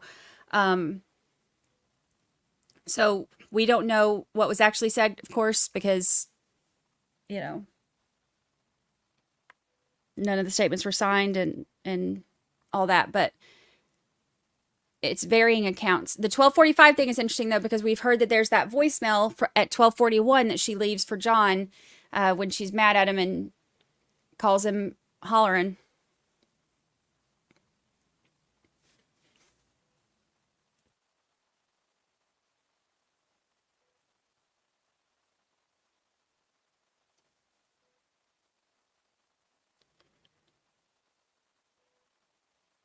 Sebro said, I am someone who thought she likely hit him, although accidentally, but why all the shadiness if that's what happened? Yeah, that's something that I've kind of struggled with too, because I've thought, you know, like, oh, it could be an accidental thing. But then it's like, okay, but why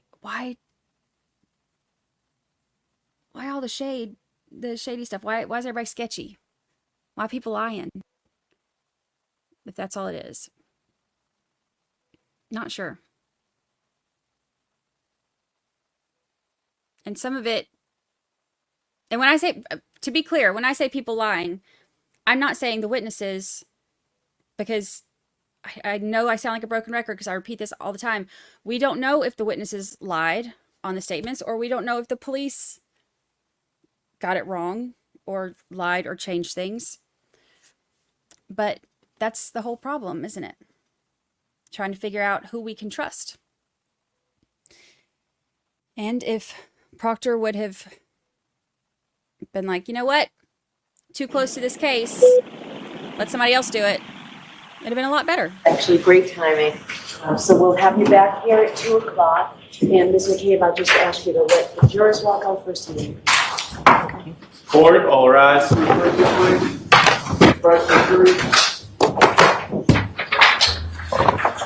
Goodbye. Peace out.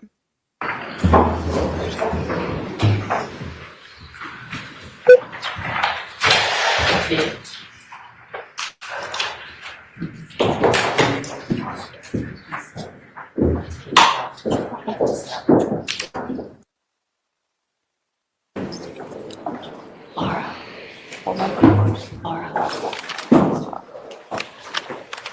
Is the mic camera on? Okay, so we're still in session?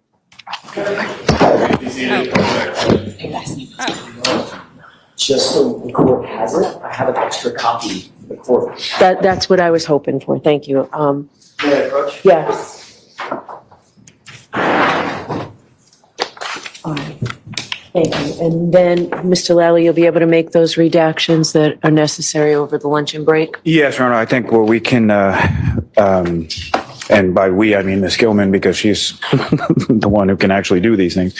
But no, I think we will be able to sort of take the whole numbers off of it and be able to print new copies without the numbers so that they can be So used. the same version. Exact same thing. Therefore, Just with, authentication, redacted for purposes of admission and publication. yes, All yes. right. Great. I appreciate that. We'll see you at 2:00. Thank you very much.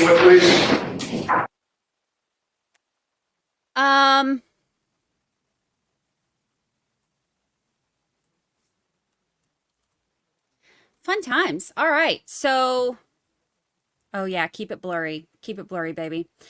That's so much better than having to see. Here, we'll just get rid of it. So let me do this. There we go. So far, we'll talk for a minute before I have to take her OUT. So far, what are y'all thinking? There hasn't been a lot. Oh yeah, I can give you beach cam. Sure. Sure. I can do that for you.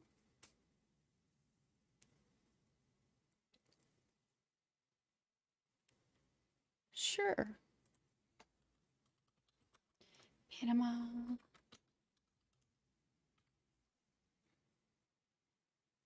Sure.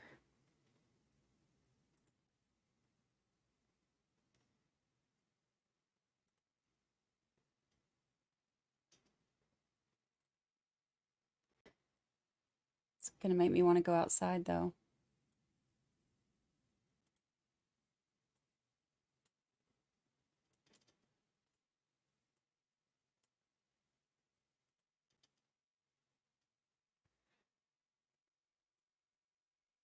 There you go.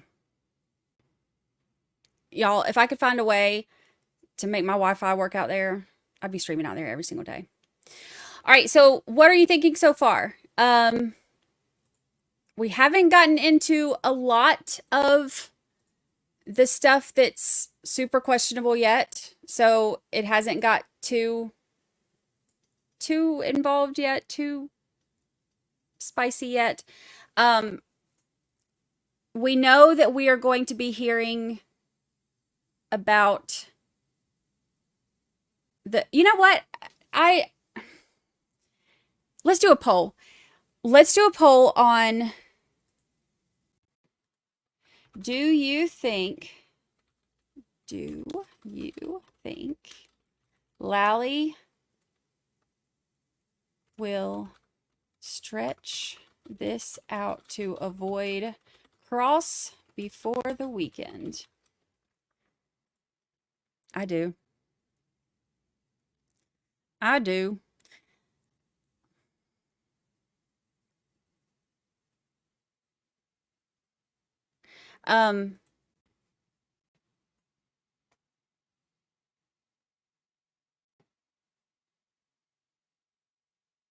This is going to be, yeah, if he's smart, he will. That would be the best decision as a, prosecutor.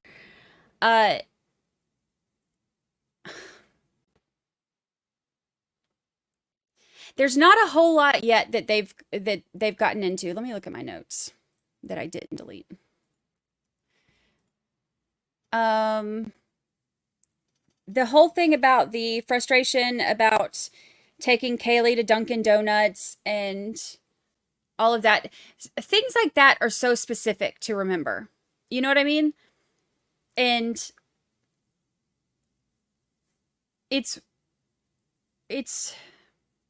strange sometimes that they, like, to me, some of the things that they remember, and I know that that's how memory can work. Like, you could remember weird things, but not other things. So I know that, but it's weird that multiple witnesses remember some of those weird random things. So it's just it's very interesting to see how each of them um you know describes all of the things that happen and like such I can't talk, such specific things. And him asking about the cars that John had, and her saying, the thing about the convertible and how, can y'all hear that when the fighter jets go by? I don't know if you can even hear that. It's super loud. When she said something about how Kaylee's embarrassed by it, I was like, oh, that's interesting, because that was something that was specifically mentioned that was like a cute moment where everybody laughed when Paul O'Keefe said it. And then I was like, you're not supposed to be watching the trial. So did you just remember that too? Or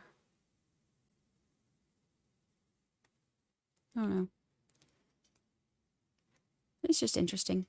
I find things interesting. I feel like because I have already lost so much faith in a lot of stuff that has to do with this, because of how crappy the investigation was, how like all the documents are so screwed up and all that. I already have so much I already have so much distrust for the investigation that I think that like everything, I'm looking at like through that lens now of like, instead of looking at things as there they go again. I love it when they fly by. Instead of looking at it as it's almost like I look at some of their stuff and I'm like, okay, you're gonna have to prove it to me, which is how it's supposed to be anyway. You're supposed to you have to prove that somebody is guilty beyond a reasonable doubt. But I think that it's like it's almost even like it's more prominent in my head now, because I have so little trust for how everything was done, that now it's like I'm even more like, nope, you got to prove it to me. You're gonna have to prove it.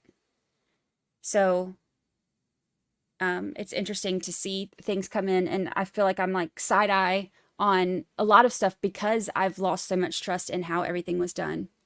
So I hope that with all of this coming to light and there being such a big deal, made about how horrible all of this stuff was, I hope that this causes, and I've said this over and over, I hope that this causes like some major changes, so, to be more aware of what they're doing, so that this doesn't happen to anybody else. There aren't any more investigations that are this terrible that make everything, like muddied waters and all of that. I hope that it makes a huge difference for the future, but I guess we won't know till we know, or we might not ever know, but I don't know. So far, 89% of y'all think that he's going to stretch it out so that there's no cross. That means that Monday will start out with a bang. Didn't our Monday this week started out with a bang too, didn't it? Was Brian Albert our Monday morning, the cross of Brian Albert, wasn't that our first thing we did Monday morning for this week? So Shelby says it would be a strategical error, in my opinion, for Lally to give the defense the weekend to prepare. But see, here's the thing. Either way, they will have the weekend to go over this. So, because the cross-examination on her is going to be long. So either way, her cross-examination will go into Monday. I think that from a strategic standpoint, it would be smarter for him to lollygag all of this out so that when the jurors go home over the weekend, they're not sitting thinking about all of the, because if the cross-examination starts today, they're going to come out swinging, and they're going to want to get as many big points in there as they can, so that when the jury goes home, they're thinking about that all weekend, that's what they've ended their week on. So I think if I were Lally, I would stretch it out.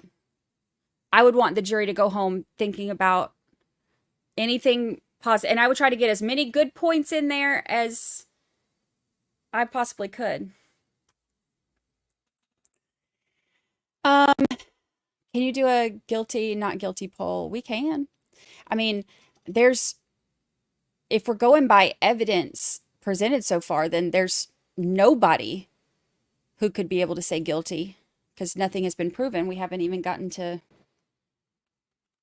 but I can do one for based on whatever you know. If you had to vote right now based on what you know, what is your vote? Not guilty or guilty?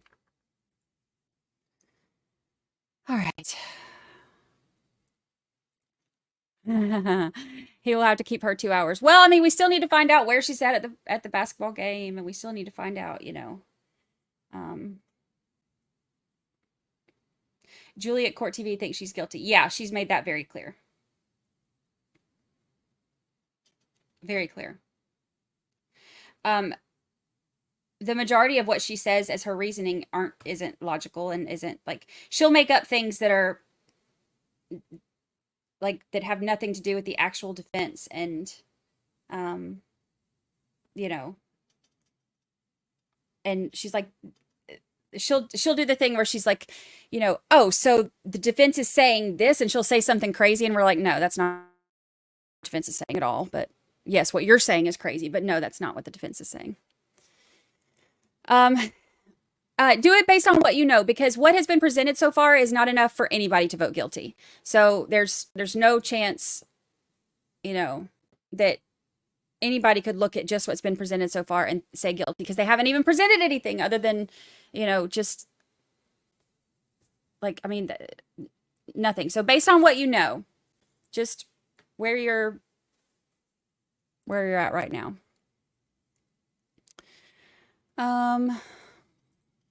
Virginia member for 9 whole months. This trial is making me chat. Hi, Brandy. This trial is making me chat. Good. Good. I'm glad you're chatting. I like it when you chat.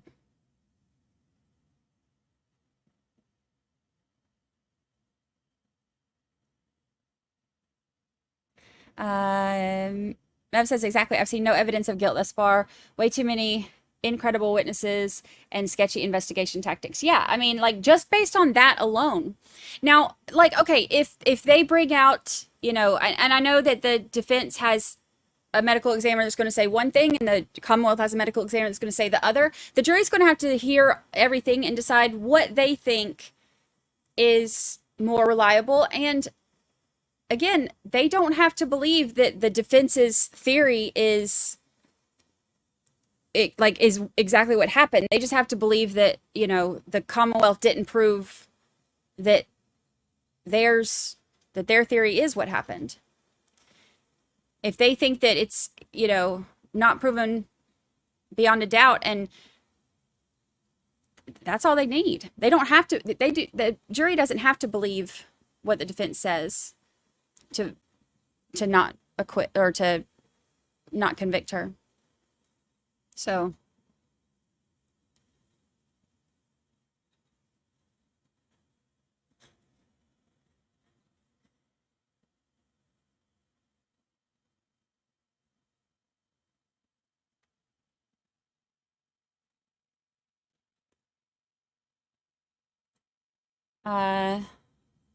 Billy Warren says, Lakota said yesterday, there's been no evidence of anything whatsoever in this case. There's been no evidence of anything whatsoever in this case. Yeah. I mean, we know everything that's, that happened at the Waterfall Bar.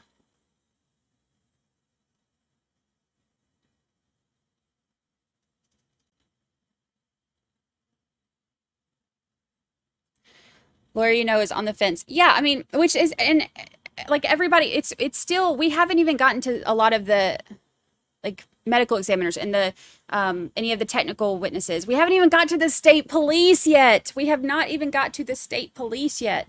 So I mean, for anybody that would be voting based on what's presented so far, it's an easy not guilty because they haven't proven anything. If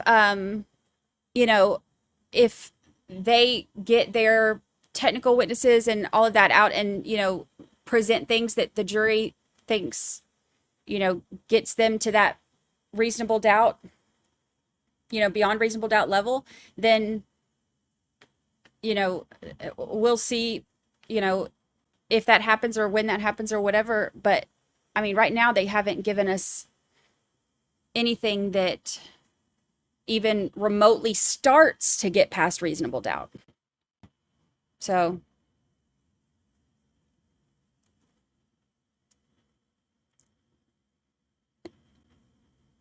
and anybody that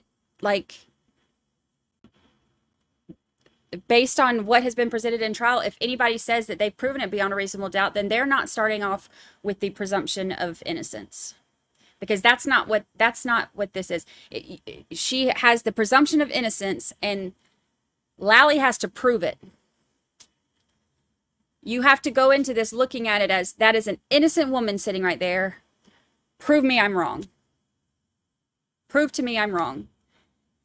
And if you can't, then you have to acquit her. So they haven't proven that yet. So we'll see if they're able to. Open minds for everything. Open minds for everything.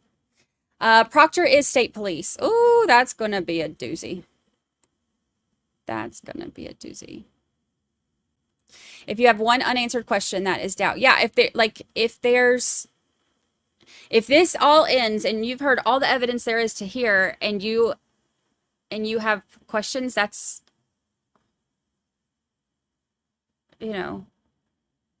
that's doubt.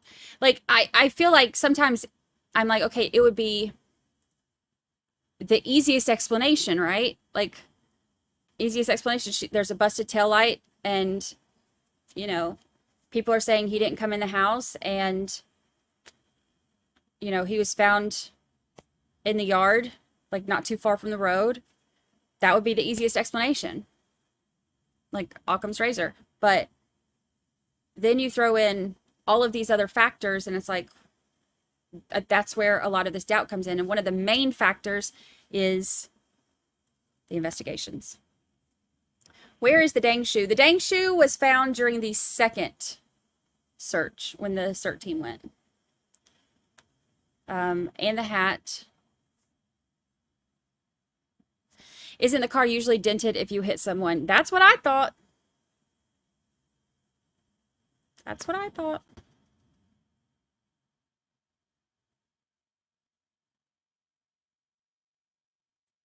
Was it bloody? I don't know. Not to my knowledge, but we haven't got to see it yet. We've only seen the discovery list. The discovery lists are available, but it doesn't say. I mean, it doesn't say if it was.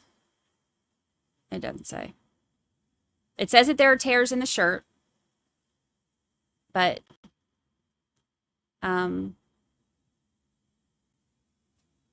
that's it.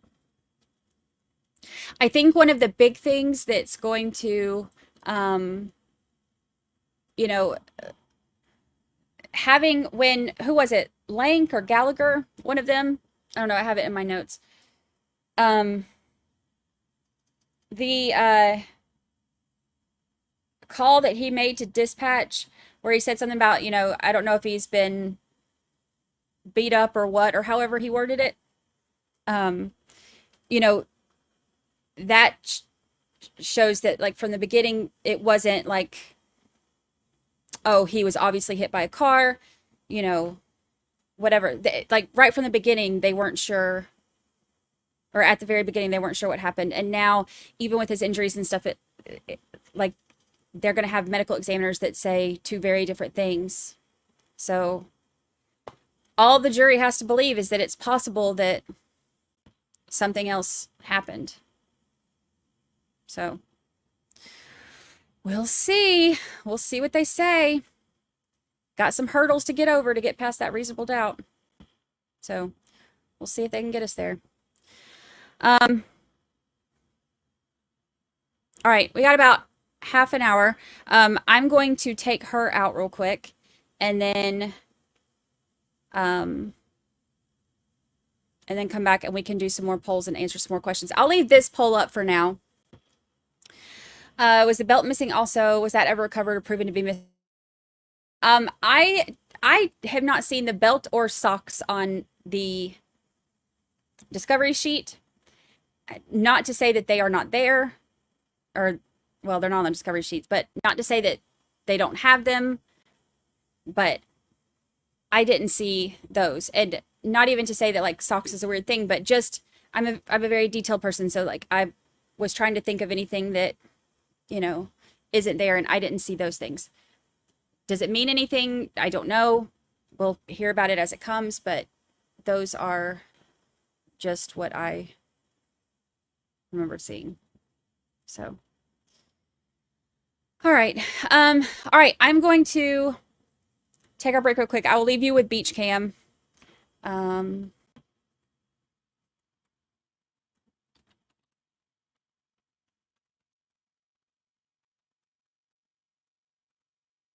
me put this up. All right. All right. I'm gonna take her out. We'll be right back.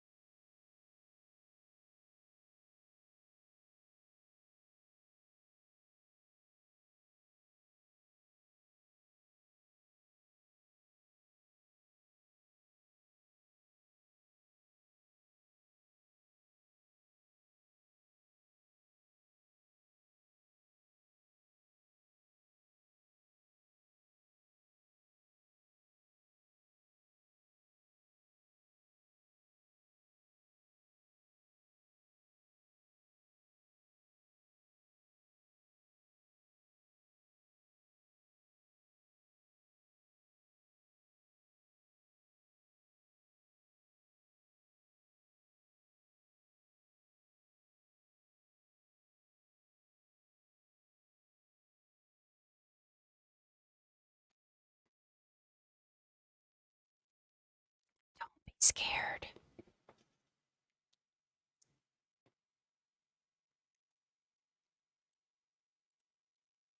I'm coming back.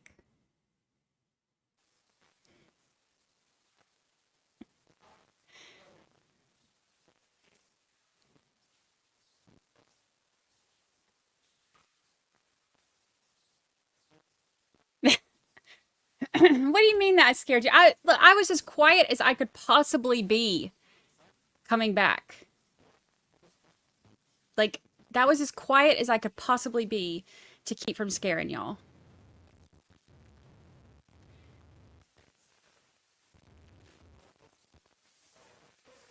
That was as quiet as I could be.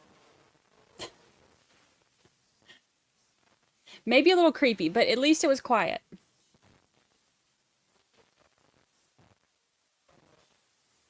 I tried. I tried to come back quietly.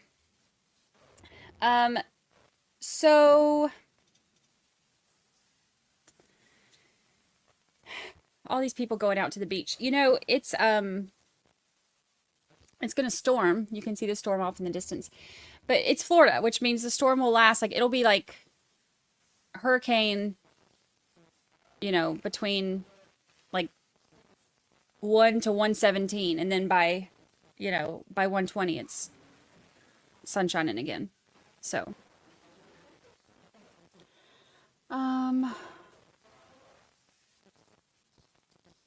let's see. Oh yes, my notes were recovered on my thing, so thank goodness for that.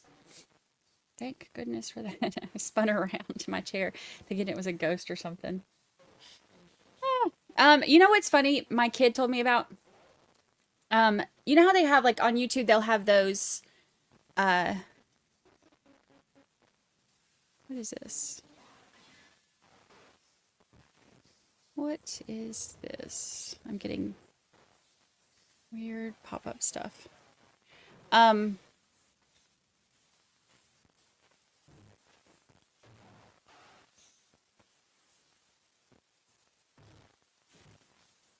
What is happening?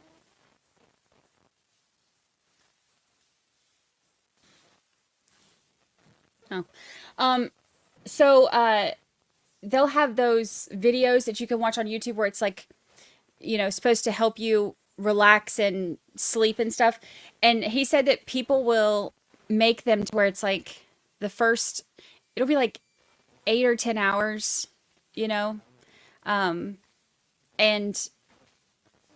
the first like couple hours it'll be like, you know, rain falling or, you know, beach waves or something. And he said then all of a sudden in the middle it'll be like a screaming goat or something. He said that people will make these like as a joke so that when people turn them on to help sleep, then all of a sudden like they're woke up by like a screaming goat or something. I never heard that, and I think it's really funny.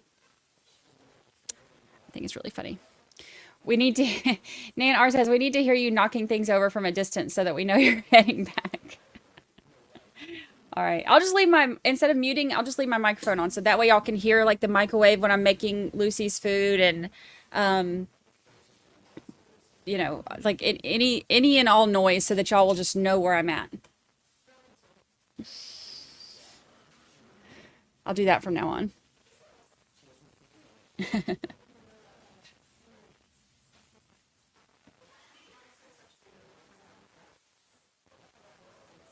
You should run down and moonwalk past the camera purely for the banter.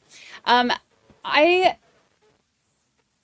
have the camera on one day when I took Lucy out during break and I waved to y'all? It's been a while since we did that.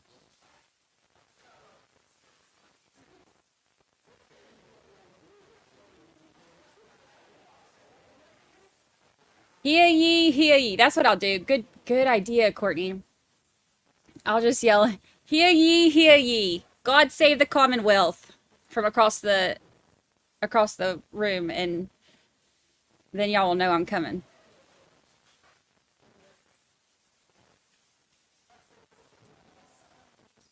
Hear ye, hear ye. That's my favorite part of the day. Every day. Hear ye, hear ye. I'm telling you, I want that on my alarm clock.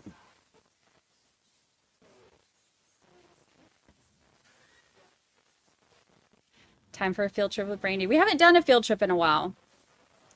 We'll have to do one.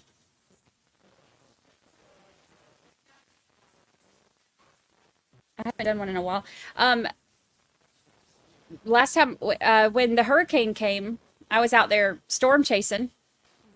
Took y'all on a field trip storm chasing. That was fun.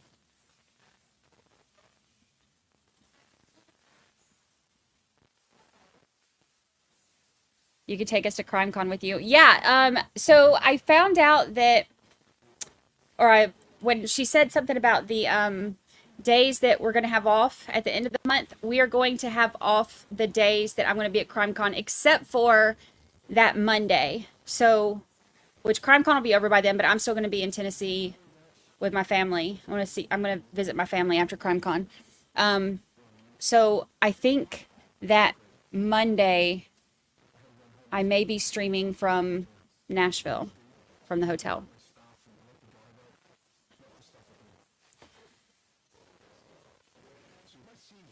And then that Tuesday is going to be the only day that I miss, because it's going to be a short day, of course, but it'll be the only day I miss because I'll be driving back from Nashville on that Tuesday.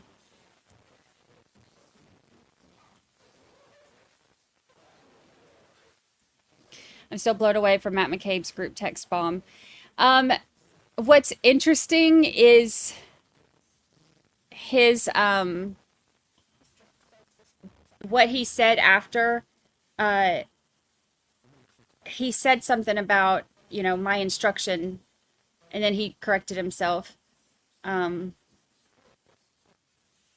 So it's another one of those things that's going to be open for interpretation to the jury. Because again, if you have, the defense will look at this as, like you said, an instruction on, getting the story straight, and the prosecution will look at this as, him saying, oh, I was just talking about the news and whatever, it's no big deal. So we'll see. That's the way court goes, though. You have two sides looking at all the same stuff very differently, coming up with two very different stories, very different interpretations. Is it Monday? Is Monday already Memorial Day? Is it really?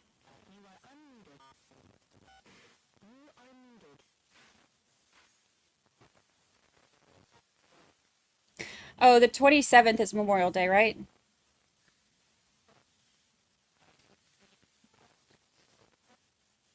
The 27th is Memorial Day. It's later in the week that I'm going to CrimeCon. So the 27th is Memorial Day. And then there's no court the 29th, 30th, or 31st. So are we only going to have court on the 28th that week?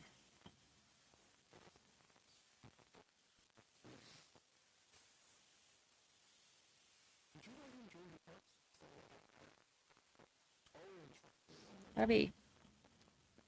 my gosh, that would be amazing. I'd still have to do the podcast, but I could catch up on sleep. I could have a beach day. That'd be amazing. Full day, Tuesday, the 28th.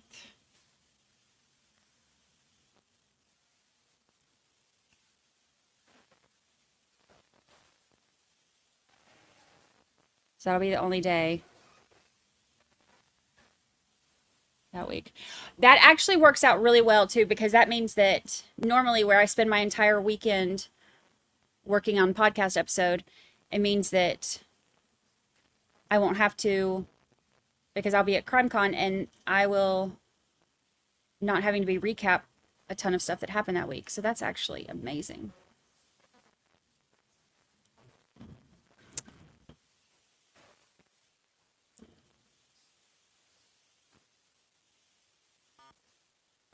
Look, just that quick, the sky is cleared up out there. Just that quick.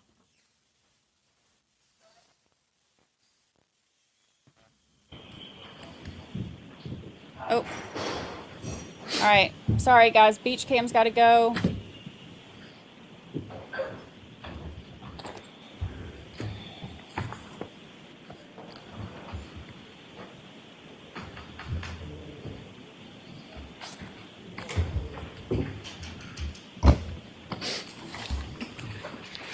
Good afternoon, court is back in session. Please be seated. Or you can have it down here. Thank you.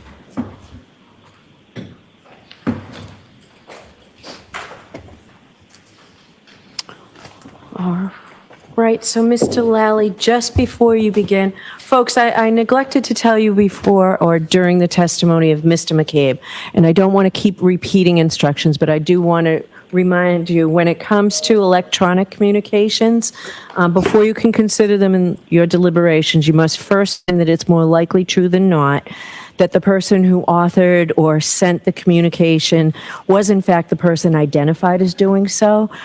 If you do not find it more likely true than not that the person identified as sending the message was the one who sent it, then you may not consider that electronic communication in your deliberations. All right, thank you. Mr. Lally, go ahead. Thank you. Your Honor, may I approach? Yes. No. Your Honor, the Commonwealth would seek to introduce, well, let me.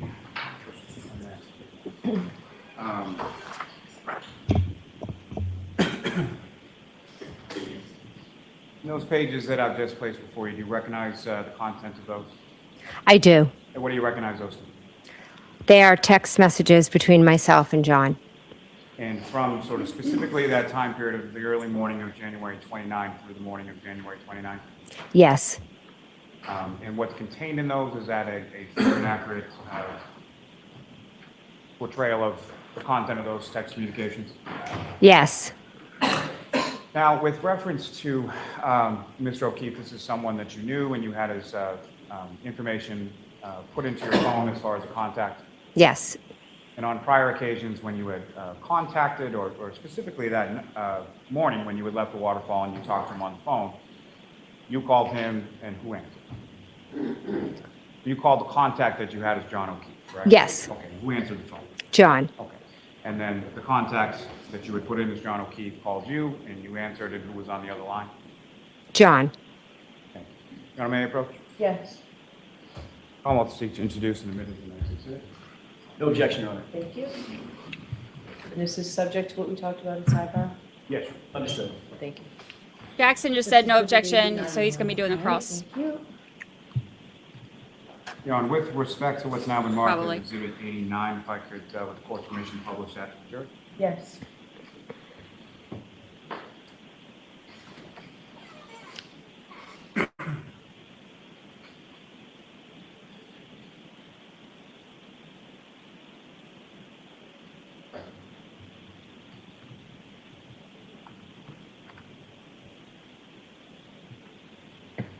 That- What's up on the screen, is that what you have before you as that exhibit?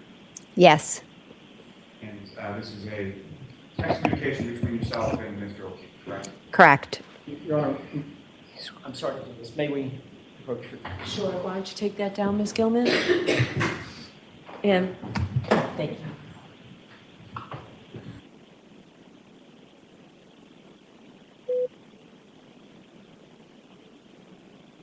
I'm curious because I keep thinking about the text. Tell them the guy never came in the house. Is it just me, or does it sound like they're all very like removed from the whole thing?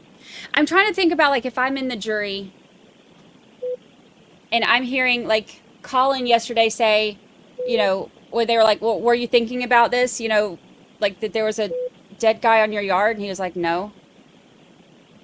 He didn't start thinking about it until people started talking about him. And then the way that that text was like, tell them the guy never entered the house. And everything has just seemed so like emotionally removed. And I get that like some of them were not close to John, and I get that.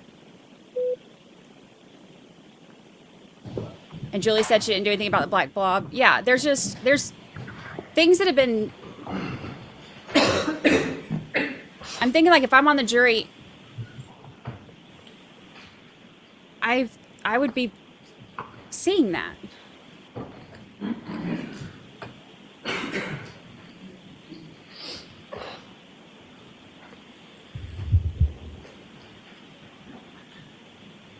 Thank you, Ms. Gilman. So, Ms. McCabe, with what's for you and what's up on the screen as the exhibits, there are sort of green bubbles and blue bubbles, correct? Correct. And can you tell the jury as far as who's communicating which direction, as far as the green bubbles or blue bubbles? Green is John and blue is myself. And so the first text from this particular date, if you could just read to the jury as far as from whom the message is sent, what the content is, and then what the time period is. So John sent to me where to at 12:14. And if it assists you, if you have that in front of you. Okay. You can look at that and look at that. So the next bubble down is a blue bubble, is that correct? Correct. Similar to the one before, can you just read as far as that? Well, before I get to that, I'm sorry. So you received that message from Mr. O'Keefe. You call him, have a conversation, he calls you back for the conversation. Correct. And then subsequent to that, could you read the next blue bubble down as far as from whom, what the content is, and what time it is? So this one is from myself to John, and it says here at 12:27. So at that point, I see a car out front, and I text him here. You testified to as far as looking out the front storm door, seeing a car, and then you sent a text. That's the text. Correct. And Ms. Gilman, if you could scroll down to that.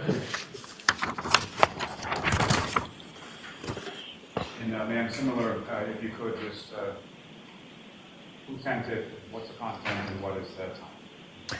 I sent to John, pull behind me at 12:31. And what were you referring to when you said pull behind? So at this point, the car had moved from the prior spot where I originally saw it. So I thought, what is he doing? Why don't they just pull behind me in the, in the driveway?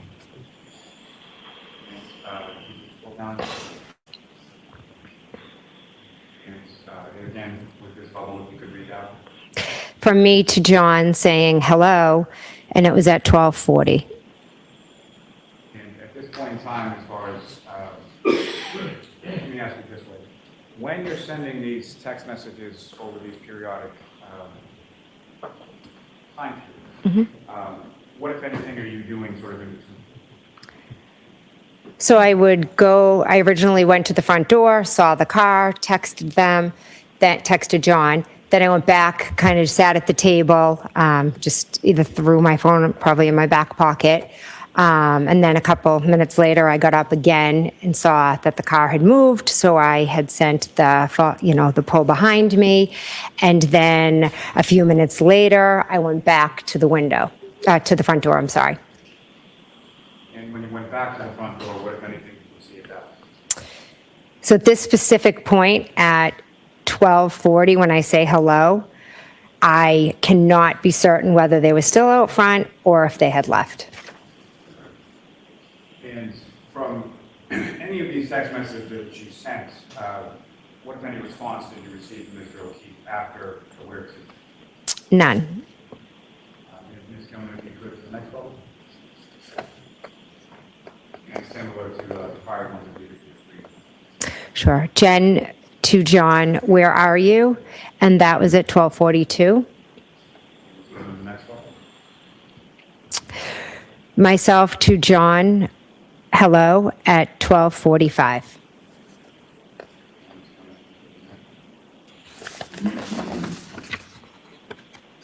Now, this is later in the morning, and we'll get to that a little bit more in a moment, but some point you left the residence of Fairview, you went home, and you were woken by something, and then at some point you texted John later on that morning, the 29th. Yes, And are these the next couple of those text messages that you sent at that point? correct. If you could just, similar to the other ones we can use. Myself to John, please answer at 4:59. Myself to John, Karen is worried. We need to find you at 4:59. Myself to John, please answer so I know you're okay. 5:04. May I approach this retreat?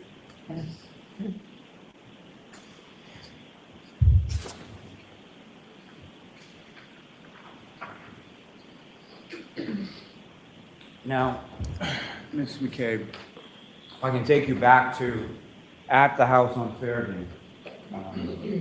Again, you're sending these text messages and going back to the table and then going back to the window at various times.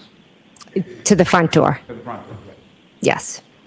And at any point in time, do you see anybody exit from the dark SUV or the black SUV you see in front of the house? No. And at any point in time, did John O'Keefe come into the house? No. And at any point in time, did John O'Keefe respond to your text messages? No. And at any point in time, did John O'Keefe call No. you? Now, at some point subsequent to this, have you had occasion to look at your phone or at your call history? Yes. And through review of that, were you able to see phone calls that your phone made to John O'Keefe's phone around that same time frame that you were texting him and going to his phone? Yes. May I approach, John? Yes.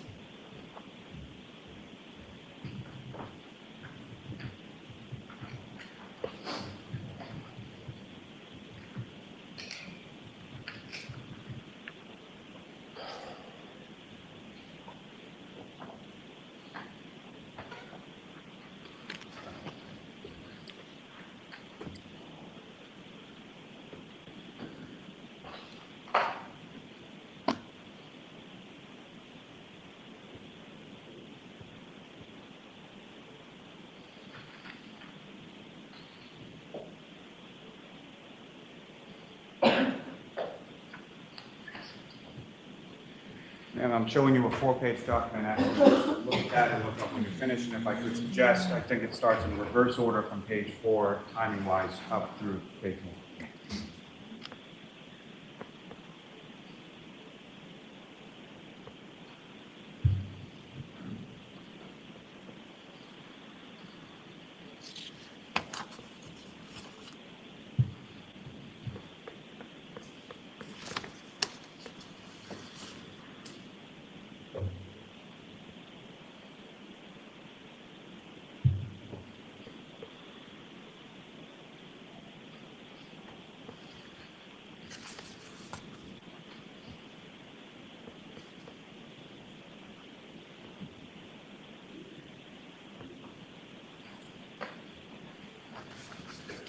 Just generally speaking, ma'am, do you recognize what's contained in that 4-page document? I do. And what do you recognize? The calls between myself and John O'Keefe. And am I correct that it starts in sort of a ascending order as far as the earliest calls are on page 4 and then the most recent are on the first page? Yes. And the phone calls that you were testifying to about before, as far as talking to him on the way from the waterfall to the residence at Fairview, did they appear in those? They do. Objection, Your Honor. May we push briefly? Okay, may I have that?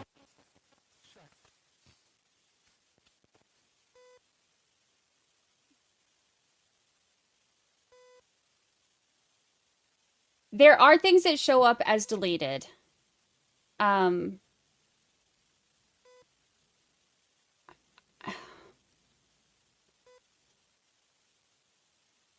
See, what I wish they would have done is instead of getting all of this through here, like through all of them, I wish that they would have entered in some of the actual, like the cell phone data and the stuff like that, so that like we're getting the full picture instead of everybody giving like their little pieces of stuff and then hearing the full stuff later. I feel like that would give such a better, like clearer picture of what we're looking at. But instead, they're going through everything so like it's like you sit through 3 hours of testimony for one little nugget of information. And if you had brought some of the stuff in and put it into evidence that could give a clearer picture overall, and then have each of these coming up and it's like, okay, yes, like talking about, this and this and this, and then giving some of those details. But there is none of that. There's no roadmap for the jury to know where the heck they're going. There's no like big picture of what we're looking for other than, she killed him and that's it. I think having everything set up the way it is has made things so Okay. so tough. So tough. No charts, no visual, no other than those blurry ass pictures. As far as Sorry. the first calls that you were testifying about, as far as when you spoke to Mr. O'Keefe on the way from the waterfall to the residence at Fairview, were those contained within those calls? Yes. As far as, is there a time that's associated with those calls that you observe in those 4-page documents? Yes. And what are 12:14 and 12:18. And turning your attention to page 1, that would be sort of the last in line there. What time is the last call between yourself and Mr. O'Keefe, and who's calling you? I'm calling him at 5:25. May I approach him? Yes. They didn't even make the digital picture. The defense did. Commonwealth Commonwealth has done nothing to Is there any objection? There's not, Your Honor. Thank you. clear anything up. Thank you.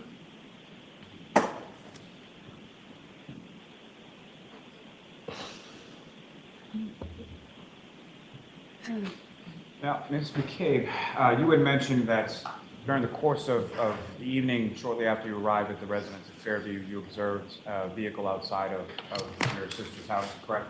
Yes. And Your Honor, with court's permission, I would ask to publish with this witness Exhibits 71, 72, and 73. Okay.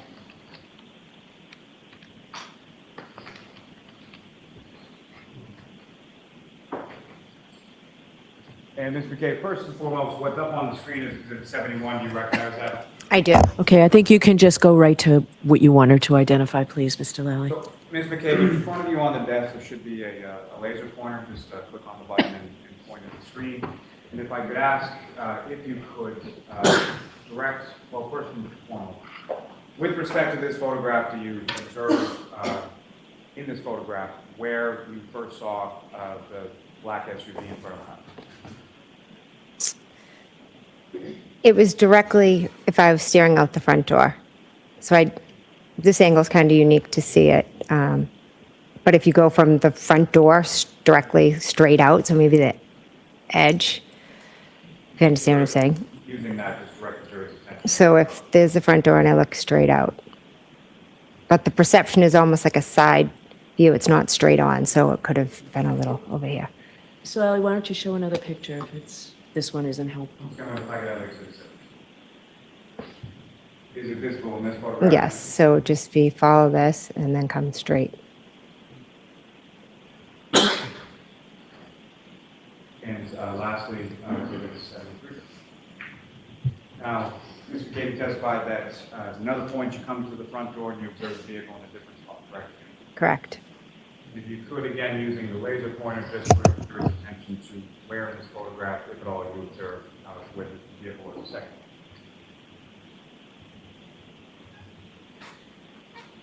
It was right about, right near the flagpole. Okay. Just come in, you can take that.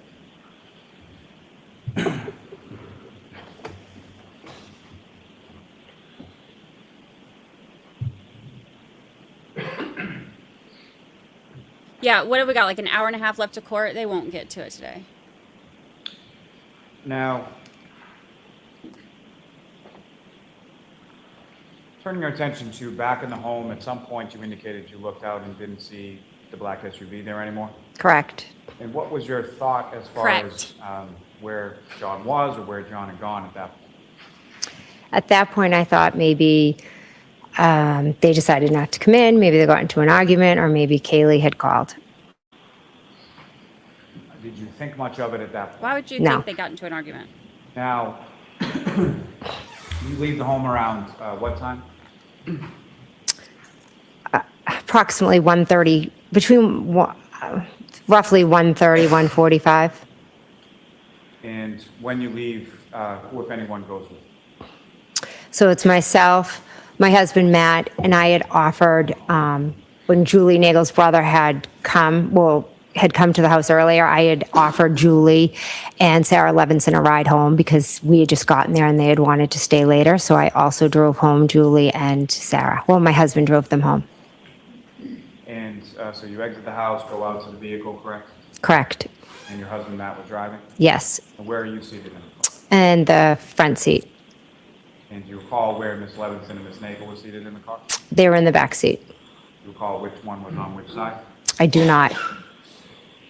And when you come out of the house and you're starting to go home, what, if anything, had changed as far as the weather from when you had gone in to when you... Oh my God, we know it was The snowing. snow had, accumulated more. And when you get into the vehicle and as the vehicle is pulling away, what, if any, conversation do you recall having with anyone in the car? When I got in the car, I kind of turned around to Julie. I'm going to allow this subject to others, right? There's a portion that's relative. Go ahead. I turned around and was facing them and talking to them. And I believe Sarah Levinson had laughed or made a joke because I had bread or something in my car. And we made a joke about that. I had had a niece earlier that week for the week. And so I had brought stuff in the car because I was dragging her from one of my kids' sporting events to the next. Everybody remembers the peanut butter and jelly. Do you recall which direction, or did you observe which direction your husband Matt exited from residence in Fairview? And by that I mean, did he head towards Chapman or did he head towards Seacrest? Chapman. And so as far as, I may not have asked this before, but as far as the black SUV that you observed in front of the house, which direction was that vehicle facing? Chapman. Each of the times that you saw it? Yes. And so as with that vehicle, as with the one that your husband was driving, which side of the vehicle would have been closest to the house in Fairview? Passenger. Now, as you're driving past the house, heading to the house, how were you positioned within the car? I'm turned chatting to the girls. So, and when you're turned, are you turned towards the window or are you turned towards the console? Which way are you turned? Turn the console towards the back seat. So my back is to the window. And either of these girls, did you know where they lived? No. Do you recall whether or not you found their homes by way of sort of GPS, or was it just sort of verbal directions? I'm assuming they just gave Matt directions to where they lived. And so you drop each of them off. Do you recall which order they were dropped off in? Julie, then Sarah. And then following dropping off Sarah, where did you and your husband go? Home. And this whole trip sort of from Fairview to dropping off Ms. Nagel, Ms. Levinson, and then going home, about how long a period of time did that take? It could be 20, 30 minutes, maybe about approximately 20 minutes. I'm not exactly sure. You arrived home sometime after 2 a.m., is that correct? Yes. And when you and your husband Matt got home, went inside the house, and where did you go? I went upstairs to bed. And at some point, did your husband come up as well? He did. Was it a long period of time between when you arrived home and when your husband came up? I don't think too long. I think he had like some cheese or something because he was on a crazy diet, and then he came upstairs. Now, did you go right to sleep, or what, if anything, did you do when you went up to bed? I asked him to watch a show. He said no. He was going to fall asleep, which he does usually immediately, and I went on my phone. It's like the And, exact what, if anything, do same you recall story. doing on your phone as far as going on?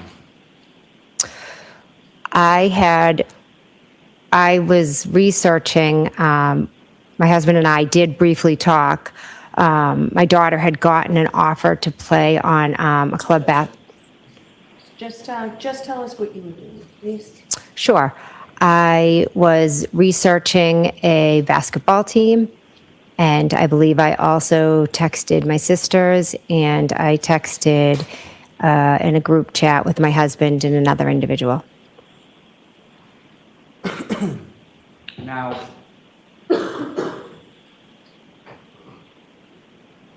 if I could just turn your attention back to when you were at the house on Fairview that evening, and I believe this is the last time, so I apologize for the back and forth, but when you were there, what, if any, videos or any music or anything did you pull up on your phone to share with the group that you were there? So one of my sisters loves the song Raining Men, and she always, well, not always, maybe every once in a while, she has a little too much to drink and takes out an umbrella and sings and dances, and it's like a big family joke. And my other nephew had previously been over and showed me the video from whenever, I don't know if it's the 1970s, of It's Raining Men. So I just was playing it, showing my other nieces and nephews, and we were just like laughing because they all have umbrellas, and it's just something, it's like an inside family joke. So I played that, I think, a couple of times. And so after you get home and you're looking at the basketball program and things of that nature, what, if anything, else did you do before you went to bed? Or went to sleep, I should say? Nothing. I possibly could have gotten up to go to the bathroom. I do that almost every night. Now, at this time you had an iPhone, is that correct? Sorry. Yes, Did you also have an Apple Watch? I did, yes. And do you recall whether or not you were wearing the Apple Watch that evening or when you went to bed or anything like that? I do not recall. And as far as the Apple Watch is concerned, is that something that you routinely or always take off before you go to bed or not? Mostly, but not always. I mean, there are times I go to bed with it on. More often than not, I take it off, but there are times that I do sleep with it. And with respect to this particular evening, do you recall whether you had it on or whether you took it off or even had it on at all that night? I don't recall if I had it on that night. Now, turning back to that last exhibit as far as the phone calls were concerned, were there certain phone calls that you made to Mr. O'Keefe's phone around the time that you were observing the vehicle outside? Yes, Do you recall making any phone calls to Mr. O'Keefe at that time? I don't. Fair to say that at no point while you saw the vehicle outside did you have any conversation with Mr. O'Keefe? I didn't. Now, you go to sleep, and at some point later on in the morning, you wake up, correct? Correct. And what is it that wakes you up, and when about was that? I am woken up to my phone ringing. And do you know what time it was? 4:53. And according to your phone, who was calling you at 4:53 in the morning? John's niece. And so that would be John's niece, Kaylee, is that correct? Correct. And how old was she at this time? I believe she was 14. And she had just gotten into the Shaffian, correct? Correct. So she was in 8th grade going in, finishing up her 8th grade year of middle school, correct? Yes. Is that a normal thing, that Kaylee would be calling you at 4:53 in the morning on a Saturday? No. So you answer the call, is that correct? Yes. When you answer the call, who, if anyone, is initially on the other end? Initially, it's Kaylee. And what, if anything, did Kaylee say to you? That John didn't come home, and Karen and me wanted to talk to me.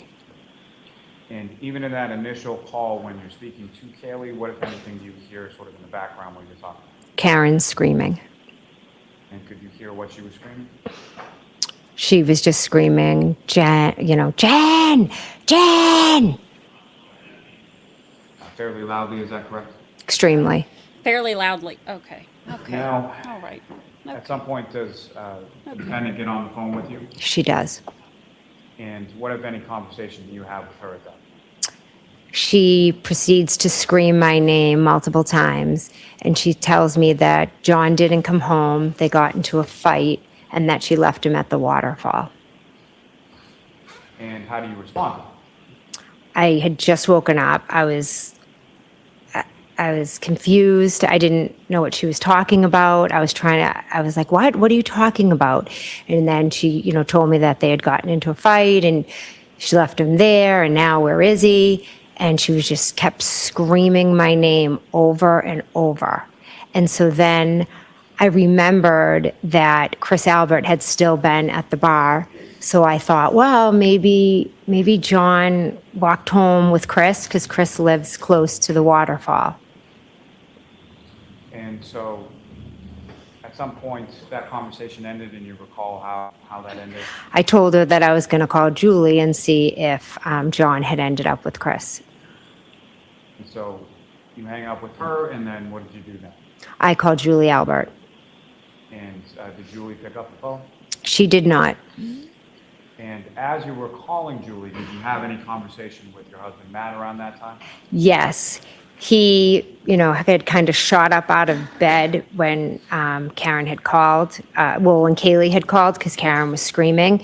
And then he was, what's going on? And I said, well, I'm calling Julie because Karen, they got into a fight and I was trying to explain it to him. And he said, what are you talking about? We saw them outside of your sister's house.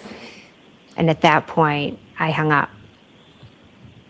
And when you hung up, Julie had not answered yet, is that correct? Correct.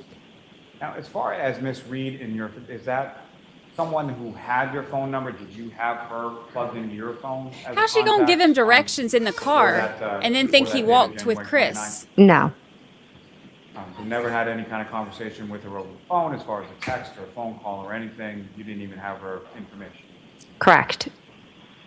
And so after hanging up while calling Julie, what, if anything, did you do then?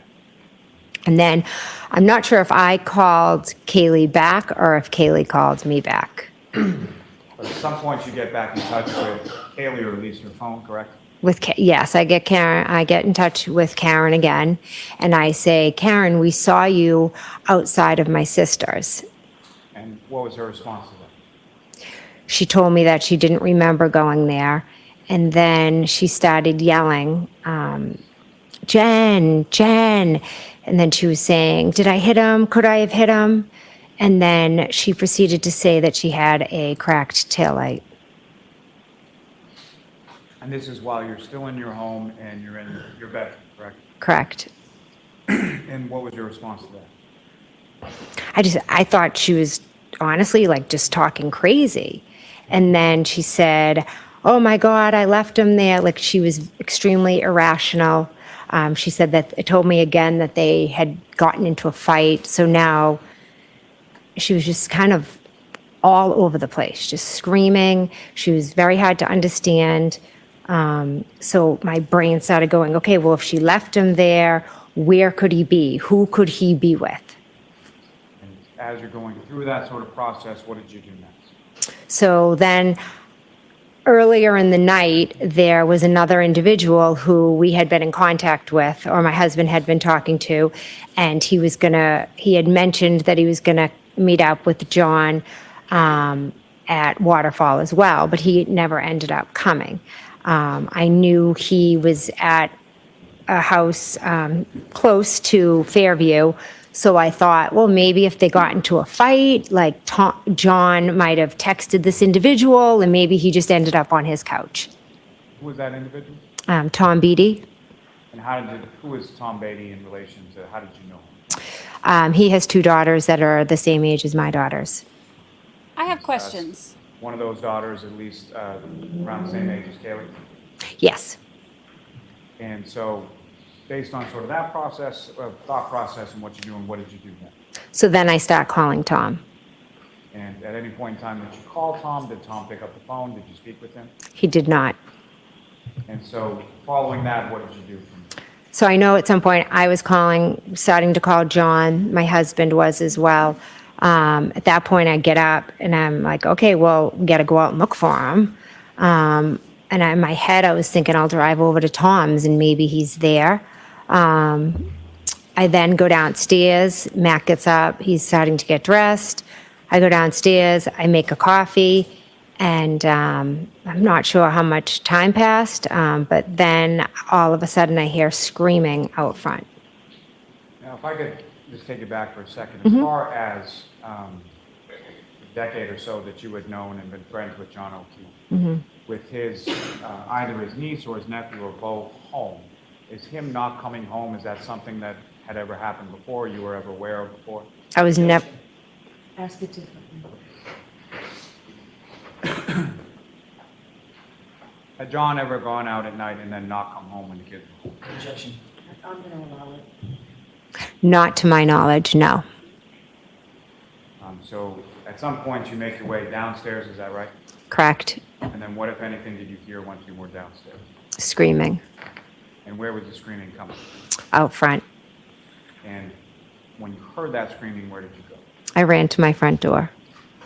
At some point, did you open your front door? I opened my front door, correct. And then what did you see when you opened the front door? Miss Reed came running up my walkway. And prior to, during any of the other conversations that you had had with Miss Reed, did you know where she was when you were talking to her? No. Obviously, the first call was Kaylee calling from the house. That Yes. was the assumption. Mm-hmm. And then So subsequent. is that a yes or no? Yes. And as far as the second call that you were talking about, do you know where she was when she was talking to you then? The first couple calls, I know she was at the house, and then I don't know. So was opening your door, hearing the screaming from out front, was that something that surprised you? Yes. And when you hear the screaming, if you could just explain to the jury, how loud was the screaming that you were hearing? Very loud. And what, if anything, was she saying at this point? It was more of the, Jen, did I hit him? And then she would yell, did I hit him? Could I have hit him? And then she was yelling, we have to go to Fairview. And in addition to Miss Reed, what, if anything, else did you see when you opened up the door? Just, Ask in a better way. Did yeah. you see a vehicle? Yes, And where was the vehicle and what did the vehicle look like? it was in my driveway. I believe the driver door was left open. And what kind of vehicle was it? A black Lexus. Consistent with what you had seen outside of Fairview the night before, or earlier in the morning? Yes. And so as she's coming up your walk towards your front door, Running, yes. and then what, if any, conversation did you have with her there in reference to that? I just said, Karen, I was trying to calm her down. Matt came, I believe, and was yelling down that she was going to wake up the neighborhood. And then she But not was 34 yelling that we Fairview. had to go to Fairview. So I told Matt that I was going to go with Karen. Initially, before that, what were your plans as far as going to look for John before Miss Reed showed up at John? My husband and I were going to go to Tom Beatty's. Now, once you decide that now you're going with Miss Reed, the defendant, where did the two of you go? So as we walked out, there was a car pulled up and then a plow. Recognize the car that pulled up? No. And I'm sorry, I interrupted. So the car pulls up and then the plow, and then what happened? So in the car was Kerry Roberts, and so she kind of rolled down the window and was like, Karen, what are you doing? And then the plow was behind her. So Kerry pulled up, and I told Karen that I was going to drive her car because I didn't want her driving because she was hysterical. So we got in her car, and then Kerry Roberts called Karen. And then Karen was screaming and, saying that she had cracked her taillight. We need to go to Fairview. Could I have hit him? Did I hit him? And then she would just scream our names. Kerry was telling her to shut up, that we needed to just go back to John's and we'll drive in one car and let's go to John's. Maybe he's there and he's passed out and you didn't see him. Now, when you open up the door initially and you come outside and you see the defendant out there screaming and all of that, again, with respect to the weather, what was the weather at that point? It was like dark and it was almost like a whiteout. And so you get into Ms. Reed's vehicle, correct? Yes, And you're driving that vehicle from your house to Meadows Ave, is that correct? yes, That's Mr. O'Keefe's house? yes, You're familiar with that residence? You've been there plenty of times before? yes. Now, with respect to Kerry Roberts, did you know Kerry Roberts prior to this morning of January 29th? I had met her once before. And can you describe for the jury sort of the circumstances of that or how you knew her prior to January 29th? Way back when, after John's sister and brother-in-law died, I would have Kaylee a lot, and Kerry would have Patrick. And one day, John said, I get a discount at Reebok. I'm going to take you guys for sneakers. Get all your kids' sizes. So he took Kerry and myself, and we went to Reebok and bought sneakers for all my girls and me. And then he took Kerry and I to the hillside for lunch just to thank him for, helping, because that's what he did. Now, was Kerry Roberts someone that you had as a contact saved in your phone? Had you ever texted her or called her or talked to her over your phone before? No, So you indicated that Ms. Roberts then calls Ms. Reed's phone while you're in Ms. Reed's car, correct? yes, Now, as far as that, Ms. Reed's phone, was that similar to your phone the earlier in the morning? Was that hooked up in any way or matched or paired with the vehicle that you were driving? yes, So fair to say you could hear both sides of the conversation as far as Ms. Reed talking next to you and then obviously Ms. Roberts on the other end? yes, So the conversation that you were talking about as far as Ms. Roberts saying, shut up and we're going to Meadows Ave and all of that, you could hear Ms. Roberts saying that? yes. Now, the vehicle, when you get into the defendant's vehicle, she pulled in straight into your driveway, is that correct? Yes, So fair to say you had to back out of the driveway, correct? correct. Now, when you were operating Ms. Reed's vehicle in reverse, what, if anything, showed up in sort of the center console area of that vehicle? I do not remember. I don't know. Do you recall anything as far as the camera or anything like that? I don't remember. I don't remember. You back the vehicle out of the driveway and you proceed to Meadows Ave, correct? Yes, And about how long a drive is it from your house to Mr. O'Keefe's? approximately 5-6 minutes. And when you get to Mr. O'Keefe's house, where do you park?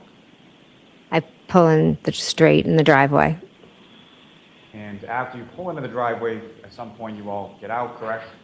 Yes, Do you recall who pulled in first as far as who was in front of who on the way to Meadows, yourself or Ms. Roberts? I believe I was in front. You would have pulled into the driveway and parked, and Ms. Roberts would have pulled in and parked behind you, correct? Yes. And so after the three of you get out of your respective vehicles, what happened then? Karen brings us to the back of the car and says, look, see, I have a cracked taillight. And where on the vehicle was she directing yourself and Ms. Roberts' attention to? The back right. So the passenger side, rear part of the vehicle. Yes. And when you looked at that area of the vehicle, what could you see at that point? I saw that there were missing pieces, but there was also snow covering it.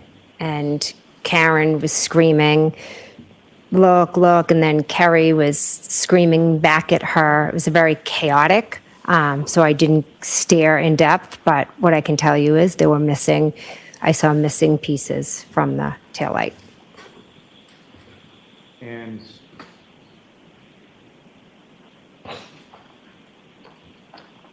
at some point, about how long a period of time is this that you're out in Mr. O'Keefe's driveway looking at the cracked taillight? Not long, because then Kerry's, yelling at her, telling her she's crazy and that she was driving around drunk and she could have hit anything, and kind of rushes us to go into the house to look in there for John. Your Honor, with the court's permission, I would ask if I could publish on the screen what's been marked. Sound like as great Exhibit friends. 2. Okay.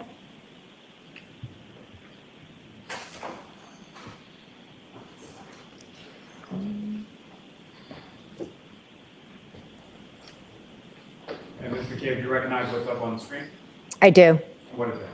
That is Meadows Ave, John's house. And the driveway that you're talking about as far as where you pulled in, that's not visible in this photograph, correct? Correct. So from facing Mr. O'Keefe's house on Meadows, which side of the photograph would the driveway be, the left or the right? The right. And Your Honor, may I approach? Yes. No.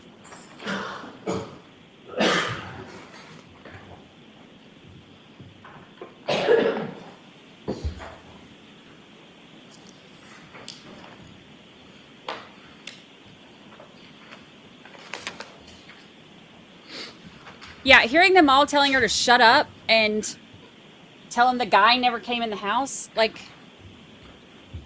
And just showing you another photograph. if I'm the jury, I'm Look at side-eyeing that. that. Finish. Okay. And you recognize what's in that photograph? Yes, And what do you recognize? that's John's car. And where is John's car in relation to John's house? It's parked to the side of the driveway. And you also see sort of the garage area in that photograph? Yes. Your Honor, may I approach? Yes. I'm going to seek to introduce in the next. No objection.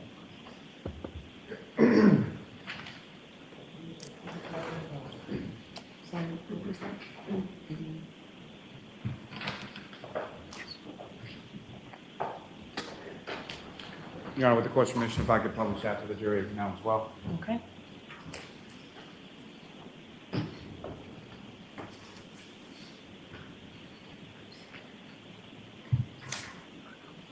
Now, Mr. McCabe, with reference to what's up on the screen, is that the photo that you just had before you? Yes. And there are two garage doors on the house at One Meadows Ave, correct? Correct. Left and a right, is that fair way? Yes. Oh my gosh. Is there two? Is there a left and a right? Are you? Number of times before, correct? Yes. Now, with respect to the garage door on the left, what was? He just said if there's a left and a contained right. in that part of the garage? His old-fashioned car. The one that Kaylee didn't like? Yes. He did. And on the right side of the garage, what if anything was in there? It's pretty open. How would you describe Mr. O'Keefe as far as how he kept things around his house, either in the house or the lawn or things around him? John was very meticulous. Everything had its place. Hold on. I have to pause this for 1 second. He just said there are two garage doors, right? Okay. Is there a left and a right? Now, when you arrived there on the morning of the 29th, It's our prosecutor. Mr. O'Keefe's vehicle wasn't parked in that position, correct? Correct. From sort of the outside of the residence, were you aware of there being any sort of security cameras or anything affixed to the house of One Meadows Ave at that time? Yes. And how were you aware of that? John told us he was, I don't remember, years prior, I believe, he came over and he was so excited that he got in a ring and he would always show us it. He just was always watching. And when he would show you that, how would he show you? Like on what kind of device? On his phone. Who always shows Do you their have a ring? ring application hooked up to his cell phone? Yes. Now, with respect to that morning when you arrived, I'm dead. if you could, using the laser pointer, just sort of delineate for the jury whereabouts you had parked Ms. Reed's vehicle when you pulled in and you see it in this photo. So it would be right there because John's car was further over. So Mr. O'Keefe's car was further over toward the fence? Towards the fence, yes. And so when you arrive there, you're looking at the taillight, and then at some point you go in the house, correct? Correct. How did you get into the house that morning? The right garage door was open. Now, is that something normal as far as when you get to Mr. O'Keefe's house that a garage door is open in a snowstorm? No. And so you go in through the garage door and then you go into the house, correct? Yes. And it's going to be take Was there a right and a left? So, Mr. McCabe, if you could describe to the jury sort of how you, when you come in through that right garage door and you start to go into the house, what is it when you see when you first come into the house, and what is sort of the layout of Mr. O'Keefe's house? You walk in from the garage and there's a mudroom. And typically when you would walk into Mr. O'Keefe's house, what, if anything, would you or anyone else do when they walked into his house? Take off your shoes. And why was that? He didn't want dirt or that morning snow probably getting all over his house. And so that was a pretty well-known rule for anybody that spent any time at his house on Meadows Ave. Yes. And so when you and Ms. Roberts and Ms. Reed walked into the home that morning, into the mudroom, what did you do? What did Ms. Roberts do? What did Ms. Reed do? I took off my boots or shoes, whatever I had on. Carrie Roberts took off. Karen just ran straight in the house. You and Ms. Roberts both took off your shoes, and Ms. Reed then just walked into the house with boots or shoes or whatever she was wearing on. Yes.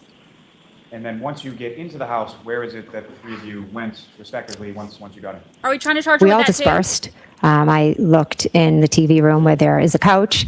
Then I kind of walked through a dining room, and then I peeked into a living room. I went upstairs. I looked in John's room.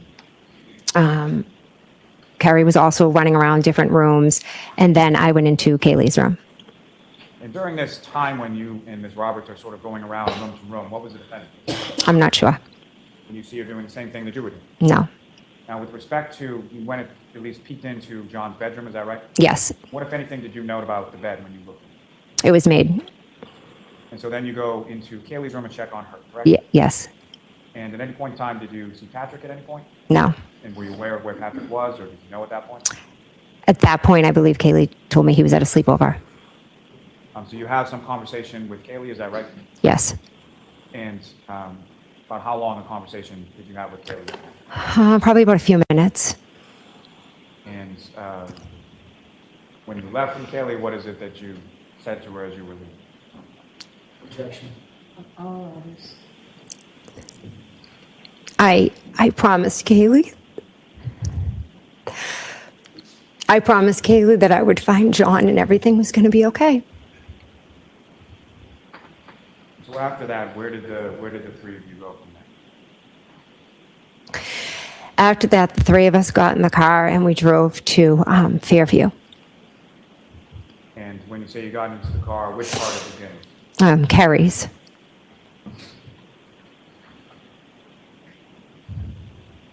I need Dr. G.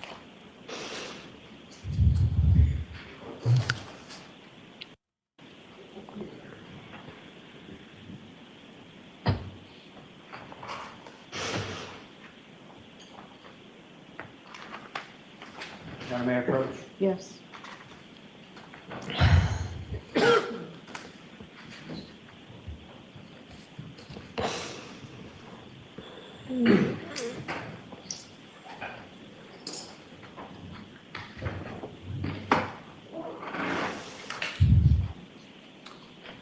Okay, I'm showing you two photographs again. If you could just look at those and look up when you're finished.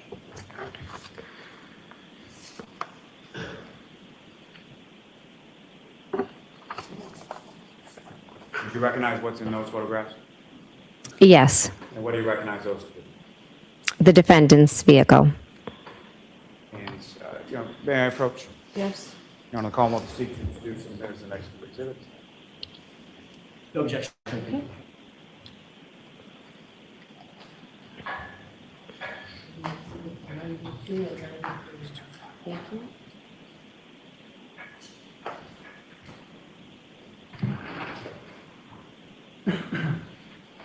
With the court's permission, if I could publish those to the jury as well.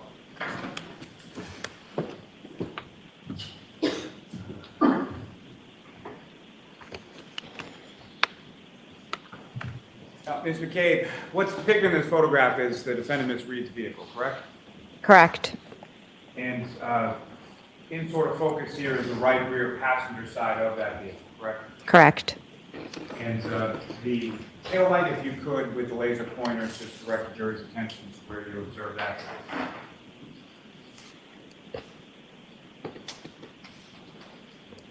Now, man, with respect to what's depicted in this photograph as far as any damage that you observed to this taillight area on the rear passenger side, is that consistent with what you observed in the driveway at One of Meadows Ave when the defendant was showing?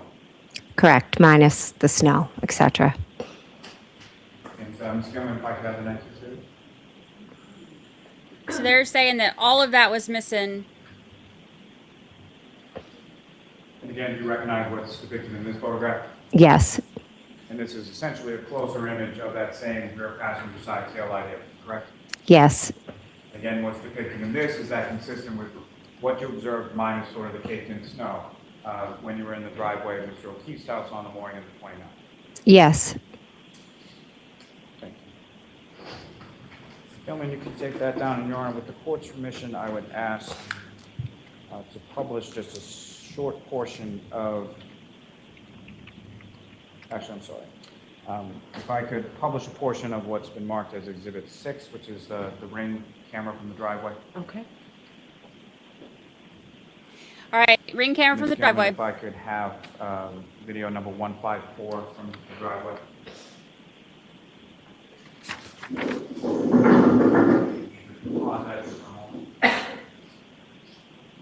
Ms. McCabe, direct your attention up to the screen. What's been marked as Exhibit 6 or video from Exhibit 6? Do you recognize what's depicted in this video?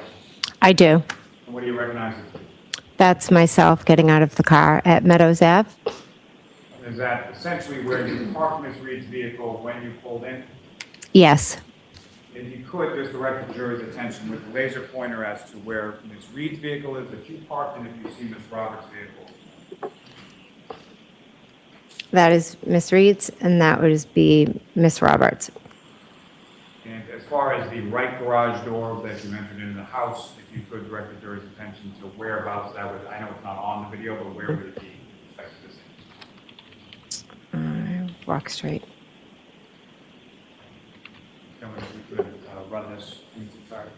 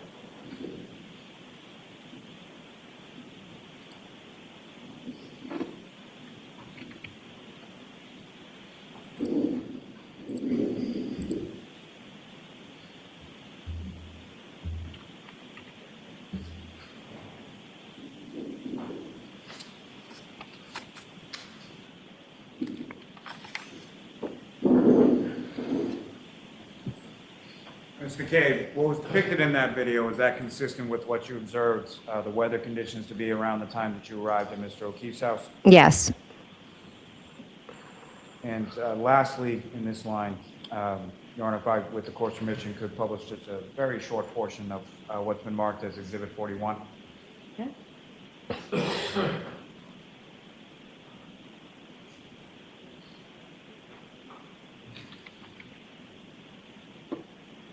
Gentlemen, if I could ask you to fast forward this to about 2 hours and 10 minutes.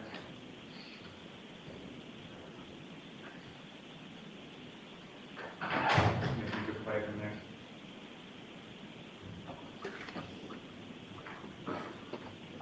This is that dash cam that we saw And again, what's in this video, do you recognize that, Mr. McCabe? whatever day it was. Yes, I do. What do you recognize that? That is John's house. Ms. Gilman, if you could play from there.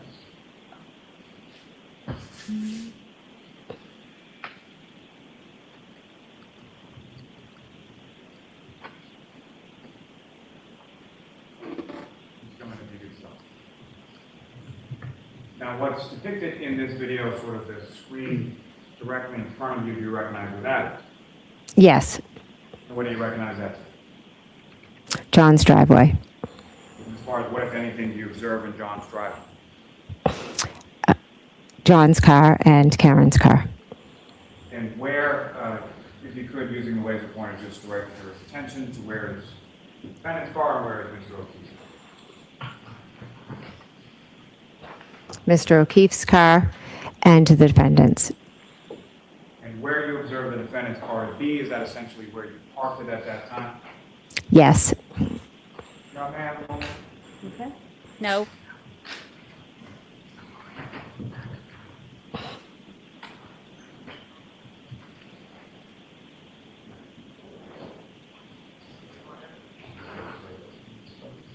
Can we just hold me on? Sure.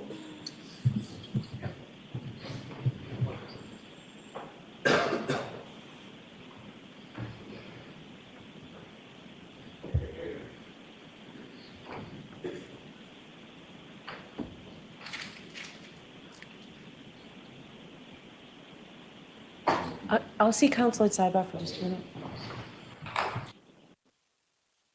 Oh, them and their sidebars.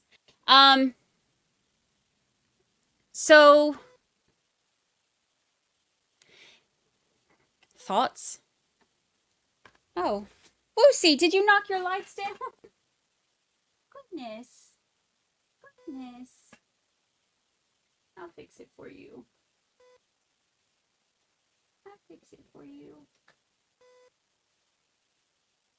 There you go, big girl.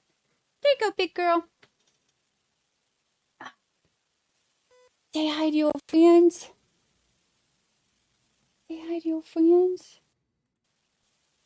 Did we wake you up from a nap? Oh goodness, you're sleeping so good.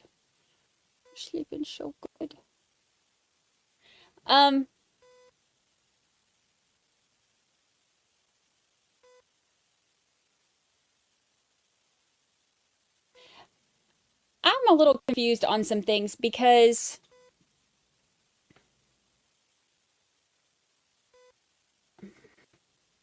I'm trying not to just look at one side or the other. I'm trying really hard to look at both sides. But it just feels like there's some weird stuff happening with this. I have questions. It's weird that there are some of the most minute details that they all happen to remember. Things that don't really... Jurors, I just want to tell, I appreciate counsel trying to work together for this. It's probably going to take too long, so we're just going to make do. We've had enough interruptions today. So. Now, Mr. McCabe, as far as what you observe from what you can on the screen right now, the condition of the passenger side taillight, is that consistent with what you observed when you parked the vehicle there sometime earlier that morning? It's kind of hard to see from this distance. And just, if you could, lastly, just with the laser pointer, direct your attention to where in the video you see the rear passenger side taillight. Just go and you can take that.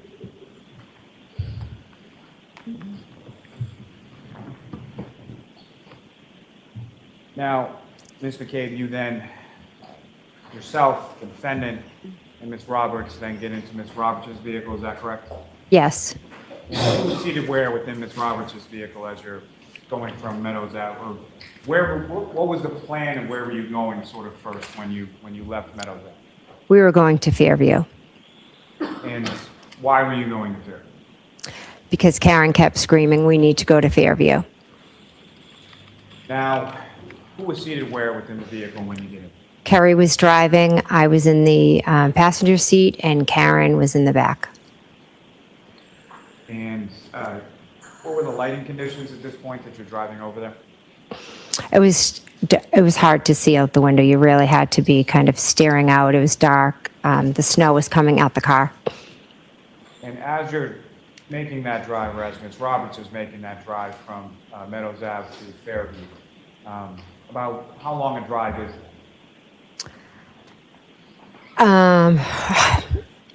Approximately 10 minutes. I mean, with the weather, the lights, the street lights, I would say about 10 minutes, give or take.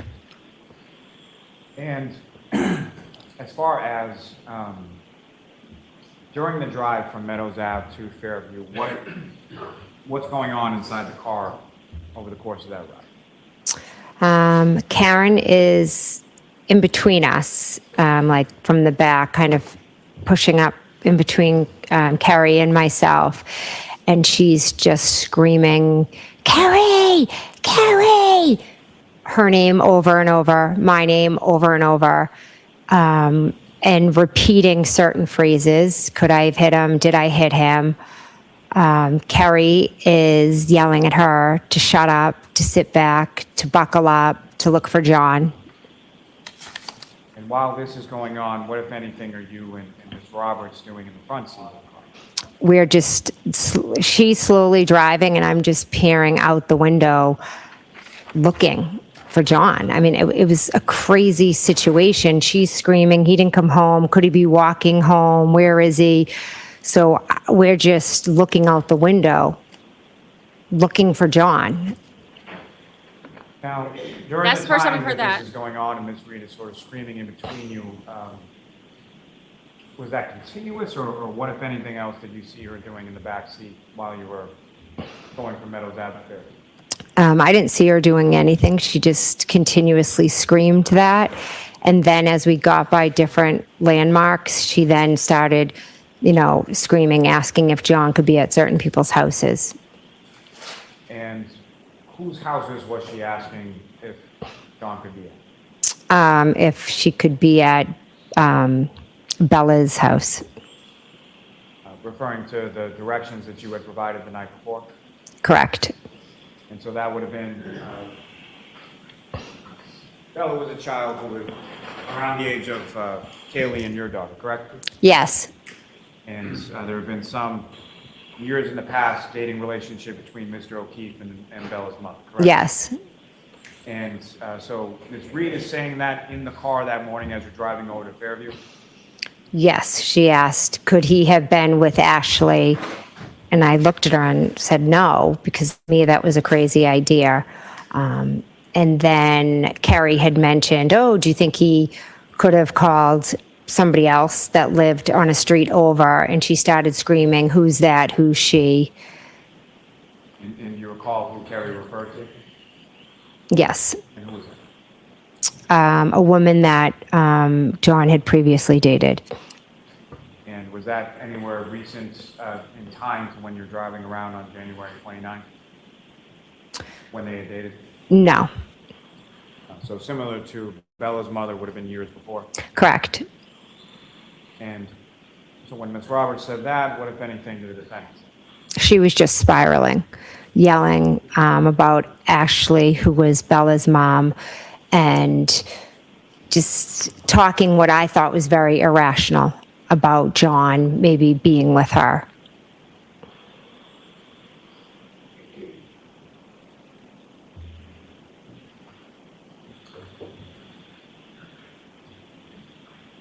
So you're looking around outside of the vehicle as the vehicle is going down towards Fairview, is that correct? Yes. And do you recall how it was that Ms. Roberts came about coming to Fairview, similar to the night before? Did she come in from the Chapman side or from the Cedar Crest side? Chapman. And as the vehicle turns from Chapman onto Fairview, what, if any, conversation was going on at that point? Well, Bella lives on that street, so that was when that conversation was being had. Also, just a continuation. It was just like continuous screaming of our names, Carrie screaming at her to sit back, and then sometimes she would sit back and almost like be quiet for a minute, and then it would start all over again.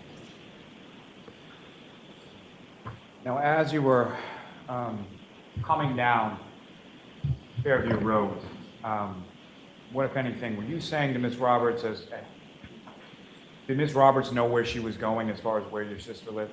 No, I told her that my sister lived at the bottom, and then as we got closer, I said, just past, see where those trees are? Just past the trees is my sister's house. And as you got in that area of sort of the trees, from the residence of your sister at 34 Fairview Road, trees that you're talking about, where are they in relation to the property? They're at the start of the property is the trees, and then their property begins. And so the flagpole area and fire hydrant that you were talking about in earlier exhibits, is that in the same area as the trees? Yes, it goes the trees and then the fire hydrant, then further up is the fire hydrant and the flagpole. As you're coming down Fairview now, approaching 34 Fairview, the house would be on which side of the vehicle, on the driver's side or the passenger side? The driver's side. And as you approach that area where the trees and the flagpole and the fire hydrant were, what, if anything, happens then? We drive past the flagpole area, and all of a sudden, Karen starts screaming, there he is, and she's banging to get out. And banging on the door in the back seat? Yes. And at the time that she's saying this, Were you able to see anything outside of the vehicle? I saw nothing. And what, if anything, when she's banging and kicking or banging on the door, what did Ms. Roberts do? Miss Roberts unlocked the door. Karen got out. Miss Roberts looked at me and said something like, she's crazy or she's batshit crazy, something like that. And when the defendant gets out of the vehicle, where is it that she goes? She just runs And runs with? straight to John. And again, when she's running, at this point in time, can you see what she's running toward or where she's going or anything that she's talking about seeing? I was on the passenger side, so as I got out, she was already at John. So she gets out and essentially makes a beeline over to where John was, Correct. and you're getting out of the passenger side, and by the time you come around the car, she's already there. Yes. And when she gets over there, what if anything could you see at that point? She straddles John and she lifts up his shirt, and then she lifted up her shirt and went to lay on him. And Miss Roberts went over and she was removing the snow from his face. Let me take a step back from that just for a moment.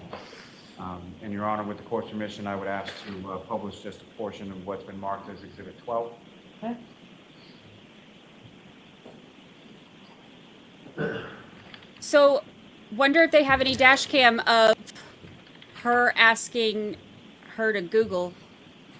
Now, Mr. McCabe, I'm going to direct your attention up to the screen of what's been marked as Exhibit 12, and I know this is not something that pertains to your vehicle or anything else.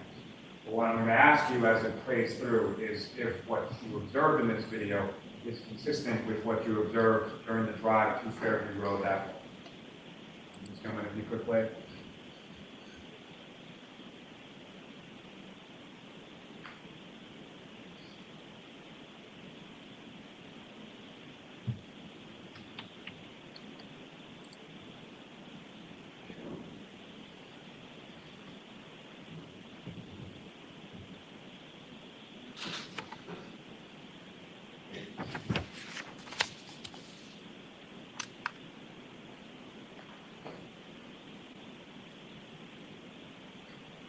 As this video is running, Mr. McCabe, if I could just ask, what you see in this video, is that consistent with sort of the lighting and the conditions weather-wise that you observed when Ms. Roberts is driving from Meadows Ave to Fairview Road? Yes.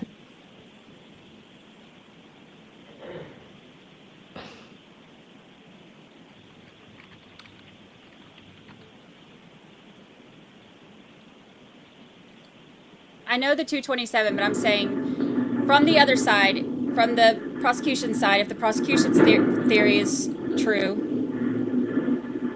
then that supposedly happened inside the car, right? So there would be dash cam.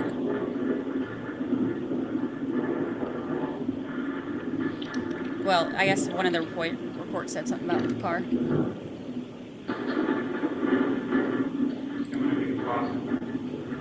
Looking at both sides. Mr. McCabe, do you recognize whereabout in the town of Canton this perspective-wise as far as what street or where it is, any landmarks that you observed in the video? Yes, that is Cassie. We just passed Cassie's Corner Store, and that is Chapman Street.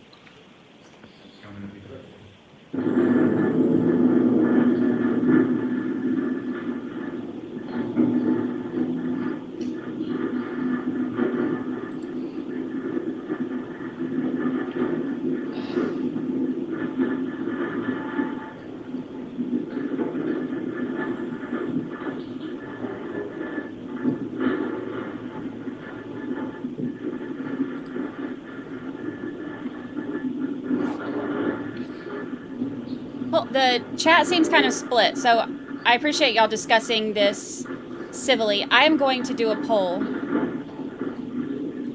Do you feel like Jen is being truthful?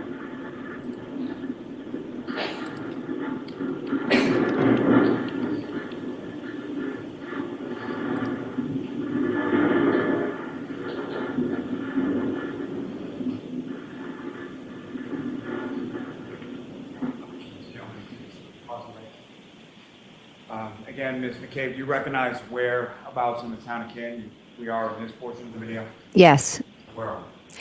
this is the top of Fairview. So this would be from Chapman coming on to Fairview, is that correct? Correct. And prior to that, along that ride along Chapman, is that the period of time where you're looking out the window and trying to see if you can see John on the side of the road? Yes, but we didn't drive that way.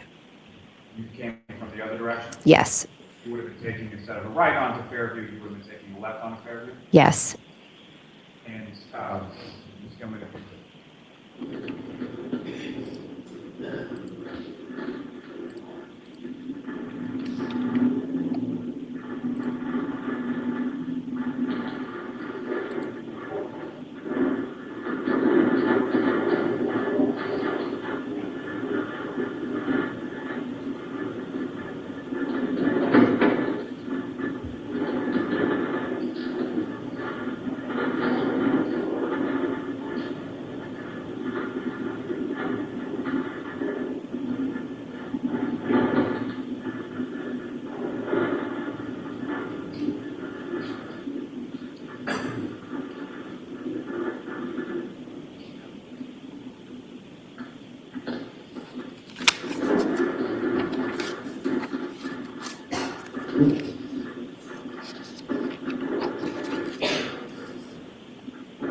It's not them. This is dash cam video.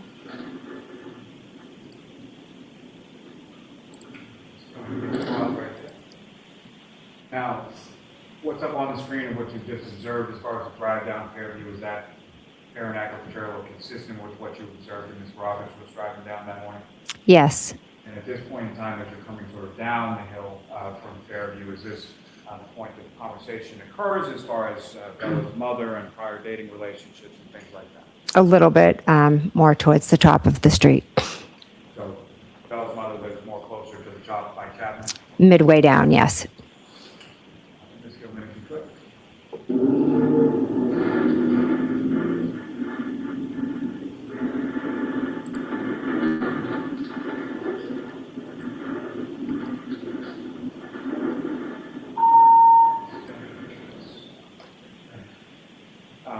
The vehicle in the roadway there, do you recognize that? Yes, And what do you recognize that to be? Miss Roberts. Just for clarification purposes, with the laser pointer, if you could direct the jury's attention to where you're seeing this property. Oops. Now, the area where you observed Mr. O'Keefe, can you see that in this particular pause frame of the video? Not in this frame, I cannot. It's not clear. Just come in if you could. You see that area now? Yes, Go ahead using the laser pointer, just direct the jury's attention to where.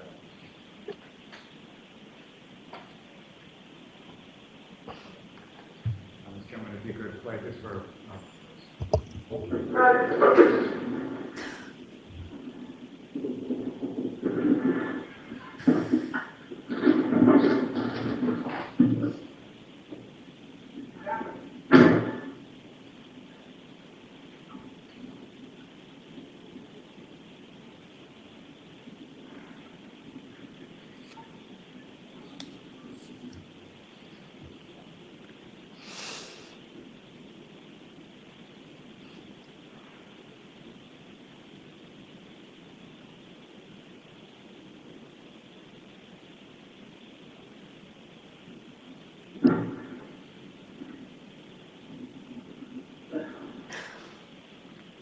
Does he have a problem? Does he do what? Does he what? Huh?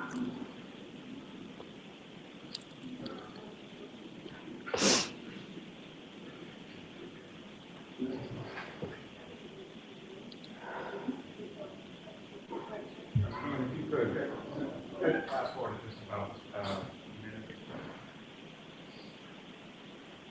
Right. Right. And then your pause. Okay, do you recognize any of the individuals up on that screen? yes. And if you could, with the laser pointer, direct the jury's attention, who do you recognize and who do you recognize next? Carrie Roberts, Myself, Karen Reed. Okay. Gentlemen, you can take that.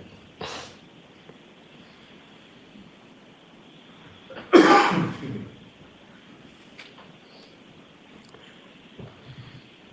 Now, Ms. McCabe, if I could just take you back to when you arrived there. You indicated Ms. Reed goes over to Mr. O'Keefe, Ms. Roberts. What is it that you were doing at that time? I got out of the car and I came around, and for a second or two, I completely just froze. I couldn't believe what I was seeing. And then Carrie and I made eye contact, and I called 911. And Carrie was asking me to go to the car and get, she was yelling to get towels or blankets or something out of the back of our car. Is that why the back of the car is opened up in the video that we just saw in reference to Ms. Roberts' vehicle? Yes. Did she direct you sort of where to go within the vehicle to find the blankets or the towels, whatever it was? Yes. Now, you called 911, you spoke to the operator and told them essentially where you were, correct? Yes. Now, as far as that initial, what you saw, that you froze and couldn't believe what you saw, can you describe to the jury what it was that you saw? I saw Carrie wiping the snow off of John's face, and I could not believe that that was John laying there. And how was John positioned, or how was his body positioned when you saw him? He was just laying flat on his back. And as far as the snow Ms. Roberts was wiping off his face, was there any other snow on his body at that time? Yes. And if you know about how much? There was enough that his body was covered in snow. And could you tell at that point how far Mr. O'Keefe was from the roadway as far as Fairview Road was concerned? I mean, I remember kind of a little ways in. I don't know exactly. And so you make that call to 911, and what is sort of going on with respect to Ms. Roberts, the defendant, and Mr. O'Keefe while you're on that 911?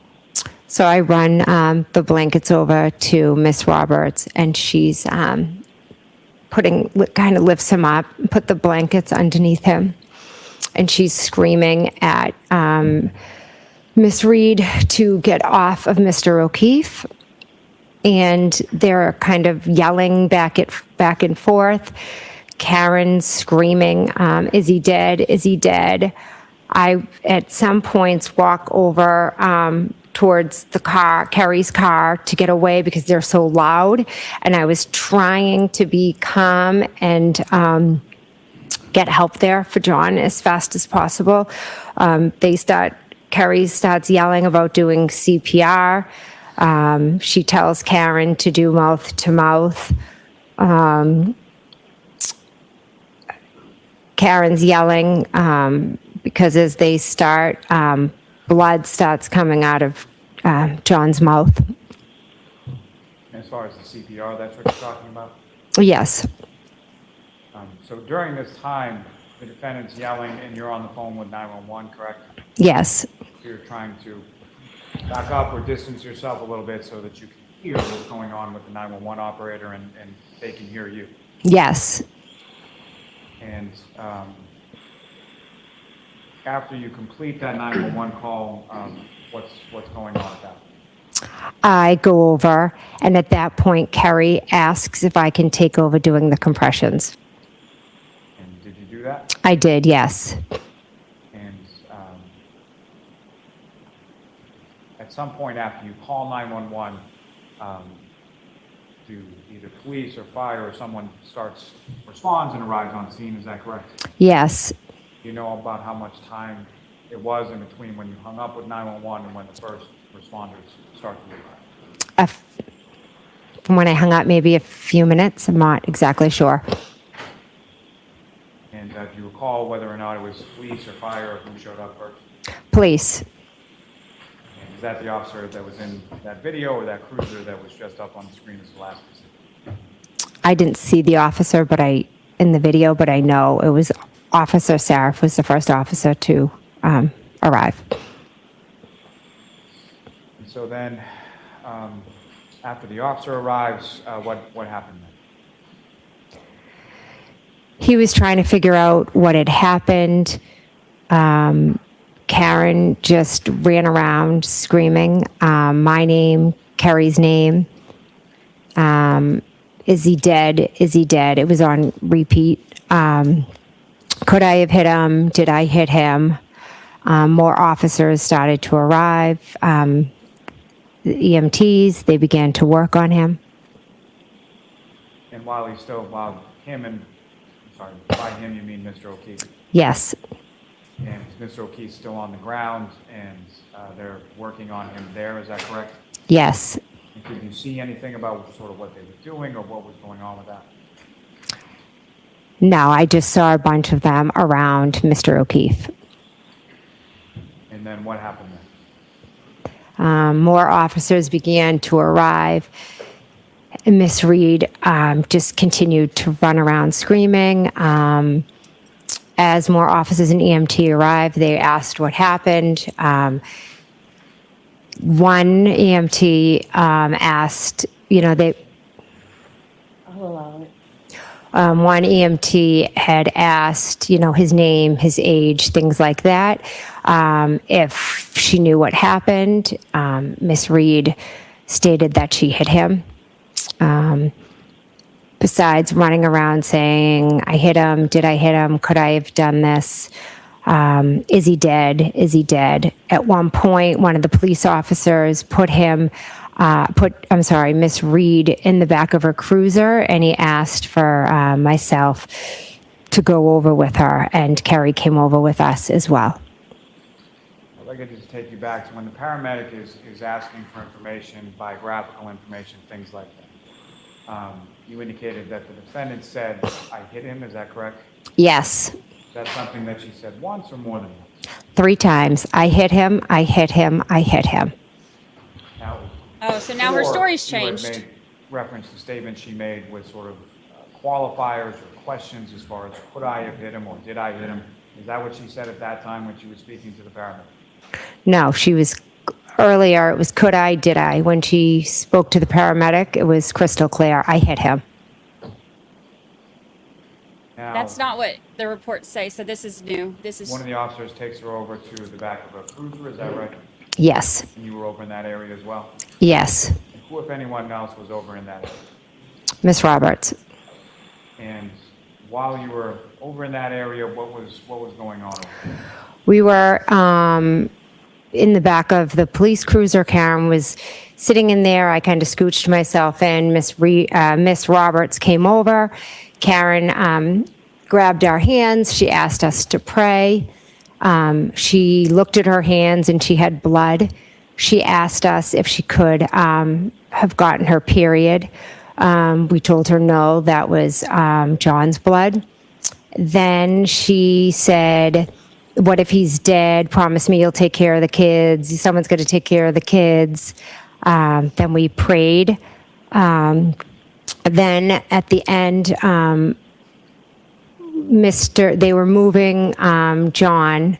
And at that point, Karen told Kerry, go over, look, is he dead? Is he dead? Is he dead? Over and over. And Kerry said, I'll go over and check on him. And she was yelling, are they working on him? And then at that point, she grabbed my hands and she said, Google hypothermia, Google how long it takes to die in the cold. And so I had my phone out and it was cold and my hands were frozen and I have MS, and I took my phone out while she was screaming and shaking my arm, and I attempted to Google how long does it take to die in the cold.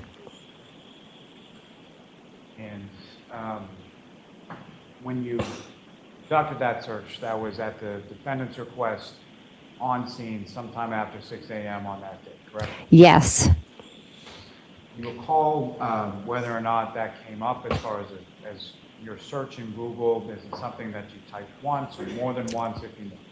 I believe I did it multiple times because as I was typing it, I don't know what else was coming up. She was screaming. My hands were shaking. And do you recall anything as far as what the search results were, or did you click on anything, or did you get an answer to the question the defendant had posed to you? I don't even think I got an answer because as I kept Googling, she kept yelling, and then they were moving John. And the next thing I knew, we were kind of moving because she wanted to see if they were working on him. And so you were moving along with the defendant over towards where Mr. O'Keefe had gone to the back of the ambulance? Yes, we kind of just moved to see what was going on. When you moved over, what did you see then? They were just putting him in the back of the ambulance. Now, after Mr. O'Keefe was put into the back of the ambulance, where did you go then? What did you do? At that point, different police officers, I believe, were arriving, and they were asking questions about what happened. And did you speak to those officers? I did, yes. And at that point, did you know what happened? No, to be honest, it was like I was there, but everything was just going on, and I was completely just in a state of shock and disbelief. And that sort of period there, how long did that go on? So I talked to a few officers. We tried to just give them, he didn't come home. We went out looking for him, kind of just the brief overview. And then one of the police officers asked me to go into the house and to wake up my sister and my brother-in-law. And at some point while you were outside, did you try to contact your sister and your brother-in-law? I believe I called my sister, Nicole. And when was that in relation to everything as far as medically that was going on with Mr. O'Keefe and all of that? I think I might have called her right after I got off with 911 possibly, and then, she didn't answer, and that's when I was walking over, I believe, to John. And she didn't answer the call when you called her initially? No. And do you recall calling either your sister Nicole or your brother-in-law Brian Albert prior to going into the house? I don't recall. I know I did call Nicole at one point. I'm not sure if I called Brian or not. Regardless of if you called or you didn't call, do you recall having any sort of phone conversation with either Nicole or Brian Albert before you went in the house? No. So you at least called your sister Nicole, she didn't answer, and then one of the officers directed you to wake them up. Yes. And when you went up to the house at 34 Fairview, how did you get in? The front door. And the front door was unlocked? Yes. Is that typical from your experience at that residence? Yes. And so you went to the house, and where did you go? I went up the stairs to their bedroom. And the bedroom door, when you arrived there, was it open or closed or something? Closed. And you opened it? Yes. And when you opened it, who, if anyone, did you see in the room, and what were they doing?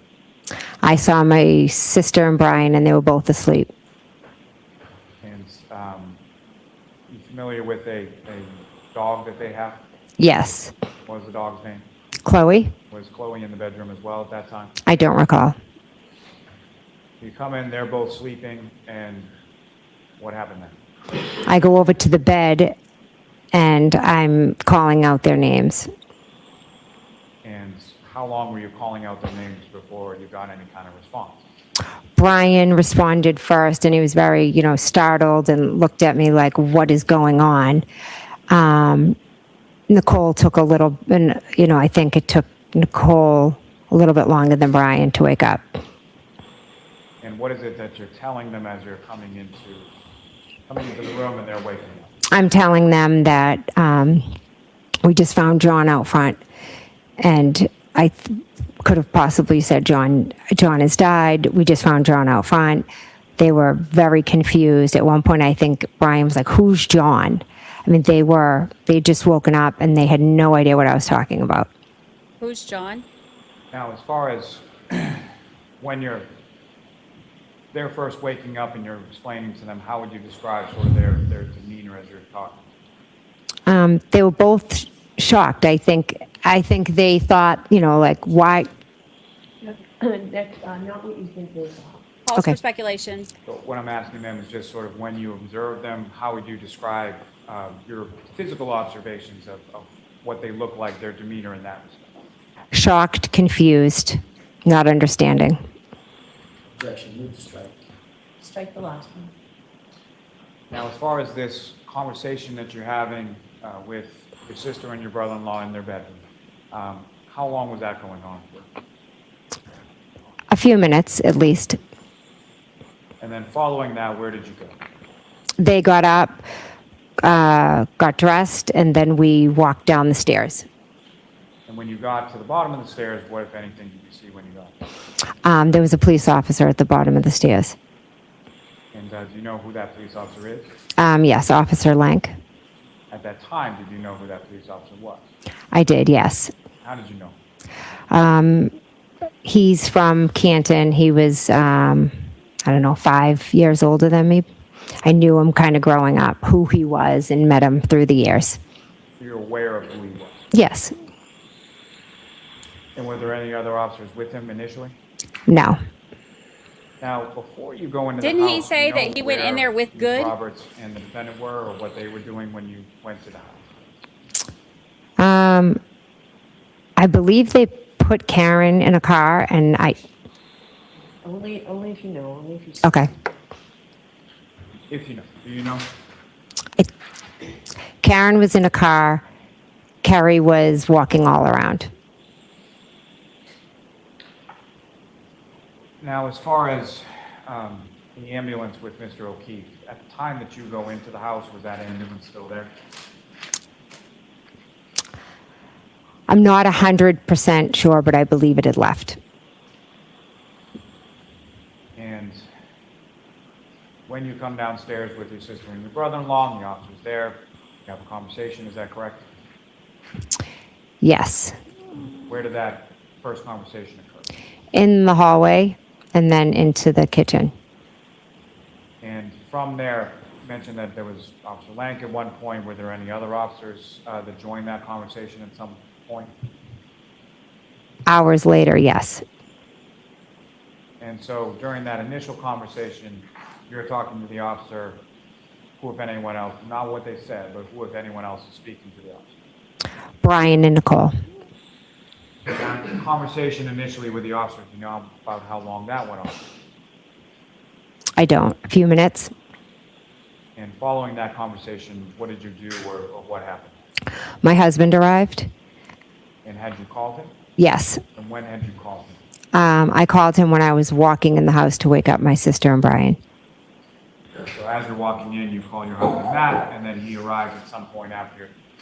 Is it after you're done talking to the officer, or while you're talking to the officer? The officer was still in the house, yes. And so in that vein, as far as when your husband comes in, the officer's there, correct? Yes. Did you see your husband talking to the officer as well? Yes, the officer asked him to step outside or step to the side, and they spoke. And then what happened then? The officer told me to stay. I'll allow that. I told her to stay. The officer told me to stay, and that he said that the state police would be coming to talk to me. And so you stayed at the house at 34 Fairview, is that right? Yes. You know where Ms. Roberts and the defendant are? Yes, Carrie came up, and she had told me that she... Not what she told you. Next question, Mr. Miller. At some point, did you see Ms. Roberts and the defendant go somewhere? Yes, to pick up John's parents. Objection, move to strike.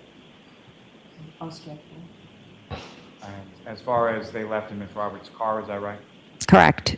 Ms. Roberts was again driving? Correct. And at some point, did you observe them come back to the house? Yes. And about how long was it between the time they left and the time they came back to the house? 5 minutes, approximately. And after they came back to the house, what, if any, other activity did you see outside as far as first responders?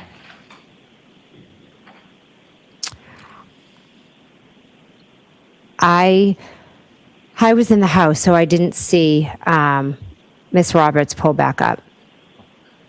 So you were in the house for most of the rest of the time that you were there, is that correct? Correct.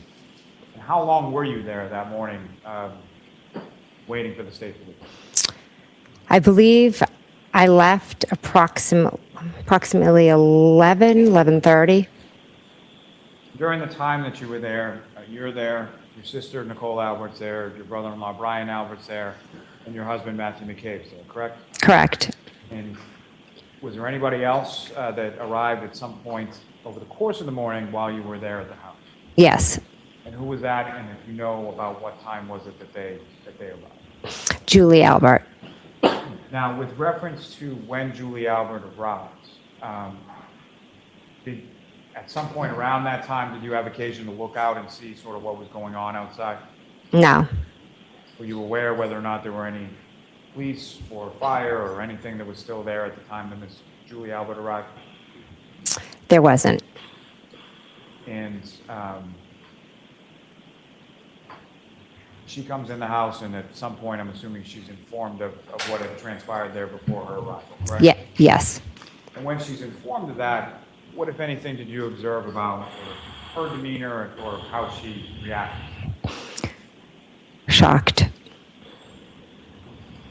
Now, in addition to Julie Albert, who, if anyone else, was at the house that morning while you were there? Officer Lank and Gallagher were there. And Brian Higgins came that morning. And do you know how Brian Higgins came to know or how Brian Higgins came to be there that morning, if you know? I don't know.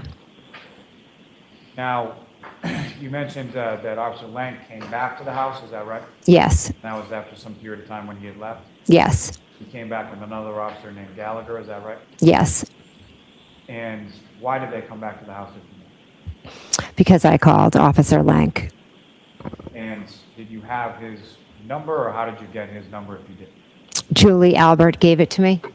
Gallagher's snowblower guy. Called Officer Lank, he then comes back to the house on Fairview, is that right? Yes. And when he came back, why had you asked him to come back? Well, as I was sitting there and I was waiting for the state police to come, I was slowly trying to piece together what had just happened in the last couple of hours. And he had told me, if there's anything that you remember, if you remember anything, please, give me a call. And so there was something that you remembered and you gave him a call. Yes. And when he came back to the house, what was it that you told him? I told him about the comments and the remarks that Karen Reed had been stating that morning. And specifically, what type of remarks are you referring to that you told Officer Lank when he came back? I said that she told one of the EMTs that she hit him. Now, at some point, you indicated that you left the house on Fairview, is that right? Yes. And with your husband, I presume? Yes. And where did the two of you go? We went home. And your children were still there without either you or your husband there, is that correct? Yes. And once you arrived back home, what is it that you did at that point? We went in the house and Officer Proctor was coming over to speak with us. And that Officer Proctor, is that someone that you knew previously or had ever met before? I had never met Officer Proctor. And did he come alone, or was he with someone else? He had another officer with him. Say his You know name. who that officer is? Yes, Yuri Buchanan. And had you ever met Yuri Buchanan? No. When you get home, about how long was it at the time from when you arrived home with your husband to the time that the officers from the state police came by? It was pretty quick. Now, in addition to the officers from the state police, did anybody else come over to your house on that day, late morning, early afternoon? Yes, my brother-in-law, Brian. And do you know why he came over that? Yes, he came over. I had asked him He's like a big brother to me, and I was all shaken up and nervous and overwhelmed, and so I wanted his support. And he obliged and he came over, correct? Yes, Now, at some point after the officers from the state police came over, you spoke to them, is that correct? yes, And do you recall where in your home you spoke to them? in my dining room. Now, when you spoke to them, was it both of the officers that were present? Yes, And was there anybody else present in the dining room when you were talking?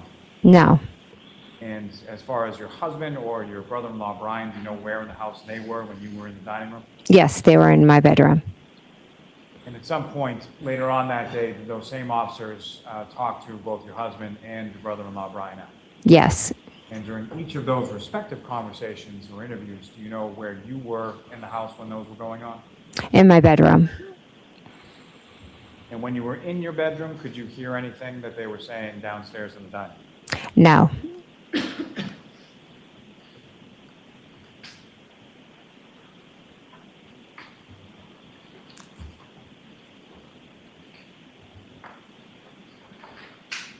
May I have a moment, Your Honor? Yes.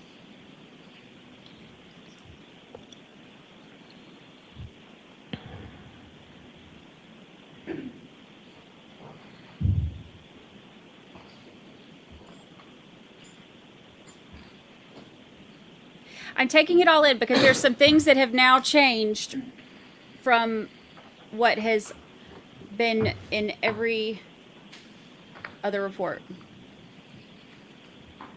May I approach, Your Honor? Yes.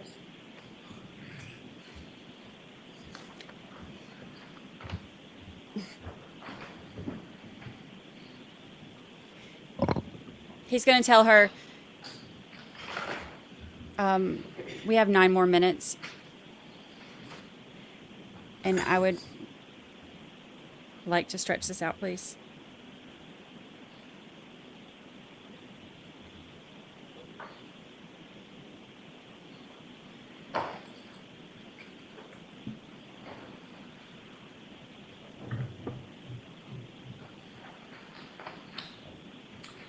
I'm showing you 2 separate pages. Just ask you to look at each of them and then look whenever you're finished. okay.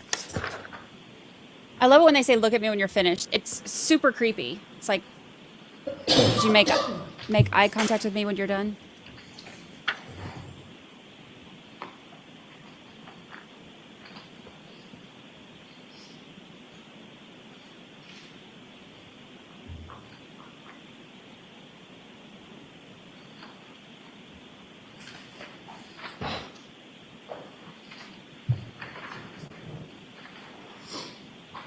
Do you recognize each of those documents and what the content is? Yes, And those are essentially, one contains text messages that morning of the 29th between yourself and Ms. Reed, correct? yes, And the other one is sort of the list of phone calls between yourself and Ms. Reed from that morning as well. yes. Now, before I get into those, as far as after you had gone inside the house and Ms. Reed had got into Ms. Roberts' car, what if any other communication or what if any other communication did you have with Ms. Reed that morning? I texted her asking for Carrie's phone number because I didn't have it. And I also had a phone conversation with Karen when she was in the ambulance. And that text communication that I placed before you essentially has one bubble on it, and that's you asking for Carrie Roberts' number. Correct. And the phone conversation that you had with the defendant, when was that, and you know where the defendant was at the time that you spoke? Yes, she was in an ambulance. And if you could describe to the jury sort of what, generally speaking, what was the content of that conversation? What did the two of you talk about? She just was repeating, asking if he was dead. Is he dead? She brought up the kids, and then she also asked if I would visit her.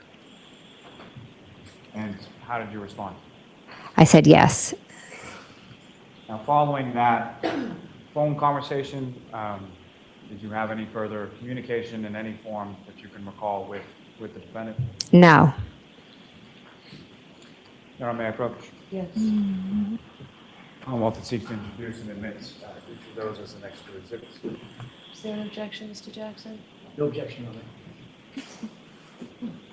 Any particular order? Doesn't matter, whichever. Peps first, please. Oh.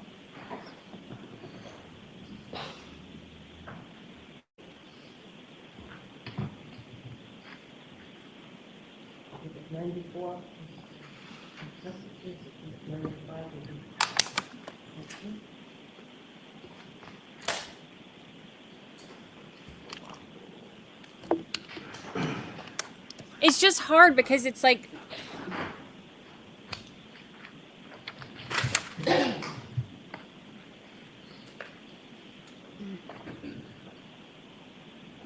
Just I a want- couple more questions, ma'am. Now, you had asked I want to believe her. the defendant, Ms. Reed, for Ms. Roberts' information because you didn't have it, correct? Correct. And at some point, did you receive that information from the defendant? No. And did you receive that information from any other source? I must have, but I don't recall how. And as far as asking for Ms. Roberts' information, why were you asking? She was on the way to pick up John's parents and to bring him to the hospital. And I wanted to check in on them and then further updates from Kerry about John and how he was. You wanted to know how your friend was doing, correct? Yes. No further questions for this witness, Your Honor. 4 minutes of 4, I think we're way too much. I don't think I can get it done in 4 minutes. All right, jurors, I'm going to, we're not in session on Monday, so we'll come back Tuesday morning. So Tuesday will be a half a day. Someday next week, I might ask you to think about maybe revising some of these Tuesday, Thursdays to longer days, but I'll give you plenty of notice of that. I need to make sure that I'm just asking you to think about it. All right, so please, those same cautions, do not discuss this case with anyone. Don't do any independent research or investigation into this case. If you happen to see, hear, or read anything about this case, please disregard it. Again, leave everything here, literally, figuratively. Clear your heads, and we'll see you fresh Tuesday morning.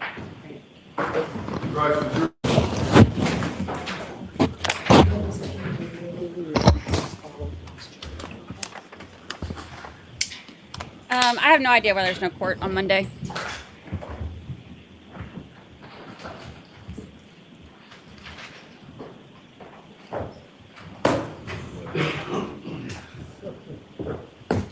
I knew he was going to push it out to the end of the day.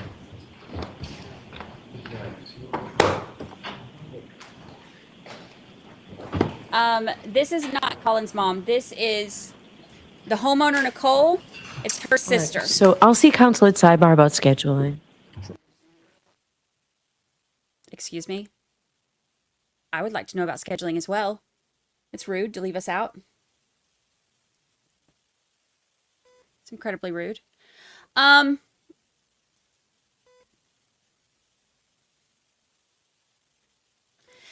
want to believe her.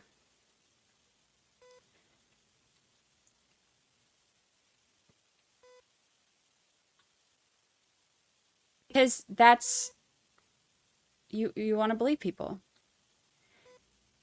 There are a couple things that just gnaw at me, though.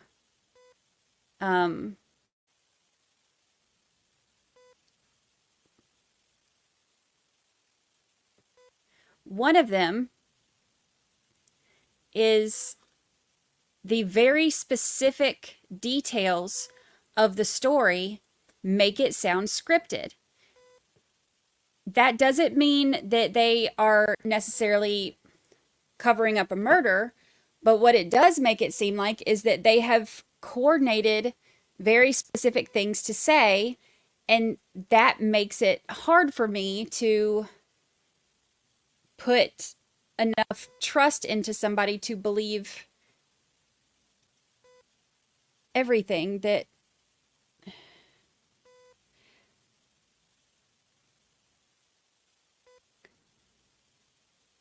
how likely is it that they all have the same story about the peanut butter and jelly sandwich because there was bread in there. And, oh, I wanted to watch a TV show, but he didn't. Tell me that you're going to remember that 2.5 years from now. That you wanted to watch a TV show and your husband didn't. Now tell me that both of you will remember that very specific detail. To me, that's so weird.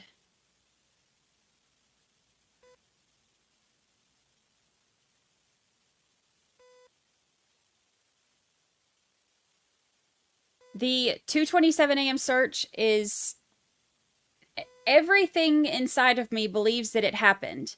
However, I have said that during this entire trial, I am open. The reason I believe it is because everything that has been pointed out that, like, in a very technical way that makes sense to me shows that it happens. They've said that, that the FBI confirmed it happened. The report from the Commonwealth said that, it was on there, but the reason why it's showing 227 is unknown. So the people who are saying, yeah, it's known and here's why, made more sense to me than the people who were like, yeah, it's there, but I don't know why. So that's who I'm rolling with right now.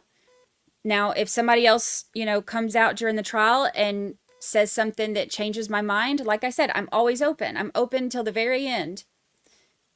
As of right now, I'm rolling with 227. That to me still doesn't make sense. But I kept thinking, okay, maybe they're going to have like a bombshell for us that, like, when they get her on the stand and they talk about this, that they're going to have, like dash cam video of Karen screaming that, or another officer who heard her say that, or some kind of corroboration. And there wasn't any. I'm sure if this is like a cover up, like, whatever, then I'm sure maybe it's something that Carrie would corroborate. But if we look at her testimony and there are weird things that we don't trust, are we going to trust that part as well? If she comes out and every single thing that she says, we're like, yeah, like she's totally truthful, then maybe we'll put more weight in it. Like, it just depends on this. And this is the way the jury will look at things. It will depend as they're going, who says what and how credible they are. Jurors will put more weight or less weight into different testimonies based on what they're feeling from the people or what they think makes the most sense or whatever. So it's, they're going to be doing that. That's the same thing we do. That's why there are some people who, absolutely believe one thing happened and other people absolutely believe something else happened. Marie Moss with our official stats for the day. 2 witnesses, 12 sidebars, 60 objections. Oh my gosh, the what if any's we have passed 1,000, folks. We have passed 1,000. Please.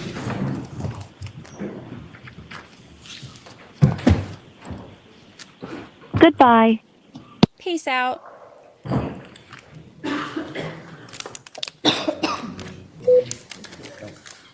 Go away, leave it alone. Yep. Did he just say go away and leave you alone? Yep. Is that what he just said? Hold please. BRB, let's.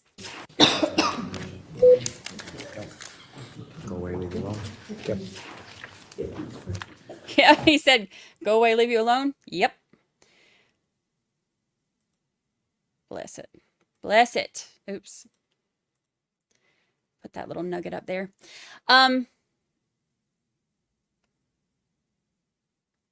Okay, so our Lally Tally has passed 1,000 what if any's to date. And we're only at the end of day 14. I don't recall 11. Y'all remember this. Somebody jot that down. There were 11 today. The cross-examination Monday or Tuesday will be pretty long. Let's compare how many I don't recalls there are to Tuesday. Let him have that one, 12. Take care of yourself and each other. Thank you, Marie Moss. Thank you, thank you. Thank you, thank you. Jordan Smith said, not all heroes wear capes. Thank you, thank you. Marie Moss. Taking care of us with the stats. Love it. Love it. I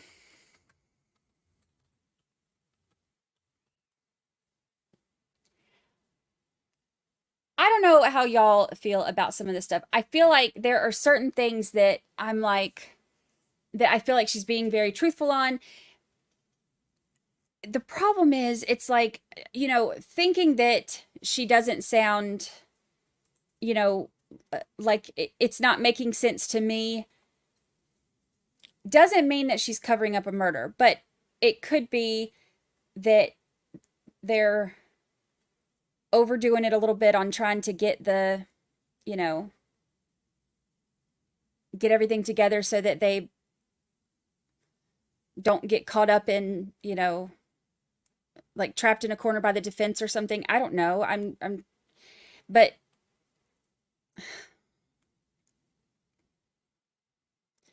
it's just, here are my red flags. Here are my red flags. And I've married a red flag before, so I'm experienced. Here are my red flags. Remember what a sweet moment it was when Paul O'Keefe said something about how Kaylee didn't like the convertible, and you could tell like he was very genuine in the way that he said it, and it was really like, it was a cute moment, you know, and like everybody kind of laughed, even the judge laughed. And Jen McCabe brought it up too. That could be coincidence, but Lally asked, what, if anything, is parked in the left bay of the garage?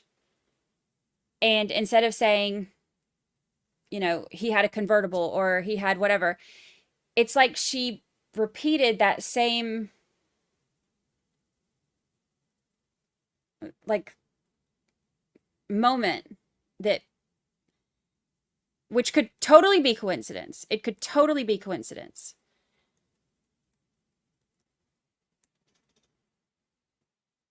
But also,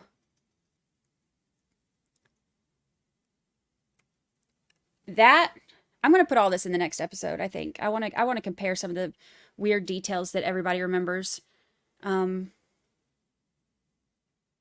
going to try to have it out Tuesday. Since we got a 3-day weekend. That is a weird coincidence. And then how she wanted to watch a TV show and he didn't, and the peanut butter and jelly sandwiches, and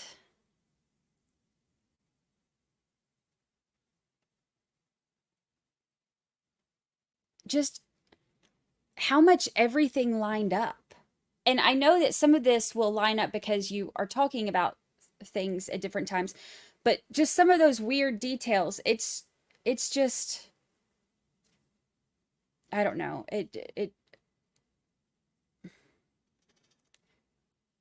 maybe because of everything else, I'm just very, like, non-trusting with some of this. I don't know, but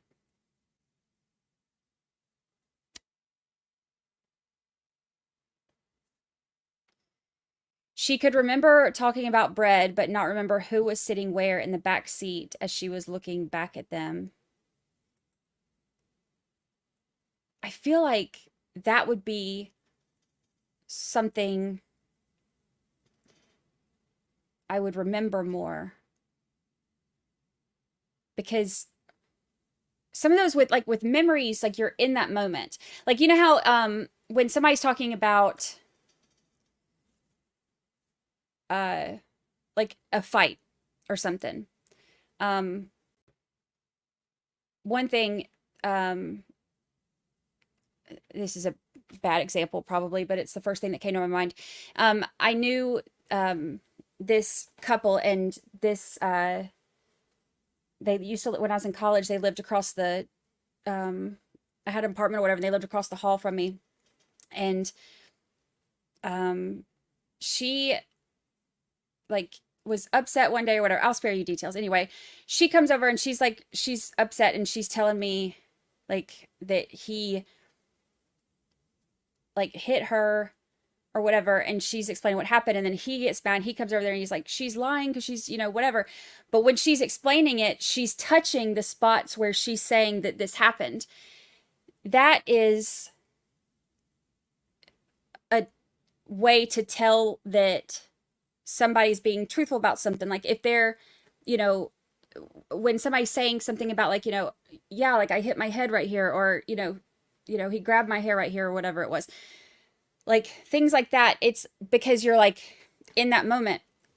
People tend to remember spatial things a little bit easier than some other things. Like if you remember that, you know, like you might not remember who was in every seat at a table or something, but like certain things like that you can remember a little bit easier. But not being able to recall that, fine, it's been 2.5 years, but not being able to recall that, but then being able to remember that you wanted to watch a TV show and he didn't, and that y'all were talking about basketball, and like just some of that stuff is just very strange to me. But, and she could be totally 100% being, you know, 100% honest on this. It's just, if I'm a juror and I'm looking at all of those little minute things that they remember so clearly, but then, you know, when it's time for defense to ask questions, they don't recall anything. That's weird to me. The selective memory has run rampant in this case, and it's weird to me. And I wonder if it's something that the, you know, jury has picked up on too. Virginia Little says, I may be one of the few, but I'm still not convinced one way or the other. So far, I see no proof, hoping the defense clears it up. If I had to vote now, it would be not guilty. Virginia Little, you are definitely not one of the few, like you are not one of few. I think that there are a lot of us that are still very up in the air with things. I don't think that either theory makes sense to me 100%. I think that, you know, I have questions. I honestly don't think that either theory is exactly how anything happened. I've never told y'all what my theories are, but I'll just, because I don't want to influence, but I will say the theories that I have are not the defense or the Commonwealth's 100%. Like, you know, maybe versions of them.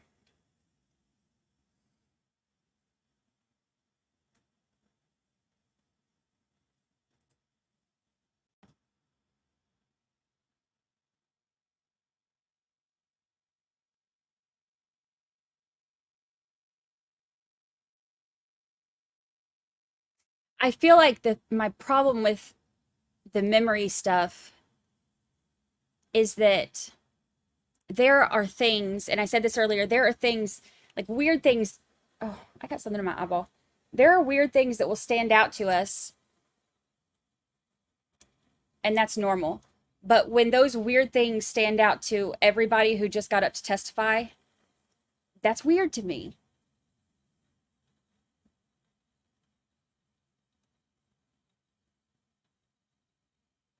I feel like if, you know,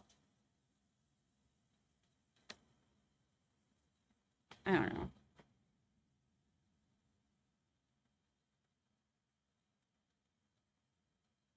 I wonder too,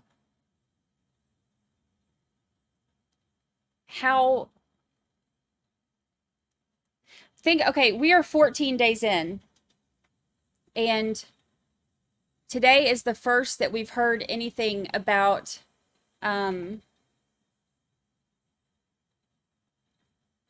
well, this is the first that we heard that she said she cracked her taillight on the phone call. That's never been said before in any of the anything ever. If I'm looking at this from the defense, if I were going to cross-examine her, I would point out like, okay, well, that's not in any of your reports. So you know that, we're saying that the taillight was cracked when she left, and so now you've come up with this story as a way to explain that away. If I was defense, that's what I would, be thinking about that. If I were prosecution, I would be trying to play up that story as much as possible to do exactly that, to explain it away. I don't know. I mean, this case is just freaking weird.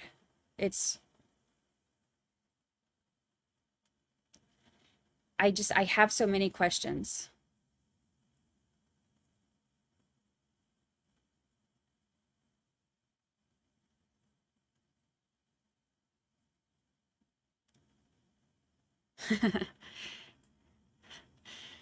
I could go the rest of my life without ever hearing what if any, what if anything, what if you just admit this is a case of Miss Lally and y'all thought Karen Reed would take a plea and she did not, and now look. I 100% agree with this. I think that they upcharged it because they were hoping that she would take a plea and they wouldn't have to do anything, and she's like, nope, not doing that, and now here we are. That's what I think happened. I could be totally wrong, but that's what I think. I think that if, I don't want to tell you. I've been so careful not to tell y'all what I think happened because I don't want to influence. I'm going to keep it to myself.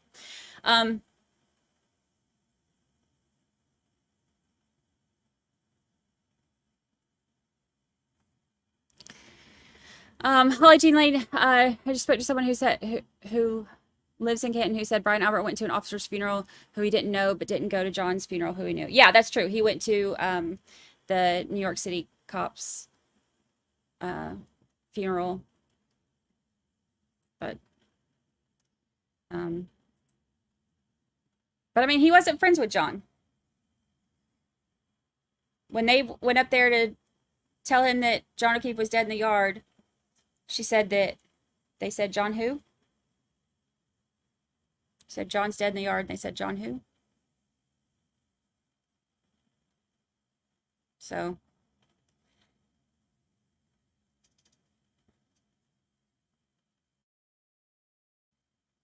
honestly, I feel like everything after that text that said, tell them the guy never entered the house,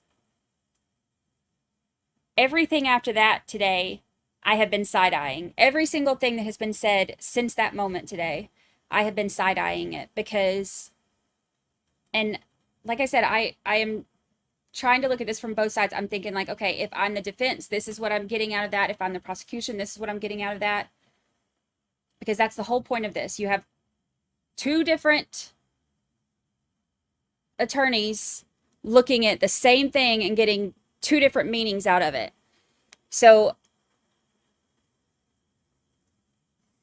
but when I hear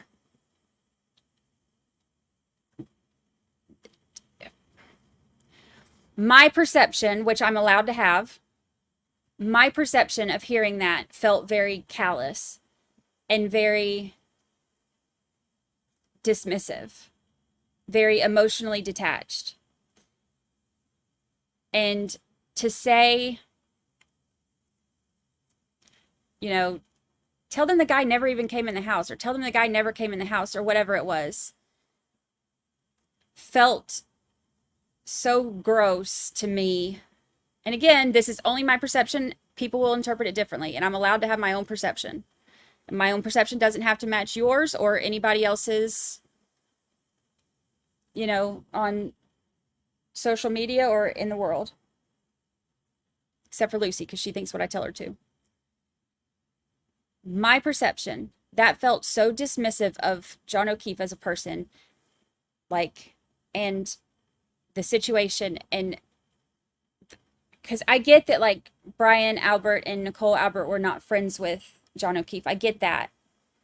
But Jen and Matt McCabe were. So for him to say,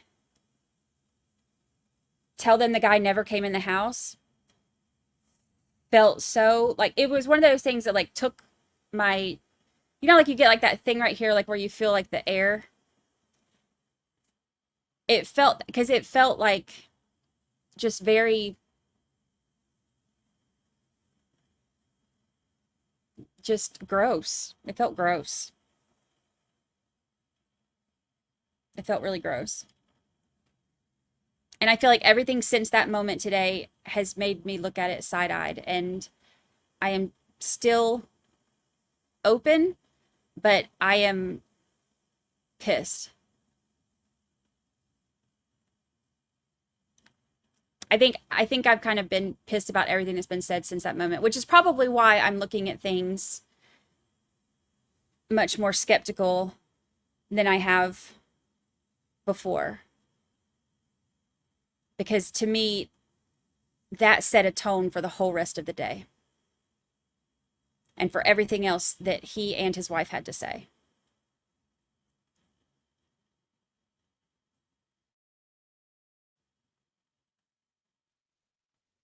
And I had been excusing, and I've defended Jen McCabe on the 911 call. I've said okay, she said there's a man in the snow.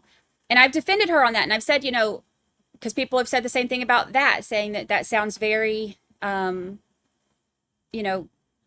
or whatever. And I've defended her on that, saying, okay, well, she was on the phone with, dispatch. So, she could be just being factual to them or whatever. But that text was not on the phone to dispatch to get information through. It was to his family members.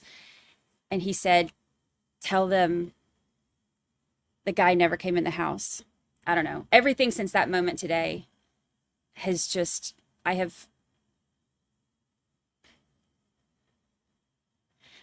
will have to, when I'm working on the podcast episode this week, or weekend rather, I will have to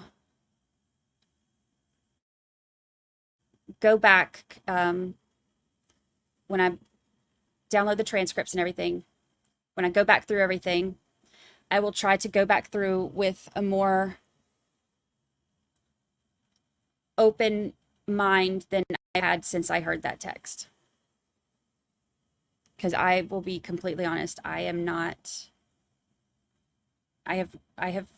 not been as open since I heard that. That felt so cold to me. So, I don't know. We still got a long way to go. There's still a lot more stuff that's going to be coming out. I think that the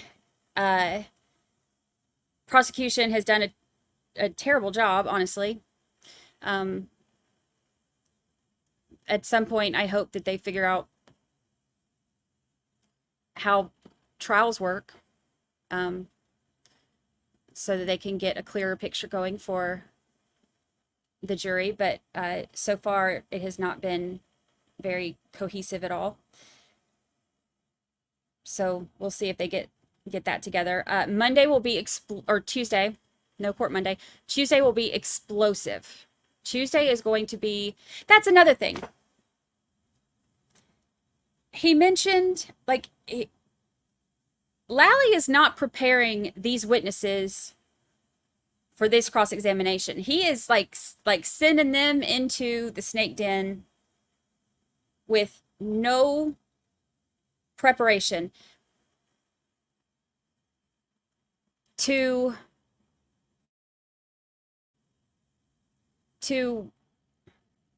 just be like, okay, yeah, so you Googled it at this time. And it's like not even preparing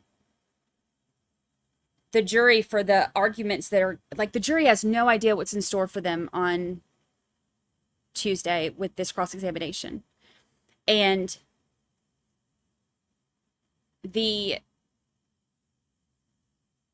it's going to be interesting. Emily and Peter caught that Julie said when John was in the house. I did catch it, but I know, people are very like, but I am, like I said, I am trying to see both sides of it, so I can see where prosecution would say that just meant, that it would be downplayed. I get it, but I also know like there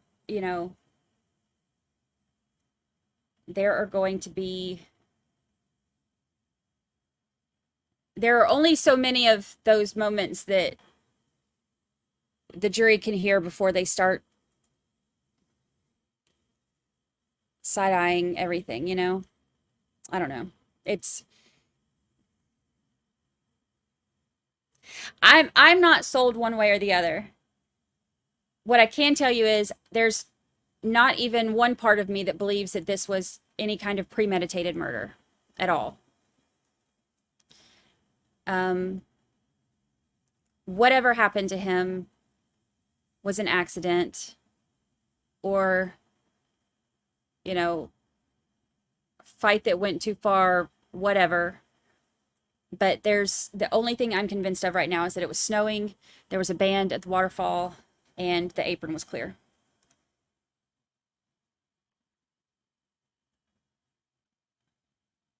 Yeah, I also don't believe anything was premeditated. Yeah, I don't at all. I don't at all. I am still very open to anything else, but there's been nothing that has, we are still very, very far from that reasonable doubt line that you have to, get past. But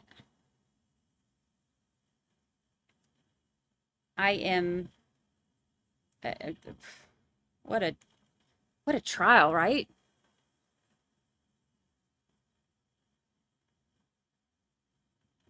It's crazy. All right. So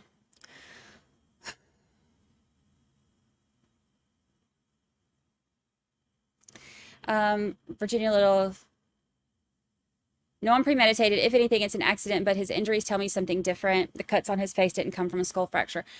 I think that if it was Karen, it was not intentionally hitting him. I think if it was a third-party culprit, it was not intentionally murdering him. It could have been drunken fight, went too far, thought he was going to walk off. I guess Bella or whatever lives right down the road. Maybe fight gone wrong. He thought he was going to go out or whatever.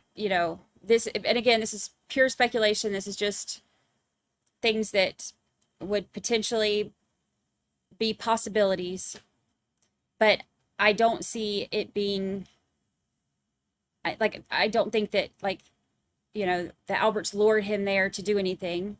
I don't think that Karen intentionally hit him with a car and then called and left him a, rude voicemail. I don't see either of those happening. I am open till the end of trial, but I don't know how they could get past the reasonable doubt line at this point. I don't see how they can get past that. So I am staying open. She has the presumption of innocence. So we'll see. Yeah, I agree. No matter what, it was never supposed to happen. Tosh says, I think Jo had dirt on law enforcement and was going to spill the beans. I have no trust in law enforcement. That's the hard thing is there's not any trust with the law enforcement in this case because they've shown us that. And then you have things that look sketchy from the ones who get up there, like Brian Albert, his testimony came off sketchy, in my opinion. In my opinion, that's how I read it. And I think I think parts of it were very genuine. And parts of it, he felt like it felt like he was being genuinely honest. And I'm not saying he was even lying for other parts, but it felt like there were some parts that felt just,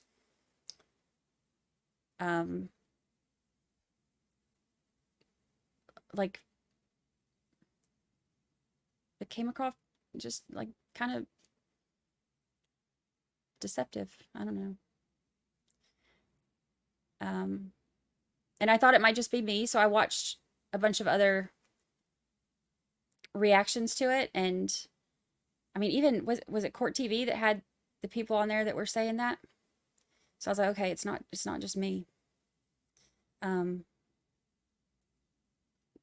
remember I watched EDB, I watched Lawyer You Know, I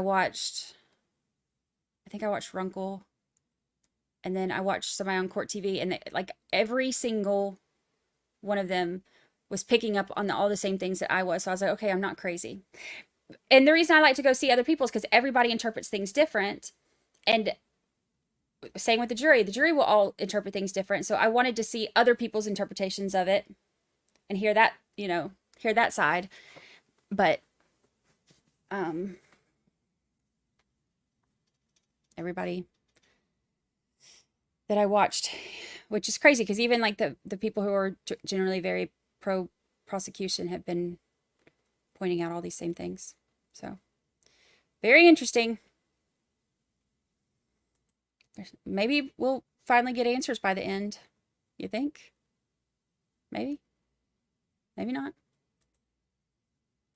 All right, I'm going to call it a day. I'm going to take a little bit of a break before I start working on the podcast episode. I told y'all I would do a bonus episode that will be out to go over all this stuff, but so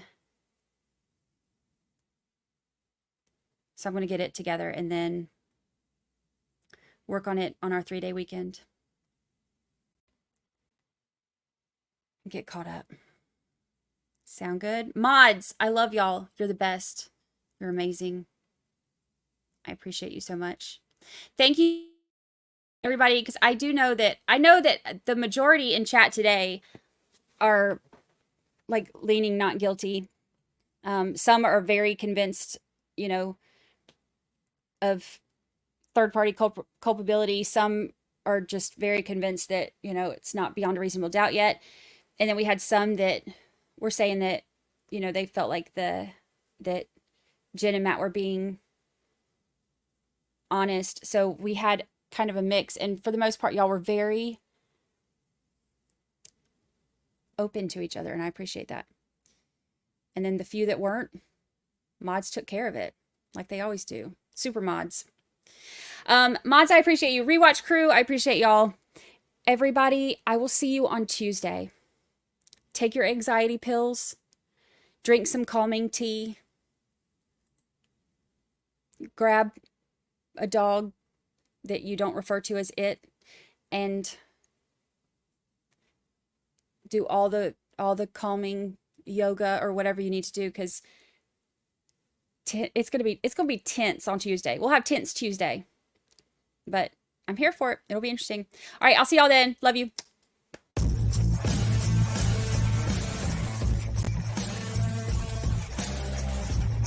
I gotta go. I can't stick around here forever. Everybody was wonderful. Everybody behaved. Everybody's always so nice to me. Just love your channel and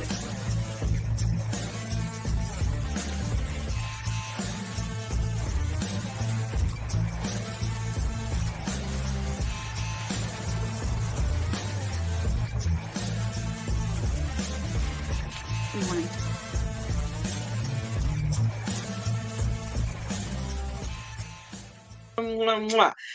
Goodbye, good people. Now, how the heck do I get out of here?